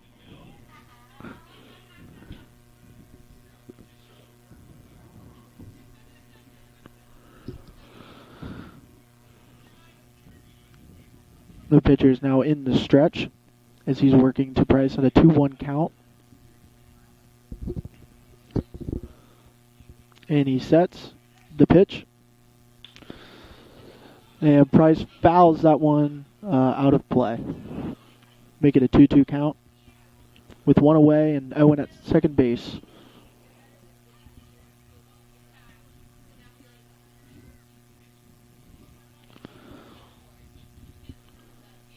Price waiting on Telerik to get back on the mound. Getting comfortable in the box now. That gap in left center is really big. Hopefully he can drive one in. And he takes one deep to left field. And that one is gone. That's his first career home run in a Lions uniform. Austin Price takes one deep to left field, giving the Lions some life here in the bottom of the fifth with a 2-run blast. That'll cut the deficit to 12-3 there. Hopefully Lions can capitalize off this momentum and keep rolling as we turn the order back over to Jake Lawson. That's a great point, Nate. Definitely a couple swings, putting together some momentum here. Olsen in the 2-hole has collected one hit. It was a RBI double. The pitch, and he takes a big hack on pitch 1 for a strike. Looked a little bit out of the zone. And the pitch. Watches that one go by for strike 2 and an 0-2 count. Telerik is definitely working fast on the mound with Walson right now. Yeah, not going right taking at him. his time. Walson checks his swing and a ball way in the dirt. It definitely feels like the pitcher is kind of in command of the pacing of this at bat. Yes, of course. And the pitch. Checks just low. Swing. Just low. That'll even the count at 2-2. Love to see Lawson battle back a little bit here. And the pitch. Lawson swings, and that ball's headed up towards us. Make a play. Bounces right in front of us. My arms were too short. I couldn't Coach make Chuck Murray over there not making the diving attempt that we'd like to see. We need better effort from him. Yes, low effort. And Lawson watches another pitch go by, bringing the count full 3-2 with one away.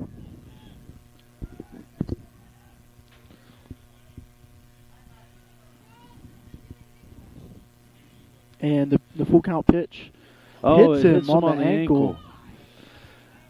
He'll walk gingerly down to first base.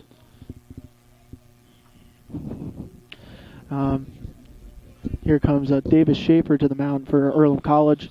They might be making a change here in the bottom half of the fifth. That's our current sports information director's best buddy, so I had to shout him out as many times as possible, Coach Davis Schaefer. We'll be back after a brief break.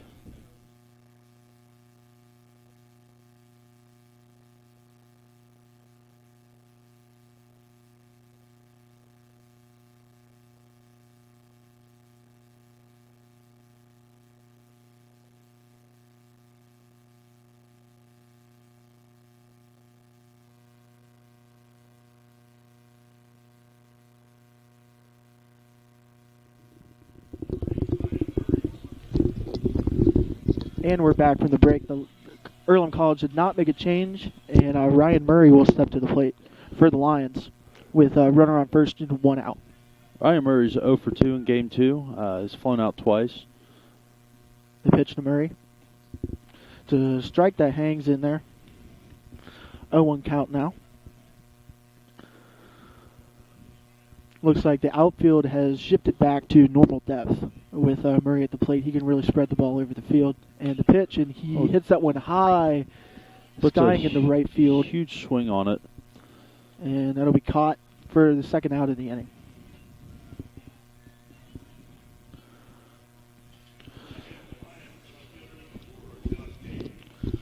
That'll bring up cleanup hitter Joshua Higgins.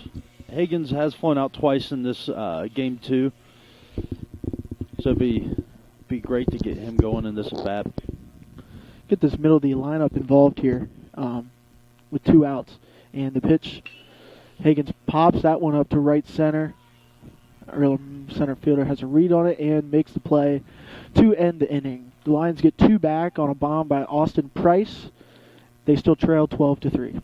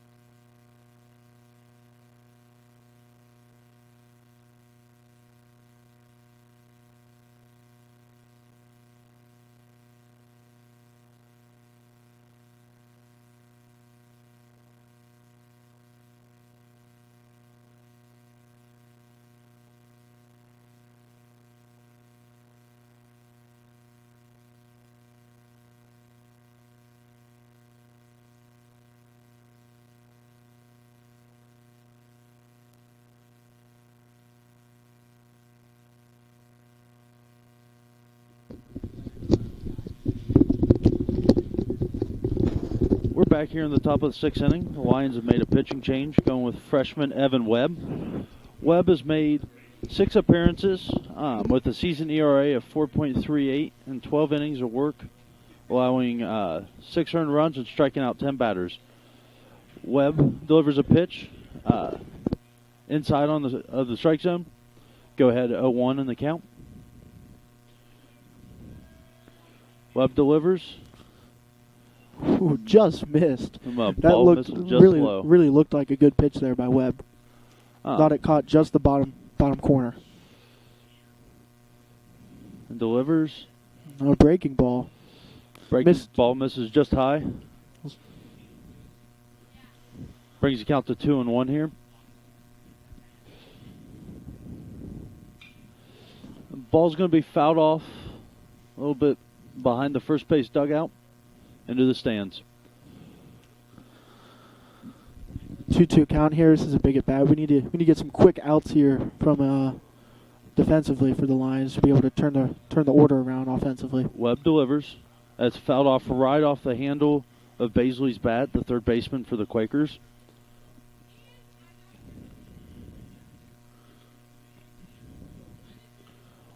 Webb's attempting to work pretty quickly here. Getting the ball, gets a signal. He delivers, and he delivers a strike 3 there. Webb strikes out the first batter that he sees in the game. That's what the Lions need. They need some consistency up here pitching to be able to get the offense rolling. They need to get quick outs. Absolutely, and that's what Webb has already provided for the Lions. Hopefully to continue that. That brings up Medley. He's going to drive a shot back up into center field, and Ryan Murray's under it for the second out of the inning. Quick work here from Webb. Only 6 pitches in. He's got 2 outs. 7 pitches in, sorry. This will be the right fielder for the Quakers, Jordan Cooterer. This is Roger Bacon versus Roger Bacon here. Webb being a Roger Bacon grad on the mound for the Lions, as Cooterer gets the best of his fellow former teammate, hitting a blooper into shallow left field. found a little hole there in short left field. He was able to poke that one in and get on base quickly. Swearing is now stepping to the plate for Earlham. He's 1 for 3 on the day with a double and an RBI. Webb out of the stretch now. He sets, deals, gets a strike on the inside corner there. It was a very nice pitch by Webb. Great location.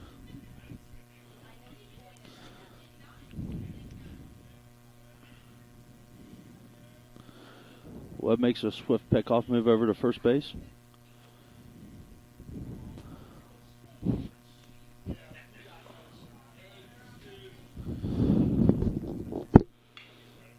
He gets a hold of it, hit right at Carter Owen at second base. He's just going to flip it to the second baseman, Jake Lawson, for the third out of the inning. Lions work quickly in the sixth, getting 3 quick outs, flipping it over. On 0 runs, 1 hit, no errors, and 1 left on base for the Quakers. We'll be back in just a moment.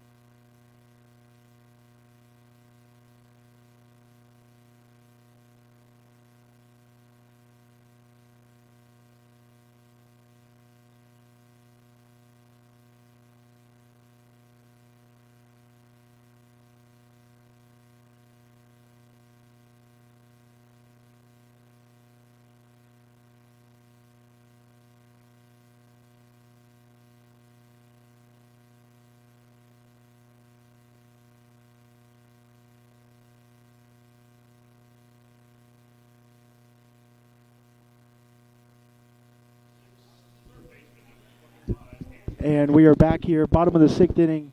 Andrew Harrison will step to the plate for the Lions to get things started. I'm now joined by Mount St. Joseph volleyball team member Brooklyn Brunner.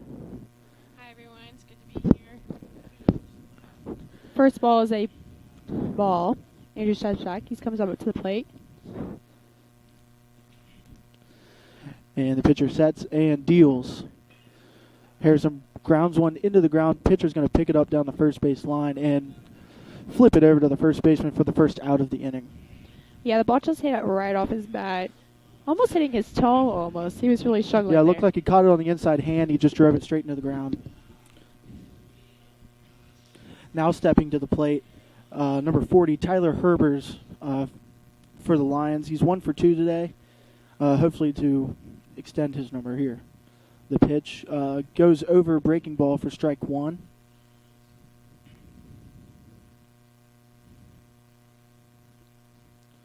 He sets and delivers. Herbers lines one into right center. That'll be a base hit. He's now 2 for 3 on the day with 2 hits. It's a great start. He loves that hit. It is always right up the middle. It's the second one. He poked that one right into the right center field gap. That's perfect. The Lions will get 1 on, 1 away. Max Klein up next. Max Klein will step to the plate with a runner on first, 1 out. Tyler's working from the stretch now. And he sets. And the pitch to the plate. Taken high for ball 1.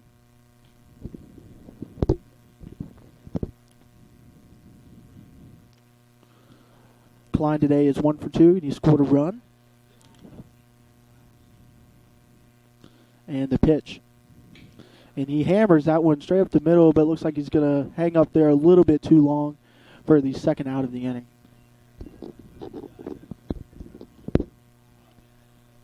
Next up, we have number 11. Zach McKenna, freshman outfielder for Crown Point, Indiana. He's pitch hitting for the Lions. His first appearance of the day.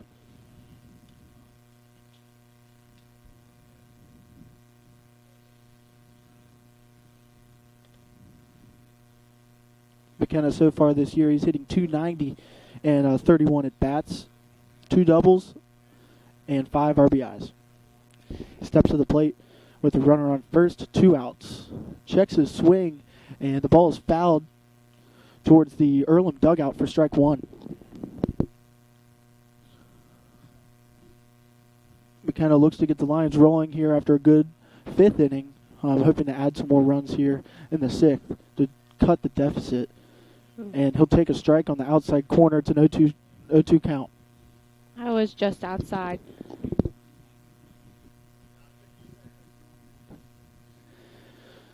And the pitch. In the dirt. Good stop by the catcher. 1-2 count now to McKenna. He's going to have to battle back here as he's down in the count.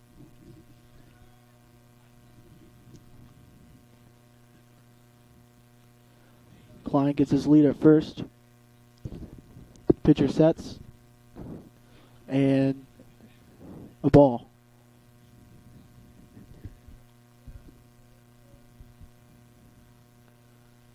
Herbers is on first, getting a lead off here.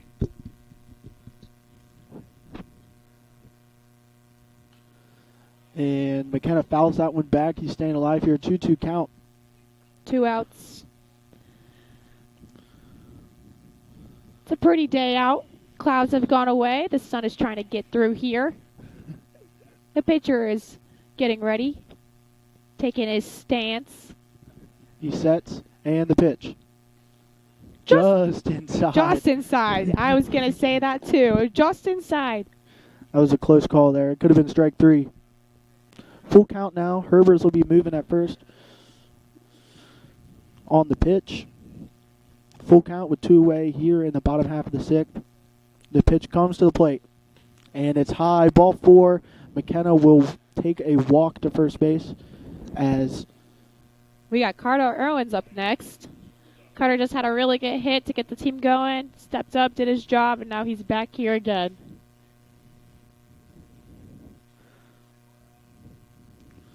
Owens 1 for 1 so far after he came in as a pitch hitter. Hopefully he can push some more runs across here for the Lions here in the bottom half of the 6th. And the pitch to him. Swings and misses at a ball in the dirt for strike 1.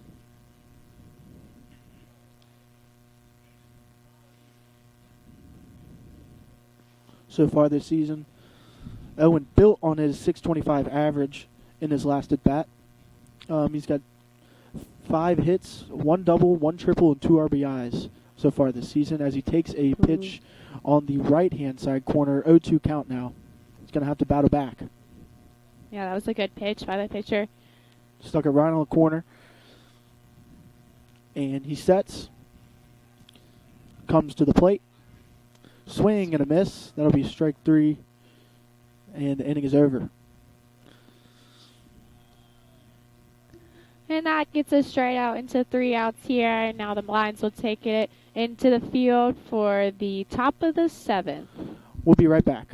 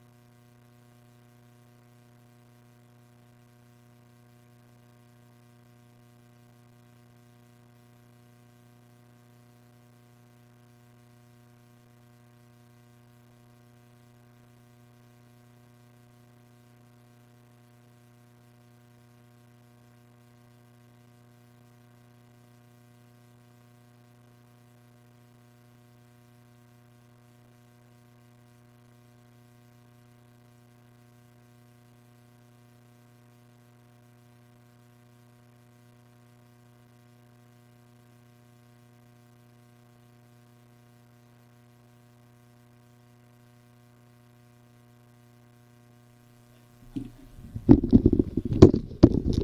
back here in the home half of in the visitor half of the 7th inning. We do have a pitching change. Number 33, J.D. Reynolds, is taking the mound for the Lions. Nate, you mind breaking down his season stats for us? Yes, he's appeared in 3 games, started 1. Oh, sorry, he's appeared in 4 games, no starts, an ERA of 19.06 and 5 2/3 innings pitched,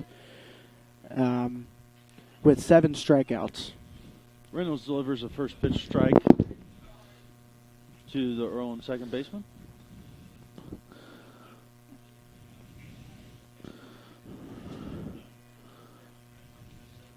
Reynolds steps, rocks, deals. A ball's hit softly foul down the third baseline. Almost looked like he hit off his foot again, but It really did, didn't it? seemed like it, that chopping action, sliding over the left side. 0-2 count there. Reynolds is in a good spot. Hopefully he can quickly put him away, and we can get back to hitting. Coach Woodby, the pitching coach for the Mount, snuck out of the dugout real quick to fix the chest protector of catcher Tyler Herbers. Must have got a little bit twisted up in there. Reynolds delivers the 0-2 pitch, misses outside. Just off the corner there. It's a good pitch with 2 strikes. Yes, absolutely. Count is now 1-2. I'd be looking for a breaking ball here if I was a hitter. Reynolds from the windup delivers. He fouls it off of his body again. He's taking a beating in the box today. He's hanging in there, Yes, for he sure. is. Got to be tough to hit yourself a couple times in the same at bat.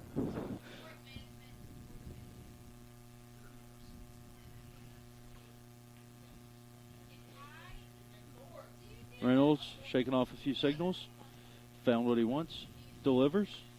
and Another foul ball. He's really battling there in the box at a 1-2 count. You know, regardless of the outcome, this has been a very high quality at bat from the Quaker second baseman. He delivers, and he delivers strike 3 there. Reynolds gets the first out of the inning via the strikeout as number 1, Nathan Lancenays, comes to the plate. So far today, he is 3 for 4 with a double and 2 RBIs. He's been tough to stop today. Yes, Nathan's been a pain in our rear today as the Quakers have built this 12-3 lead. Reynolds delivers, misses a bit inside, high and inside it appears. It feels like, really in the last 10 minutes, it feels like it's cooled off about 10 degrees here at the ballpark. It's really starting to get cold again. That ball will not be flying as it was earlier today. Reynolds, 1-0 pitch, crosses the strike zone, evens the count at 1-1. Caught the outside corner there. It's a good pitch to bring it back to even 1-1. Reynolds rocks and delivers. And misses just a bit low, it appears. Oh, that was very close. That really looked like a strike from up here. It looked like a good breaking ball that caught the corner. Tough call. Now with a 2-1 count, Reynolds delivers to the plate. Misses a bit high and inside.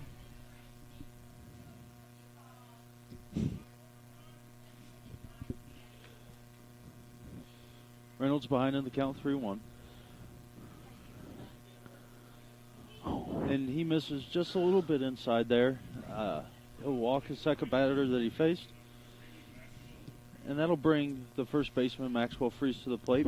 So far today, Freeze is 1 for 4, including a double and an RBI so far. He's got 1 on, 1 out. And Reynolds needs a ground ball here. Get out of the inning. And hopefully the Lions can bring some offense with them in the 7th. Reynolds now from the stretch delivers for strike 1. Great pitch on the corner there. Start the at-bat. Something to look for here, Nate, is Earlham's really been it's really been sending a lot of their base runners. In fact, Nathan over at first base was caught stealing earlier in the game. So Reynolds makes a pickoff move to first base. Nathan makes it back in standing. 2 stolen bases so far for Earlham in this contest. Looks like they're going to try and extend that. Reynolds readies. Checks the runner. Makes a move back to first base again. They're keeping them honest over there at first. Don't want to. We're looking for a double play here. Yes.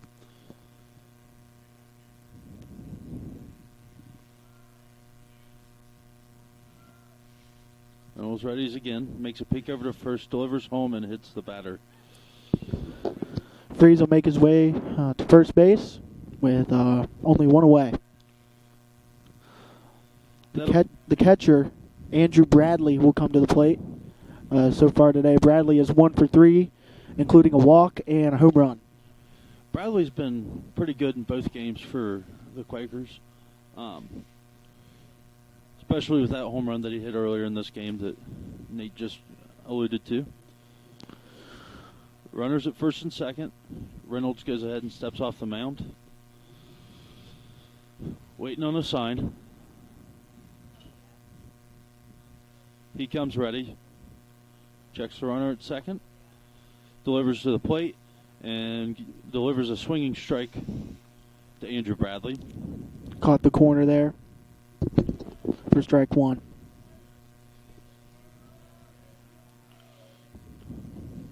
You know, like you were saying earlier, Nate, Reynolds was really holding the Quakers runner at first hard. So he delivers a pitch that gets fouled down the third baseline. We've got a member of the Mount St. Joseph Lions bullpen jogging out to collect the ball as it's rolled into fair territory. But the Lions still are in double play territory, and with one out, it'd be great to go ahead and end the inning and get back to the plate. Reynolds checks the runner at second again, delivers home, misses inside. Another good pitch there with 2 strikes. Is trying to get him to go get something outside the zone. Let's go double play pitch right there, high and inside. Catch the handle.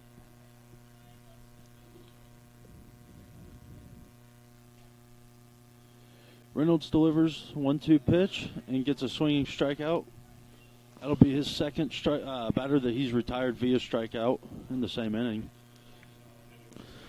Now stepping in, number 5, Cameron McCabe for the Quakers. So far today, McCabe is 1 for 4 with 1 run scored.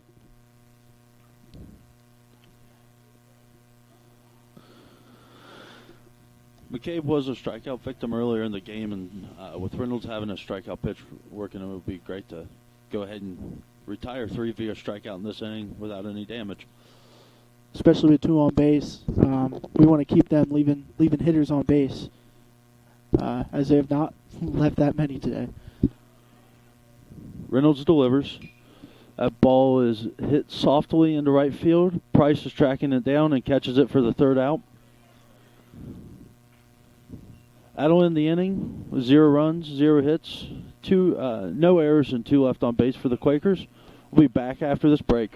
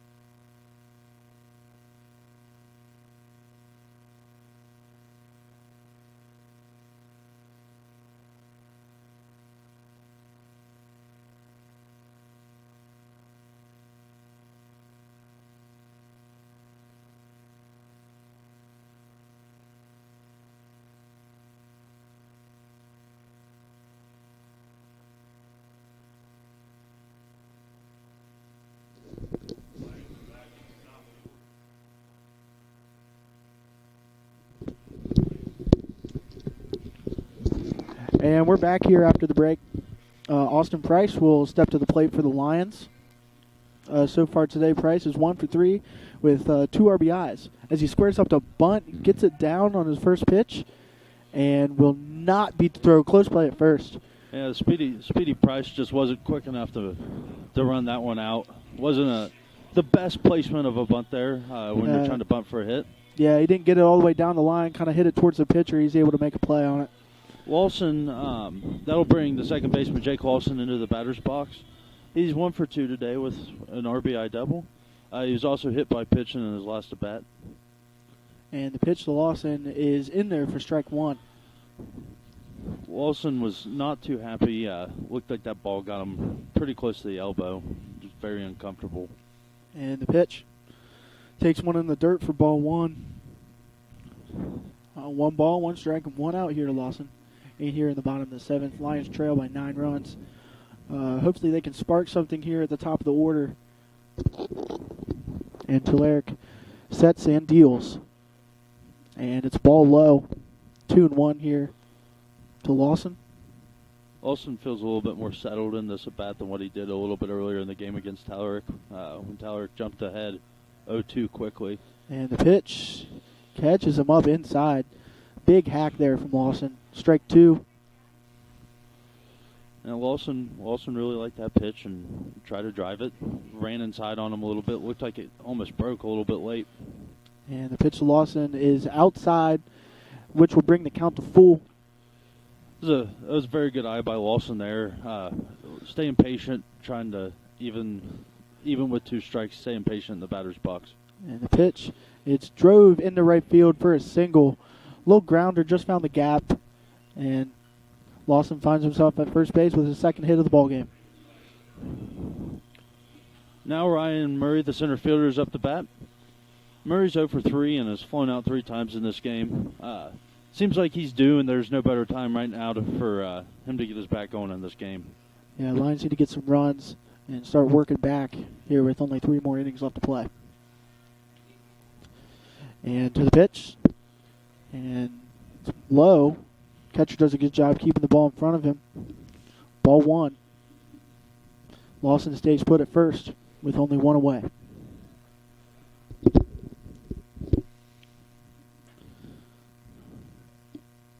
Tularic into stretch now with Lawson at first base. He sets, and the pitch to Murray is taken on the outside corner for a strike. I'd like to give a special shout out to men's volleyball player Ray Sanchez, who's listening to the stream right now. We appreciate all you do, Ray. Yes. And Ryan hits one towards the second baseman, makes a sliding stop. Oh, he gets away from him. Misses the ball at second base. Lions will get away with one there after a bad throw. Fielding error by the second baseman, or throwing error, sorry. Made a nice stop, but yeah, made a. Earlham's second baseman's made several plays. He's probably in the game 1. He probably saved 2 or 3 runs just from some of the impressive plays that he made over there. Now the left fielder, Josh Higgins, is in the box. Higgins is also 0 for 3 with 3 flyouts, game 2. Higgins takes pitch 1 high for a ball. Runners on first and second for the Lions, only 1 away. If they can knock one in the gap here, Murray definitely has the speed to score from first. Absolutely. Get 2 of your quicker guys out there on the bases right now. Tularic sets.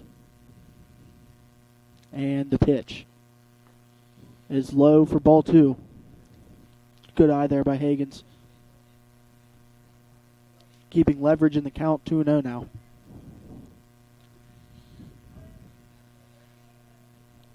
Tularic sets. And delivers to the plate. And he'll take one on the outside corner for a strike. 2-1 now to Higgins. You know, Tularic had his way with Tularic. Has had his way with the heart of the Lions order today.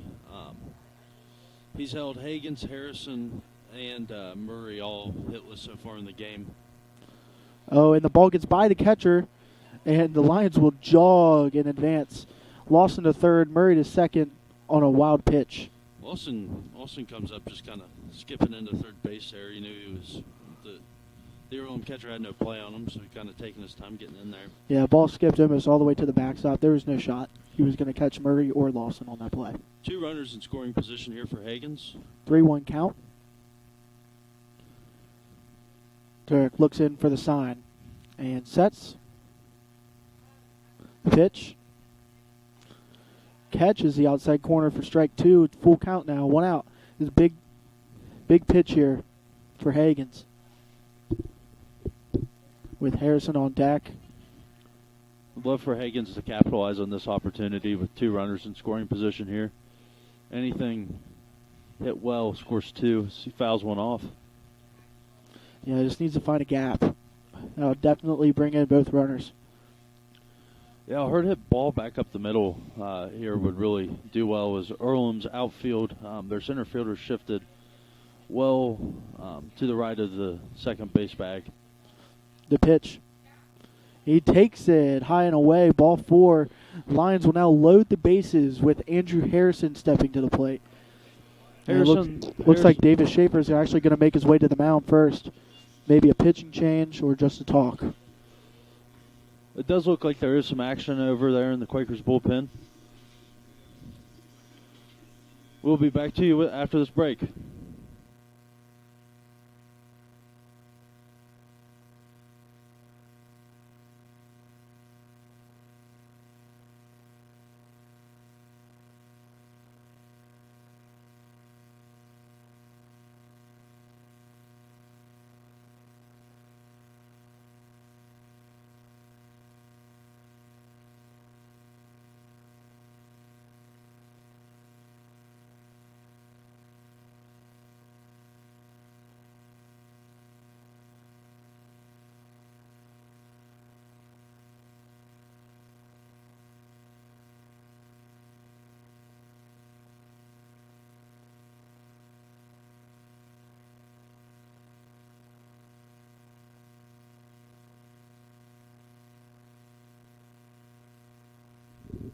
We're back here as Earlham's pitching coach Davis Schaefer makes his way back to their first base dugout.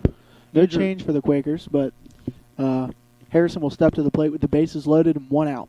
Big spot here for the Lions to put some runs on the board and trim that Earlham lead.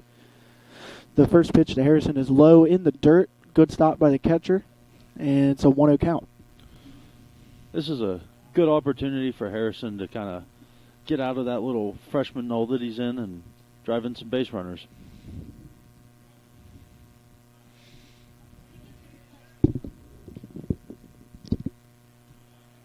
And it's a strike.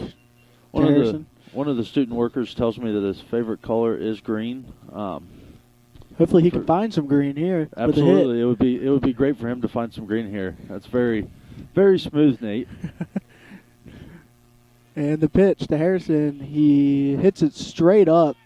Looks like the second baseman's camping underneath it, and he makes the play. Unfortunately, tough break for the Lions. Harrison does find the leather there instead of the green like we were hoping for, but that'll bring up catcher Tyler Herbers, who has collected 2 hits today and 3 at-bats. And both of those hits were really hard hit balls.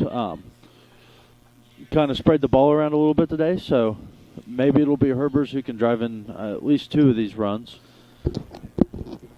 Yeah, it looks like the outfield is shifted back to their normal depth as the pitch comes into Herbers. He'll take strike 1 right down the middle. 0-1 count now to Herbers with 2 away here in the bottom half of the 7th. Big spot here for Herbers. He really needs to find a gap here. And the pitch to him. He lines through the gap in between shortstop and third. And Lawson scores. Ryan comes running around third. He'll score. The Lions get 2 on a 2 RBI single by Tyler Herbers. That was another good piece of hitting by Herbers as he collected his 3rd hit of the afternoon, 2 RBI single. Now we have the freshman first baseman, Max Klein. Looks like Earlham's going to make a pitching change.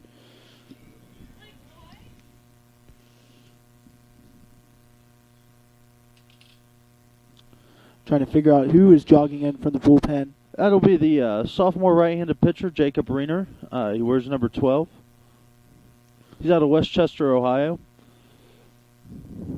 It's from Cincinnati Country Day, so he's this is also a kind of a home game for him. And we will be right back with you with his season stats after this break.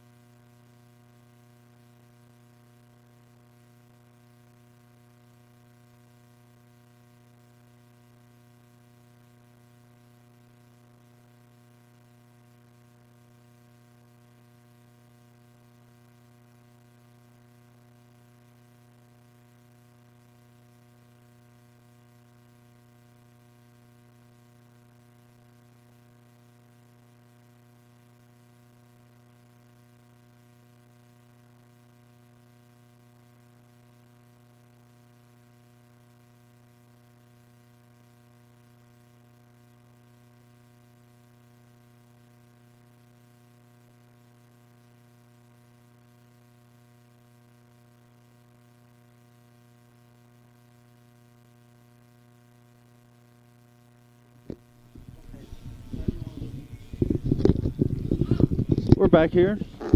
Nathan Renner's just throwing his last few warm-up pitches as the Earlham infielders disperse back to their positions. Renner has a 7.27 ERA on the season. He has an 0-1 record in 5 appearances. He's pitched 8 2/3 of an inning, giving up 7 earned runs, 3 bases on balls, and striking out 9 batters. And Max Klein will make his way to the plate for the Lions. So far today, he's 1 for 3, and hoping for more with a runner in scoring position. Runners on first and second, and the pitch from Renner is in there, but fouled away by Klein. We'll start with the foul ball, 0-1 count. 2 away here. The Lions are looking for more after the 2-run single from Herbers. Something about this team that I've noticed so far this season is that when they really get it going, they can score in bunches. Currently, the Lions are 3rd in the conference in hitting, only behind the Quakers of Earlham and Franklin College. Yeah, they've definitely been very good offensively, and hopefully we can pull through here and get some more runs on, trim this deficit. And Klein fouls another pitch off, 1-2 count with 2 away here in the bottom of the 7th.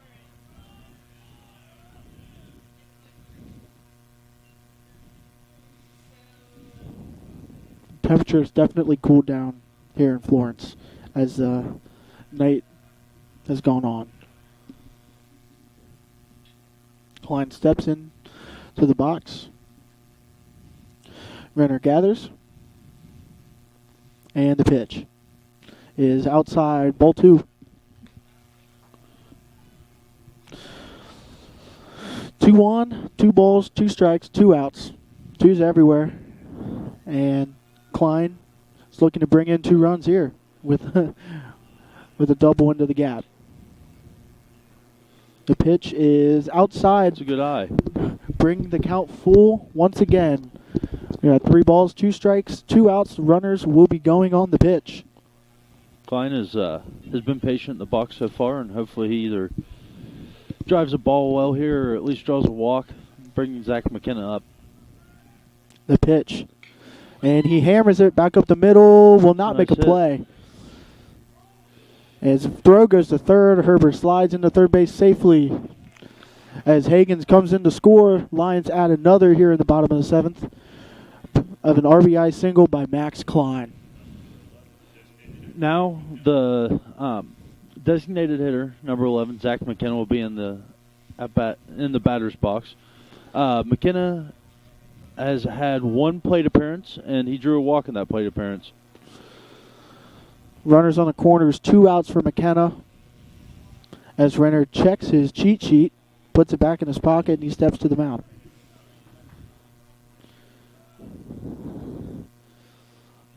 And he sets and delivers.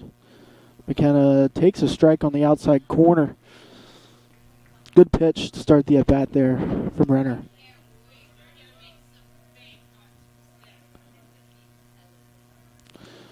And the pitch from Renner again, outside this time, too far outside this time.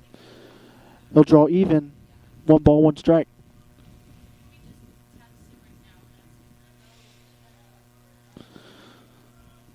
Renner sets and delivers home. Runner's moving to second, and McKenna drives one into right field. Herbers will come in to score. Klein gets all the way to third as he was stealing, and the Lions add yet another run. RBI single, Zach McKenna trimming this Earlham lead, now 12-7 here in the bottom of the 7th, and Carter Owen steps to the box for the Lions.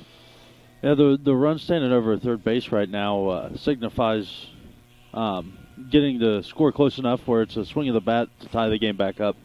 As the Lions trail just by 5. Shortstop Carter Owen is in the box right now. He's 1 for 2 in the game. Struck out and singled, and his came across the plate scoring a run. Some 2-out magic here for the Lions. Runners on the corners as he sets.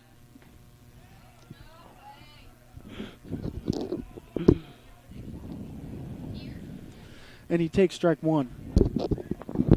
0-1 count. And the pitch is driven in between shortstop and third base. Owen will drive in another run for the Lions. Klein comes across the score. It is now a 12-8 ball game. Lions only trail by 4 here in the bottom of the 7th. Great work of hitting with 2 outs. Lions have continued to crawl back into this game, scoring 5 here in the bottom of the 7th, and doesn't look like they're done yet as Price steps into the box. This can be a totally different game with a swing of the bat. Price has already hit for the power, got the home run earlier today. Maybe he can do it again here. And the pitch from Renner is driven by Price to shortstop, make a play to second base, and the inning is over. The Lions attack well here in the bottom of the 7th, scoring 5 runs to trim the... Oh, I'm sorry, go on. The Lions scored 5 runs on 5 hits. Earlham had 1 error, and the Lions left 2 on base. Be back to you with the call after this break.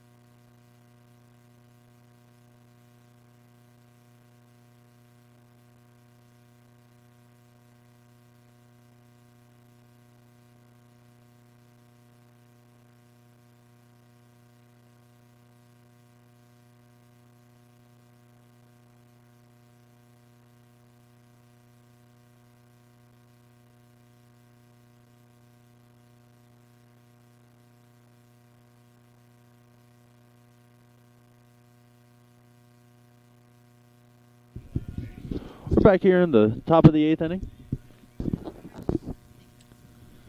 Number 26, Devin Basley, comes to the plate for Earlham. He is 1 for 3 so far, but he scored 2 runs. He hits a dribbler back to shortstop. Owens gathers and throws a little bit wide of the bag. Klein can't get his hands on it. And Baisley will reach safely. Earlham gets their first runner on base to start the inning. Tough for the Lions after making 5 runs there in the bottom of the 7th, hoping to get a quick out. Just missed the throw just barely. Yeah, given almost it still was going to be a tough throw, but to not even have a chance at the play makes that runner a little bit tougher. Reynolds looks for a sign, checks the runner at first, sets in the stretch. He delivers. The pitch is a little bit outside. I'll make the count 1-0. Just missed that one there on first pitch at the at-bat. Hoping to get a ground ball here. Double play. Make it a quick inning for the Lions. Keep that momentum rolling. Absolutely. This is the Lions need to capitalize on this. Reynolds makes another throw over there to first base. The scheme of Earlham, if you will, of consistently running guys as soon as you get them on has really been a pest to the Lions pitching staff today. Reynolds deals. And heads that's for a ball second. low, and that's a tough throw going out into the center field. Is Baisley still second? Count will now be 2-0.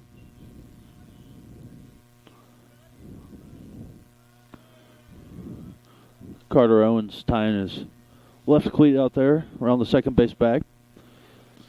Basley on second, nobody out. There's Reynolds. He sets. Checks the runner at second. Comes home. Throws a nice breaking pitch that catches the inside corner. Good pitch there on 2-0. I guarantee you it wasn't looking breakable on 2-0. Absolutely. Especially with nobody out and a runner on second. Owens kind of holding the runner on at second, peeling behind him. Now retreats back to the hole. Another Reynolds breaking delivers ball. a 2-1 breaking ball. Evens the count at 2-2. Back-to-back breaking balls from Reynolds. They've both been beauties as well.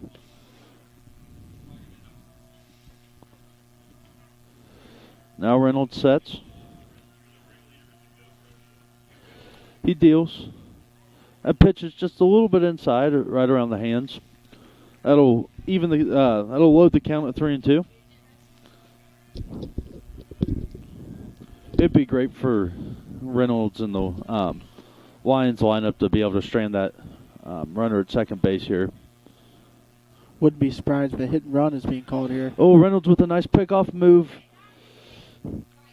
A good dive in by Baisley out there at second base.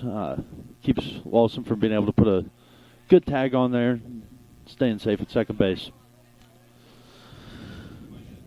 It's a big pitch here for McKenna. Or Reynolds, I'm sorry. Reynolds deals. That'll be strike 3 on the inside corner.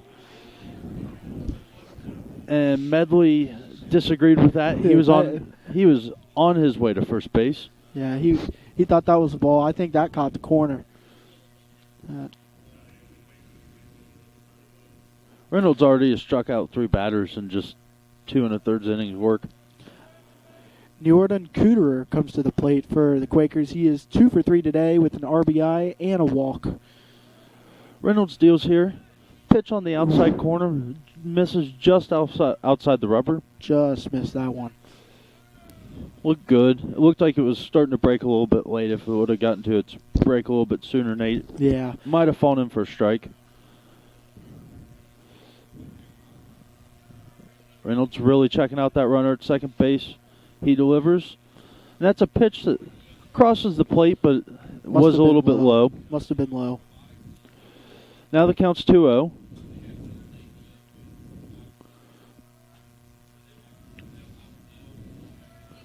Reynolds gets a sign. Makes a pitch to home plate.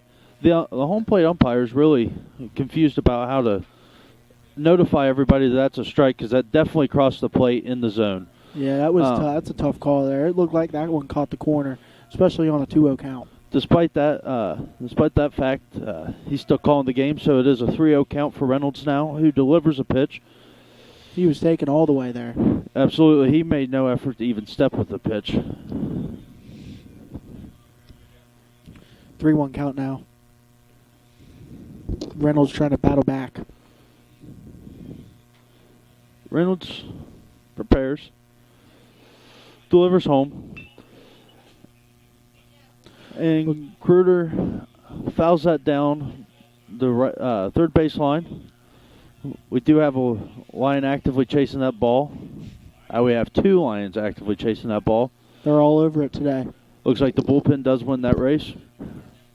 They're 2-0 on the day over there in left field. Another full count here for the Lions. Reynolds delivers, and that ball is lifted softly down the left field line, bounces out over by the picnic tables, and rolls up to the playground here at Florence Shaw Stadium. He's battling here with a 3-2 count with a runner on second, 1 away.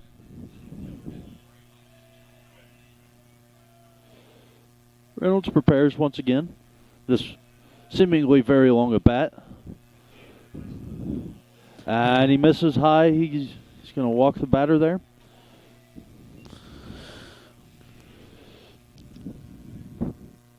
That'll bring up the Earlham shortstop.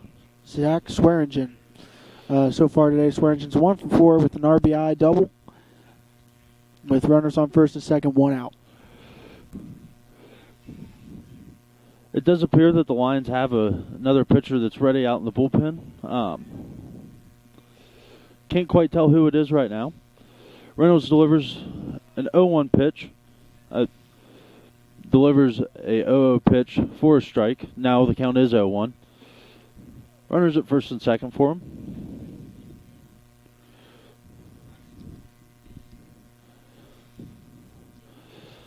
Looks like it's Jared Frederick in the bullpen for the Lions. Reynolds delivers another pitch that catches the inside corner for strike 2. That one looked a little bit inside. Yes, it did. Maybe he got the benefit of doubt on that one. 0-2 count now. If we're going to complain about it, we can complain both ways, and that one did look like it was a bit inside. Lions got a good call on Reynolds really concerned with that runner at second. Misses truly inside that time and hits the batter right around the middle of the knee. And he'll gingerly jog to first base to load the bases with 1 out. That'll bring up Lance and Ace here. So far today, he is 2 for 4, 2 RBIs, and has scored 3 runs, while also adding a stolen base. He did have that big home run earlier in the game. The part of that 6 runs top of the second inning that propelled the Quakers ahead in a big spot here. Reynolds chooses to go from the windup now with the bases loaded and no threat of anybody running. Delivers a strike on the outside corner. Again, that one looked a little bit outside. Yes. I don't want to... It might have clipped the plate and kept on running on Herbers behind the plate. From the windup again, delivers, and he's consistent with that outside spot. So he's sticking to it. 0-2 count now. There's an 0-2 count with the bases loaded. Big pitch here. If he can get a strikeout on bases loaded, 1 out, it's huge. Yes. Lions looking to turn a double play here with the bases loaded. Get out of this jam. And he strikes him out looking. Strikes him out looking with 3 pitches. That's a tough way to go down, especially for somebody who's put together such a great day, both in Game 1 and Game 2. Now to the plate is Nathan Lanchines for the Quakers. He has had a very good game, going 3 for 4 with a double, a walk, and 2 RBIs. He comes to the plate with the bases loaded, 2 outs. No runs across yet. Reynolds delivers. A weak chopper down the first base line. Reynolds gathers and makes the throw to first base. That'll get him out of the bases loaded jam without surrendering a run. So for the inning, no runs on no hits, 1 error, and 3 left on base.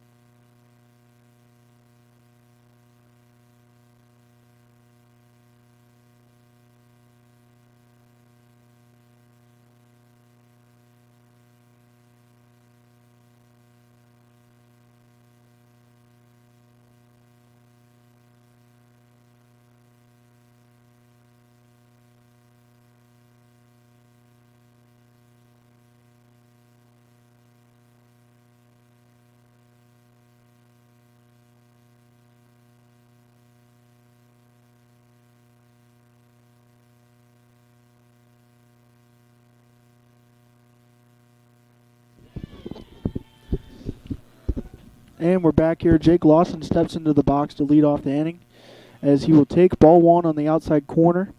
Good eye.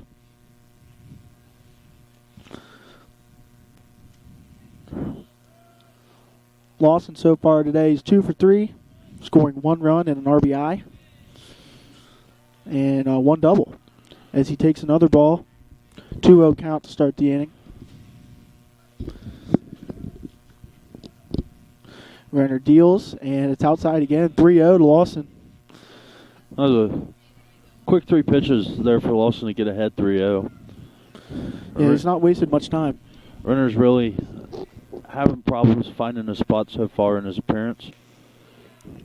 And strike 1, but Lawson disagreed. He was about ready to flip his bat over to the dugout. Lawson was very confident in the fact that he was getting first base gifted to him on that pitch.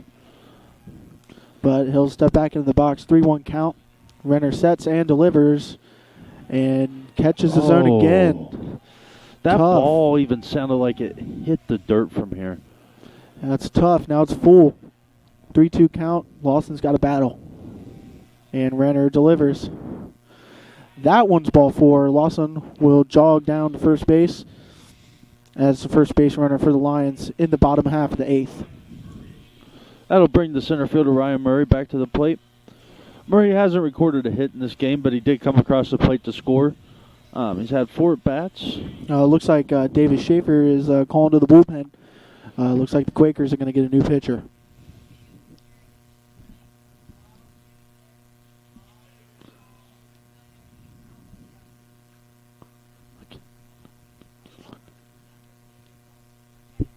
Still trying to figure out who's coming into the game for the Quakers.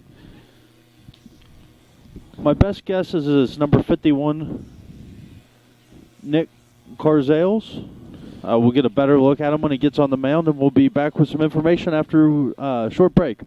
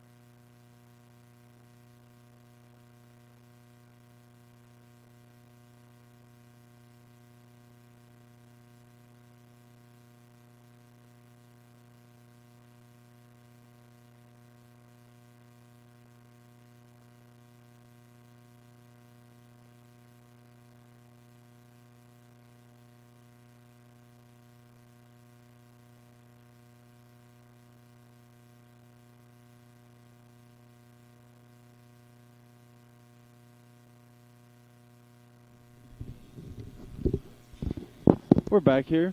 It did end up being number 51, Nick Carzales, that the Earlham Quakers have turned the ball over to. Carzales is 1-1 that has a 1-1 record this season in 8 appearances, with actually 1 start under his belt. He does have a pretty high 9.24 ERA on the season, allowing 22 hits, 14 runs, 13 of which being earned, and striking out 11 batters throughout his 12 2/3 innings of work. And Ryan Murray steps to the plate for the Lions, one of the Lions' best hitters. He's been hot recently. Today, 0 for 4, hoping to change that. As he will, Carzales will miss inside, ball 1.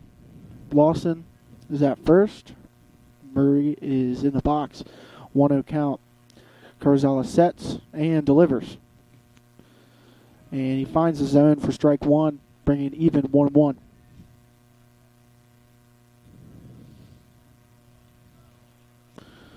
Carzales from the stretch. He gets set and to the plate.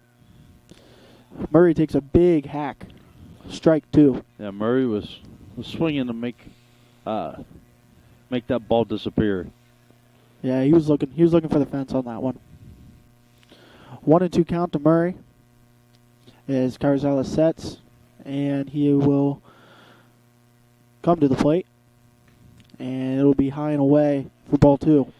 Interesting delivery there from Gonzalez. It's the delivery angle and the way that he has his hips turn when he begins his motion to the plate is very different.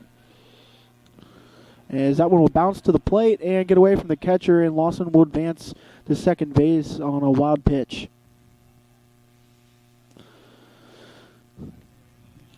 Counts full to Ryan Murray. Lawson advances to second, runner in scoring position, which is where the Lions can attack, only down 4 runs. Murray with a even better opportunity than what he did before as Wilson's advanced up into scoring position. And the pitch from Carzales is hit straight up by Ryan Murray. Catcher's trying to camp under it and makes the good play. That's for a the tough first out. catch there with a pop-up foul ball behind the plate. Ball kind of gets on the catcher pretty quick there, but he still ends up coming away with it. So Murray's retired for the first out of the inning, and Hagen steps to the box. Higgins is 0 for 3, has drawn a walk today, and all 3 of his at-bats from which he was out have been flyouts so far this game. And the pitch to him catches the outside corner for strike 1. 1 away, 1 on base. Another good opportunity for the Lions to cut this lead. It's really starting to get dark here in the stadium. Lights are really starting to actually be impactful instead of just being on. And Yeah. As Higgins looks at ball 2, you see this little movement in the base path there. Lawson was thinking about heading to third before Carzales checked back on him. 0-2 count to Higgins. Carzales sets, and the pitch is hit right back up the middle, but shortstop's in good position, makes the throw to first for the second out. Lawson advances to third, and Lions have 2 away with Harrison stepping to the plate.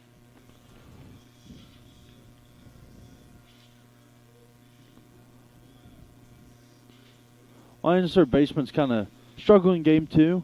He's grounded out twice and flown out twice.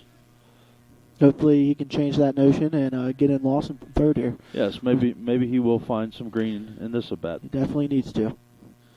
As he takes a strike on the outside corner, looked like it might have broke out of the zone there, but I guess not the case. 0-1 with 2 away. Lawson at third. Carzales sets and comes to the plate. Right back at him, hits him on the backside. Carzales recovers and makes a good throw to first. Hopefully he's all right. Good play there by the pitcher, and that ends the Lions inning. In the bottom half of the 8th, no runs, no hits, no errors, and 1 left on base for the Lions, and we'll be right back with you.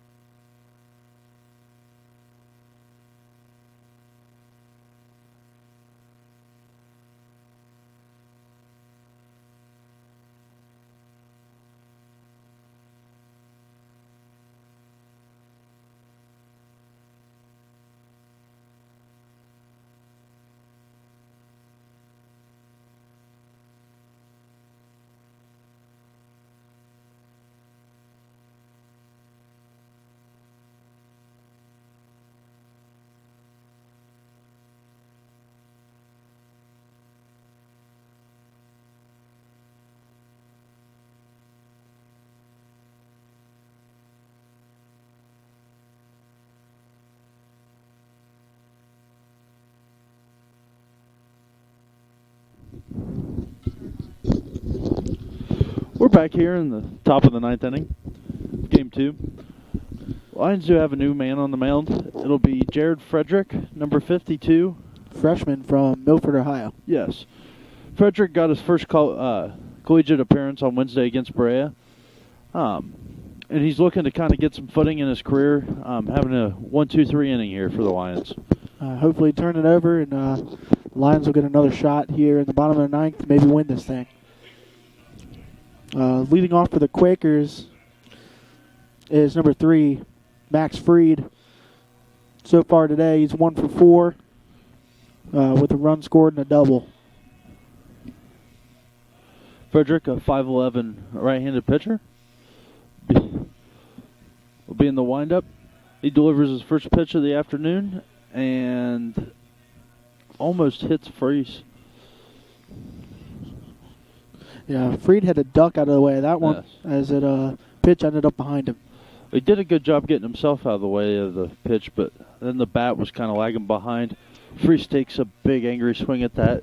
It goes into the Centos party deck here at Florence Shaw Stadium. 1-1 count here. Frederick working on the mound. Delivers a pitch, and that's fouled back off into the netting along the first base line. Andrew Bradley, the man on deck, made a good play there. One-handed catch. Yes. Off the foul ball off the net. 1-2 count. Pitch is delivered. That's high for ball 2. That'll even the count at 2-2. 2-2.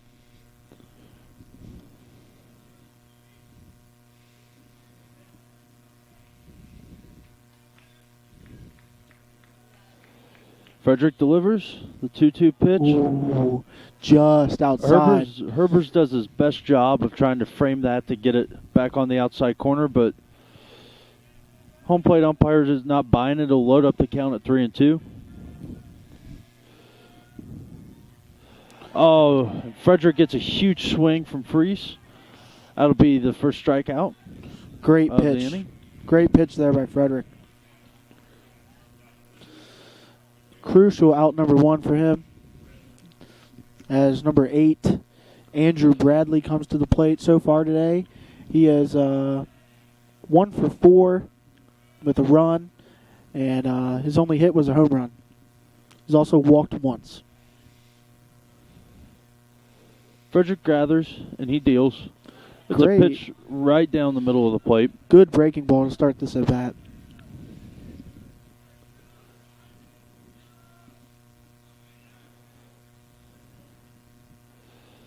He rocks and deals.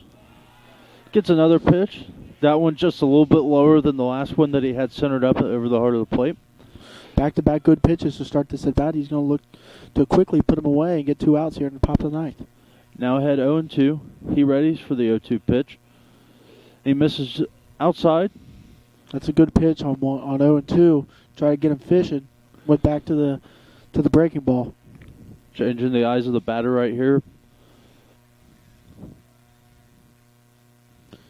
Frederick comes set, pitches, misses a spot a little bit on the outside corner, gets fouled off by Bradley.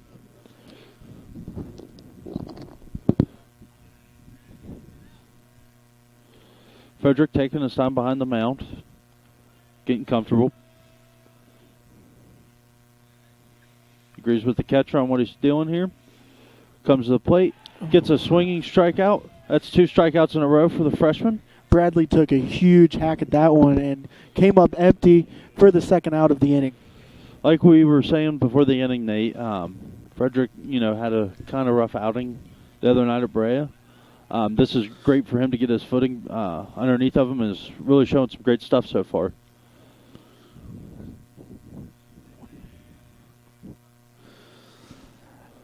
And now steps in Cameron McCabe so far today. He's 1 for 5 while scoring 1 run and gets clunked. Yes, Frederick not so in control of that pitch, kind of runs in on the batter.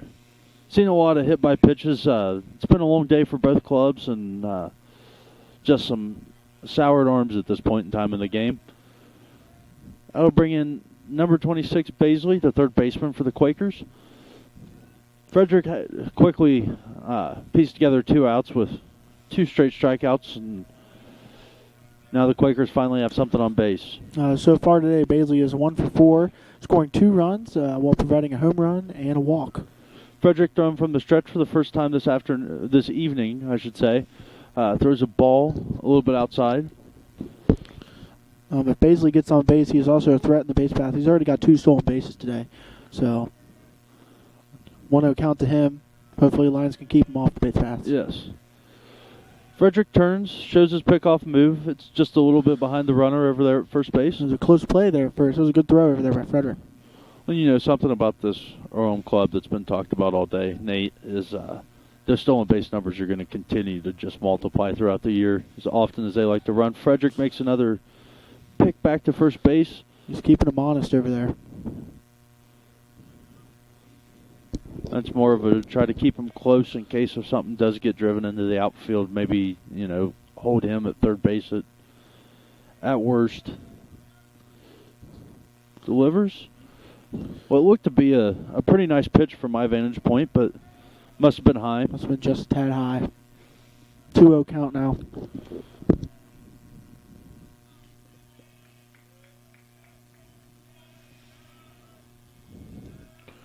Frederick sets.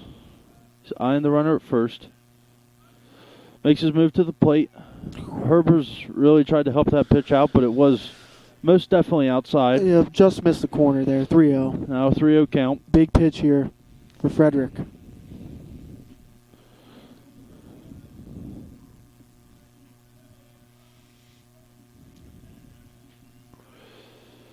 The pitch, also outside. That's a 4-pitch walk for Frederick. Just outside there. Now you got runners at first and second here. It does look like the Lions still have a little bit of movement down in the bullpen. Stepping to the plate for the Quakers is number 13 designated hitter Michael Medley. So far today, Medley is 1 for 5 with an RBI and a run. Got 2 flyouts and a ground out, along with 1 strikeout. Frederick readies. Checks the runner at second. Makes his move home. That ball is lifted foul down the first base line. Good job to get ahead there by Frederick after a 4-pitch walk. Herber's calling time behind the plate, jogging out. Hopefully just to calm down Frederick just a little bit. Yeah, it was a crucial first strike there. He really needed that to get some confidence heading into this at bat. Herbers makes that a quick little mound visit.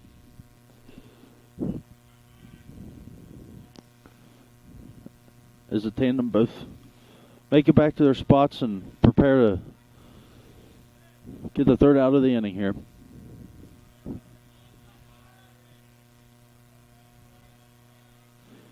Gets a signal. Delivers home. Misses high and outside there. Leaving the count at 1-1. We'd really like to see the Lions get out of the top of the ninth unscathed and have a fighter's chance at, you know, crawling back into this ball game, maybe seeing another Ryan Murray walk-off home run. That would be nice. Breaking ball that just gets away from Frederick there, runs around the head of Medley. He's lucky it didn't get him. Yes. Now the count's 2-1. Frederick back to work. Shakes off a sign and then finds what he wants. Checks a runner at second, delivers home. Pitches outside 2. Again, just outside. I thought that one might have got the corner, but we'll move the count to 3-1.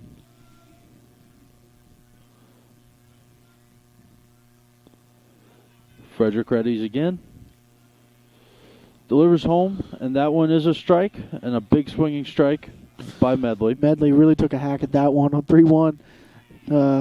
Now we got runners on first and second with the count full and 2 outs, so they're going on the pitch.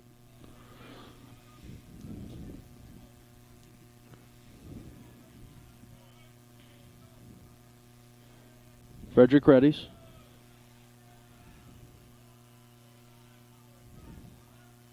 delivering the payoff pitch, and he gets a swinging strikeout. That is three strikeouts in the inning for Huge Frederick. strikeout there for Frederick. Get out of the inning with no runs. That'll be no runs on no hits, no errors, and 2 left on base for the Quakers in the top of the 9th. We'll see what the Lions have in store in the bottom of the 9th. We'll be right back with you.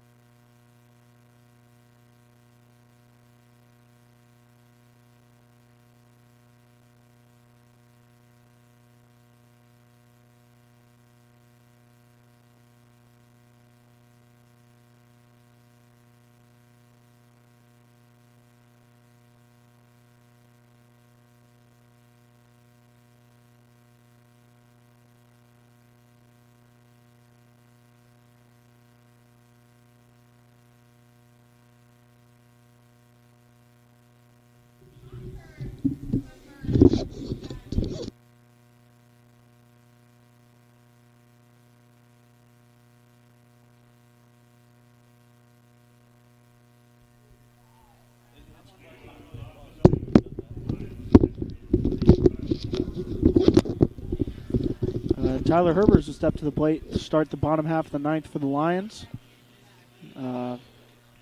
Herbers has collected 3 hits and 2 RBIs in this game. Really kind of opened things up for the Lions in the bottom of the 7th inning. The pitch to Herbers, he takes right down the middle for strike 1. Herbers has done some really nice things at the plate today. Has really kind of been one of the reasons why the Lions have been able to hang in this game. As he'll foul a pitch back just to the right of us up here in the booth. Coach Chuck Murray was not there in position to make a high effort play and redeem himself from earlier. So yeah, he's slacking today. Hopefully he'll be able to change his efforts next time that we're here. The 0-2 pitch to Herbers is swung on and missed for the first out as he go down quietly with a strikeout. Max Klein will be the next to step to the plate for the Lions. Klein, in 4 at-bats, has collected 2 hits, 1 RBI, and has scored 2 runs. Hopefully he can provide some late-game heroics for the Lions, get on base here. Yep. Just get a base runner in this situation. That's and Carzales comes to the plate. As it misses off the catcher's glove, but it's ball 1. 1-0 count here to Klein. 1 away here in the bottom half of the 9th. Lions trying to stay in the ball game, only down 4 runs. And Klein takes strike 1 on the bottom half of the plate. 1-1 count. Lions crawled back in this one with a 5-run 7th inning. Hopefully they're able to put some more together here. Klein takes a big chop at that, fouling it off of his shin or a foot or something. 1-2 count now to Klein.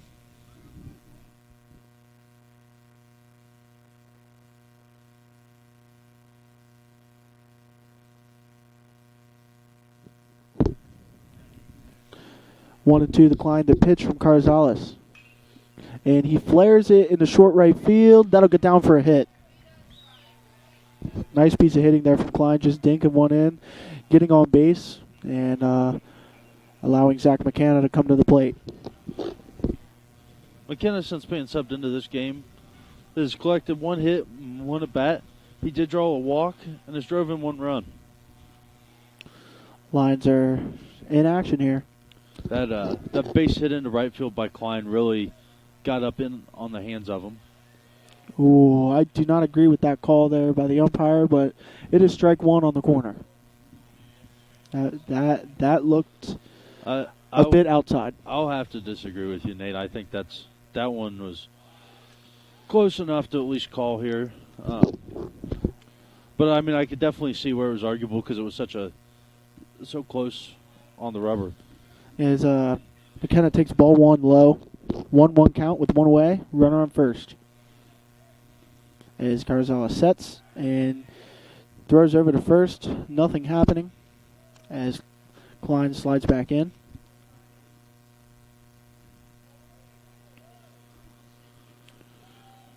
Carzala looks for the sign. And he sets. And delivers. Takes the ball high and inside. 2-1 count now to McKenna. That ball looked like if McKenna actually unloaded on a swing like he wanted to, that would have definitely hit him right in the hands. Yeah, it did catch the inside corner. Hopefully he can make something happen here. And the ball's outside. 3-1 now to McKenna. Just looking to get on base. With one away here in the bottom of the ninth.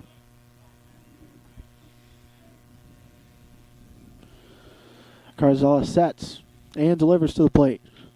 And another flare. This time it's right up the middle, and that'll get down for another hit. 2 flares, and the Lions will take whatever they can get. Doesn't matter how hard you hit it. You're on base. Now the game-tying run is standing in the on-deck circle here. In the batter's box, we have shortstop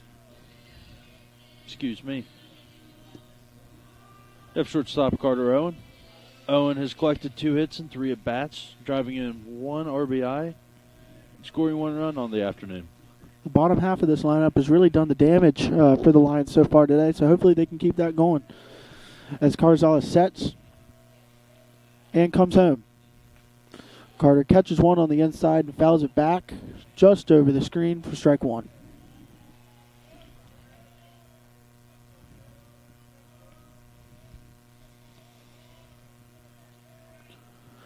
Carzales looks in for the sign.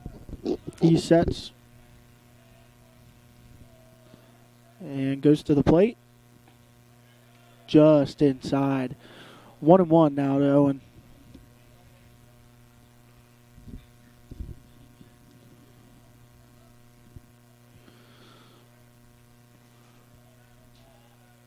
Runners on first and second, 1 out. And the pitch from Carzales finds the corner for a strike. 1-2.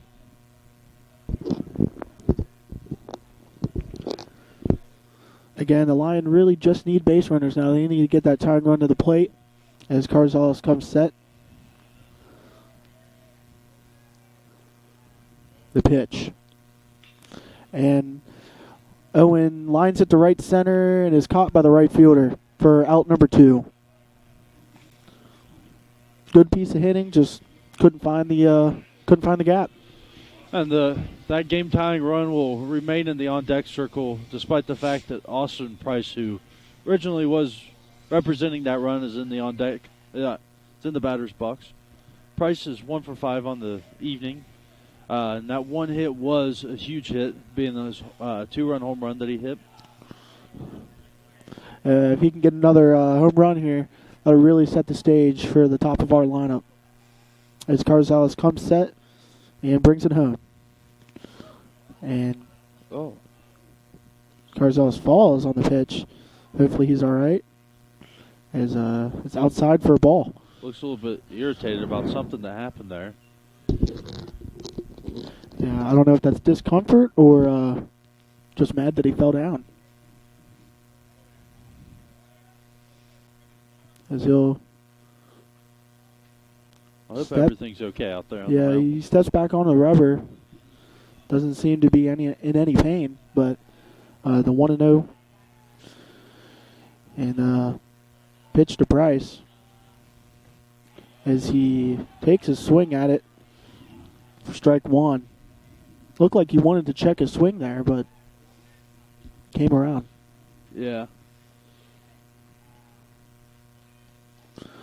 1-1 count to Price. And the pitch. Catches it on the inside handle of the bat to the second baseman. He throws and makes the play. And the Lions go down quietly here in the bottom of the ninth. They'll go down on no runs, 2 hits, no errors, and 2 men left on base, and we'll be right back with you in about a minute to offer you some final game wrap-up comments. Stay tuned.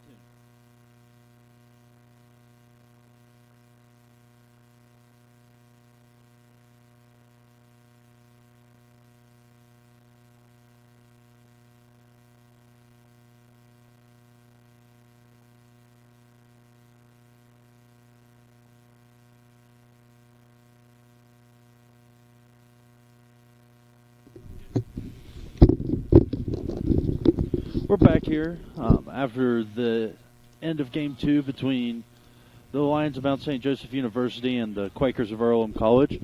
The Quakers do walk away with a full sweep.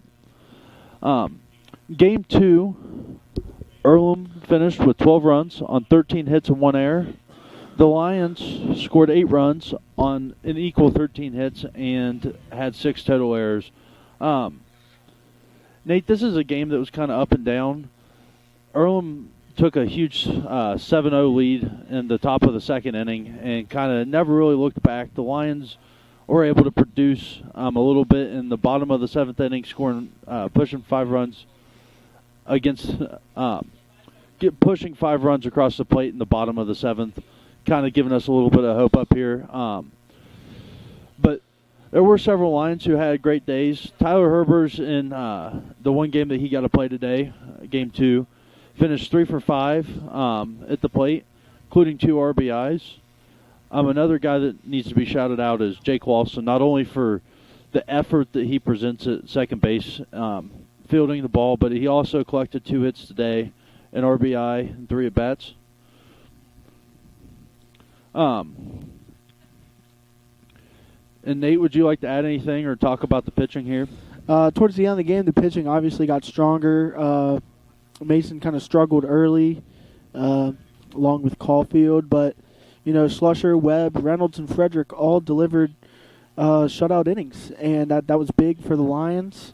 About getting back in this game, we're talking about the offense, but really, the bullpen really helped us out there to pull back. Absolutely, Nate, and something. One final thought here. Aiden Tower on the mound for Earlham, the reigning pitcher of the week for the Heartland Conference, had a great start going 6 2/3 innings. He allowed 3 earned runs and struck out 3 batters. With that, thank you for listening. Thank you for watching. And we'll be back with you guys when the Mount faces off with Transylvania on Tuesday at UC. Thanks for tuning in. Thank you.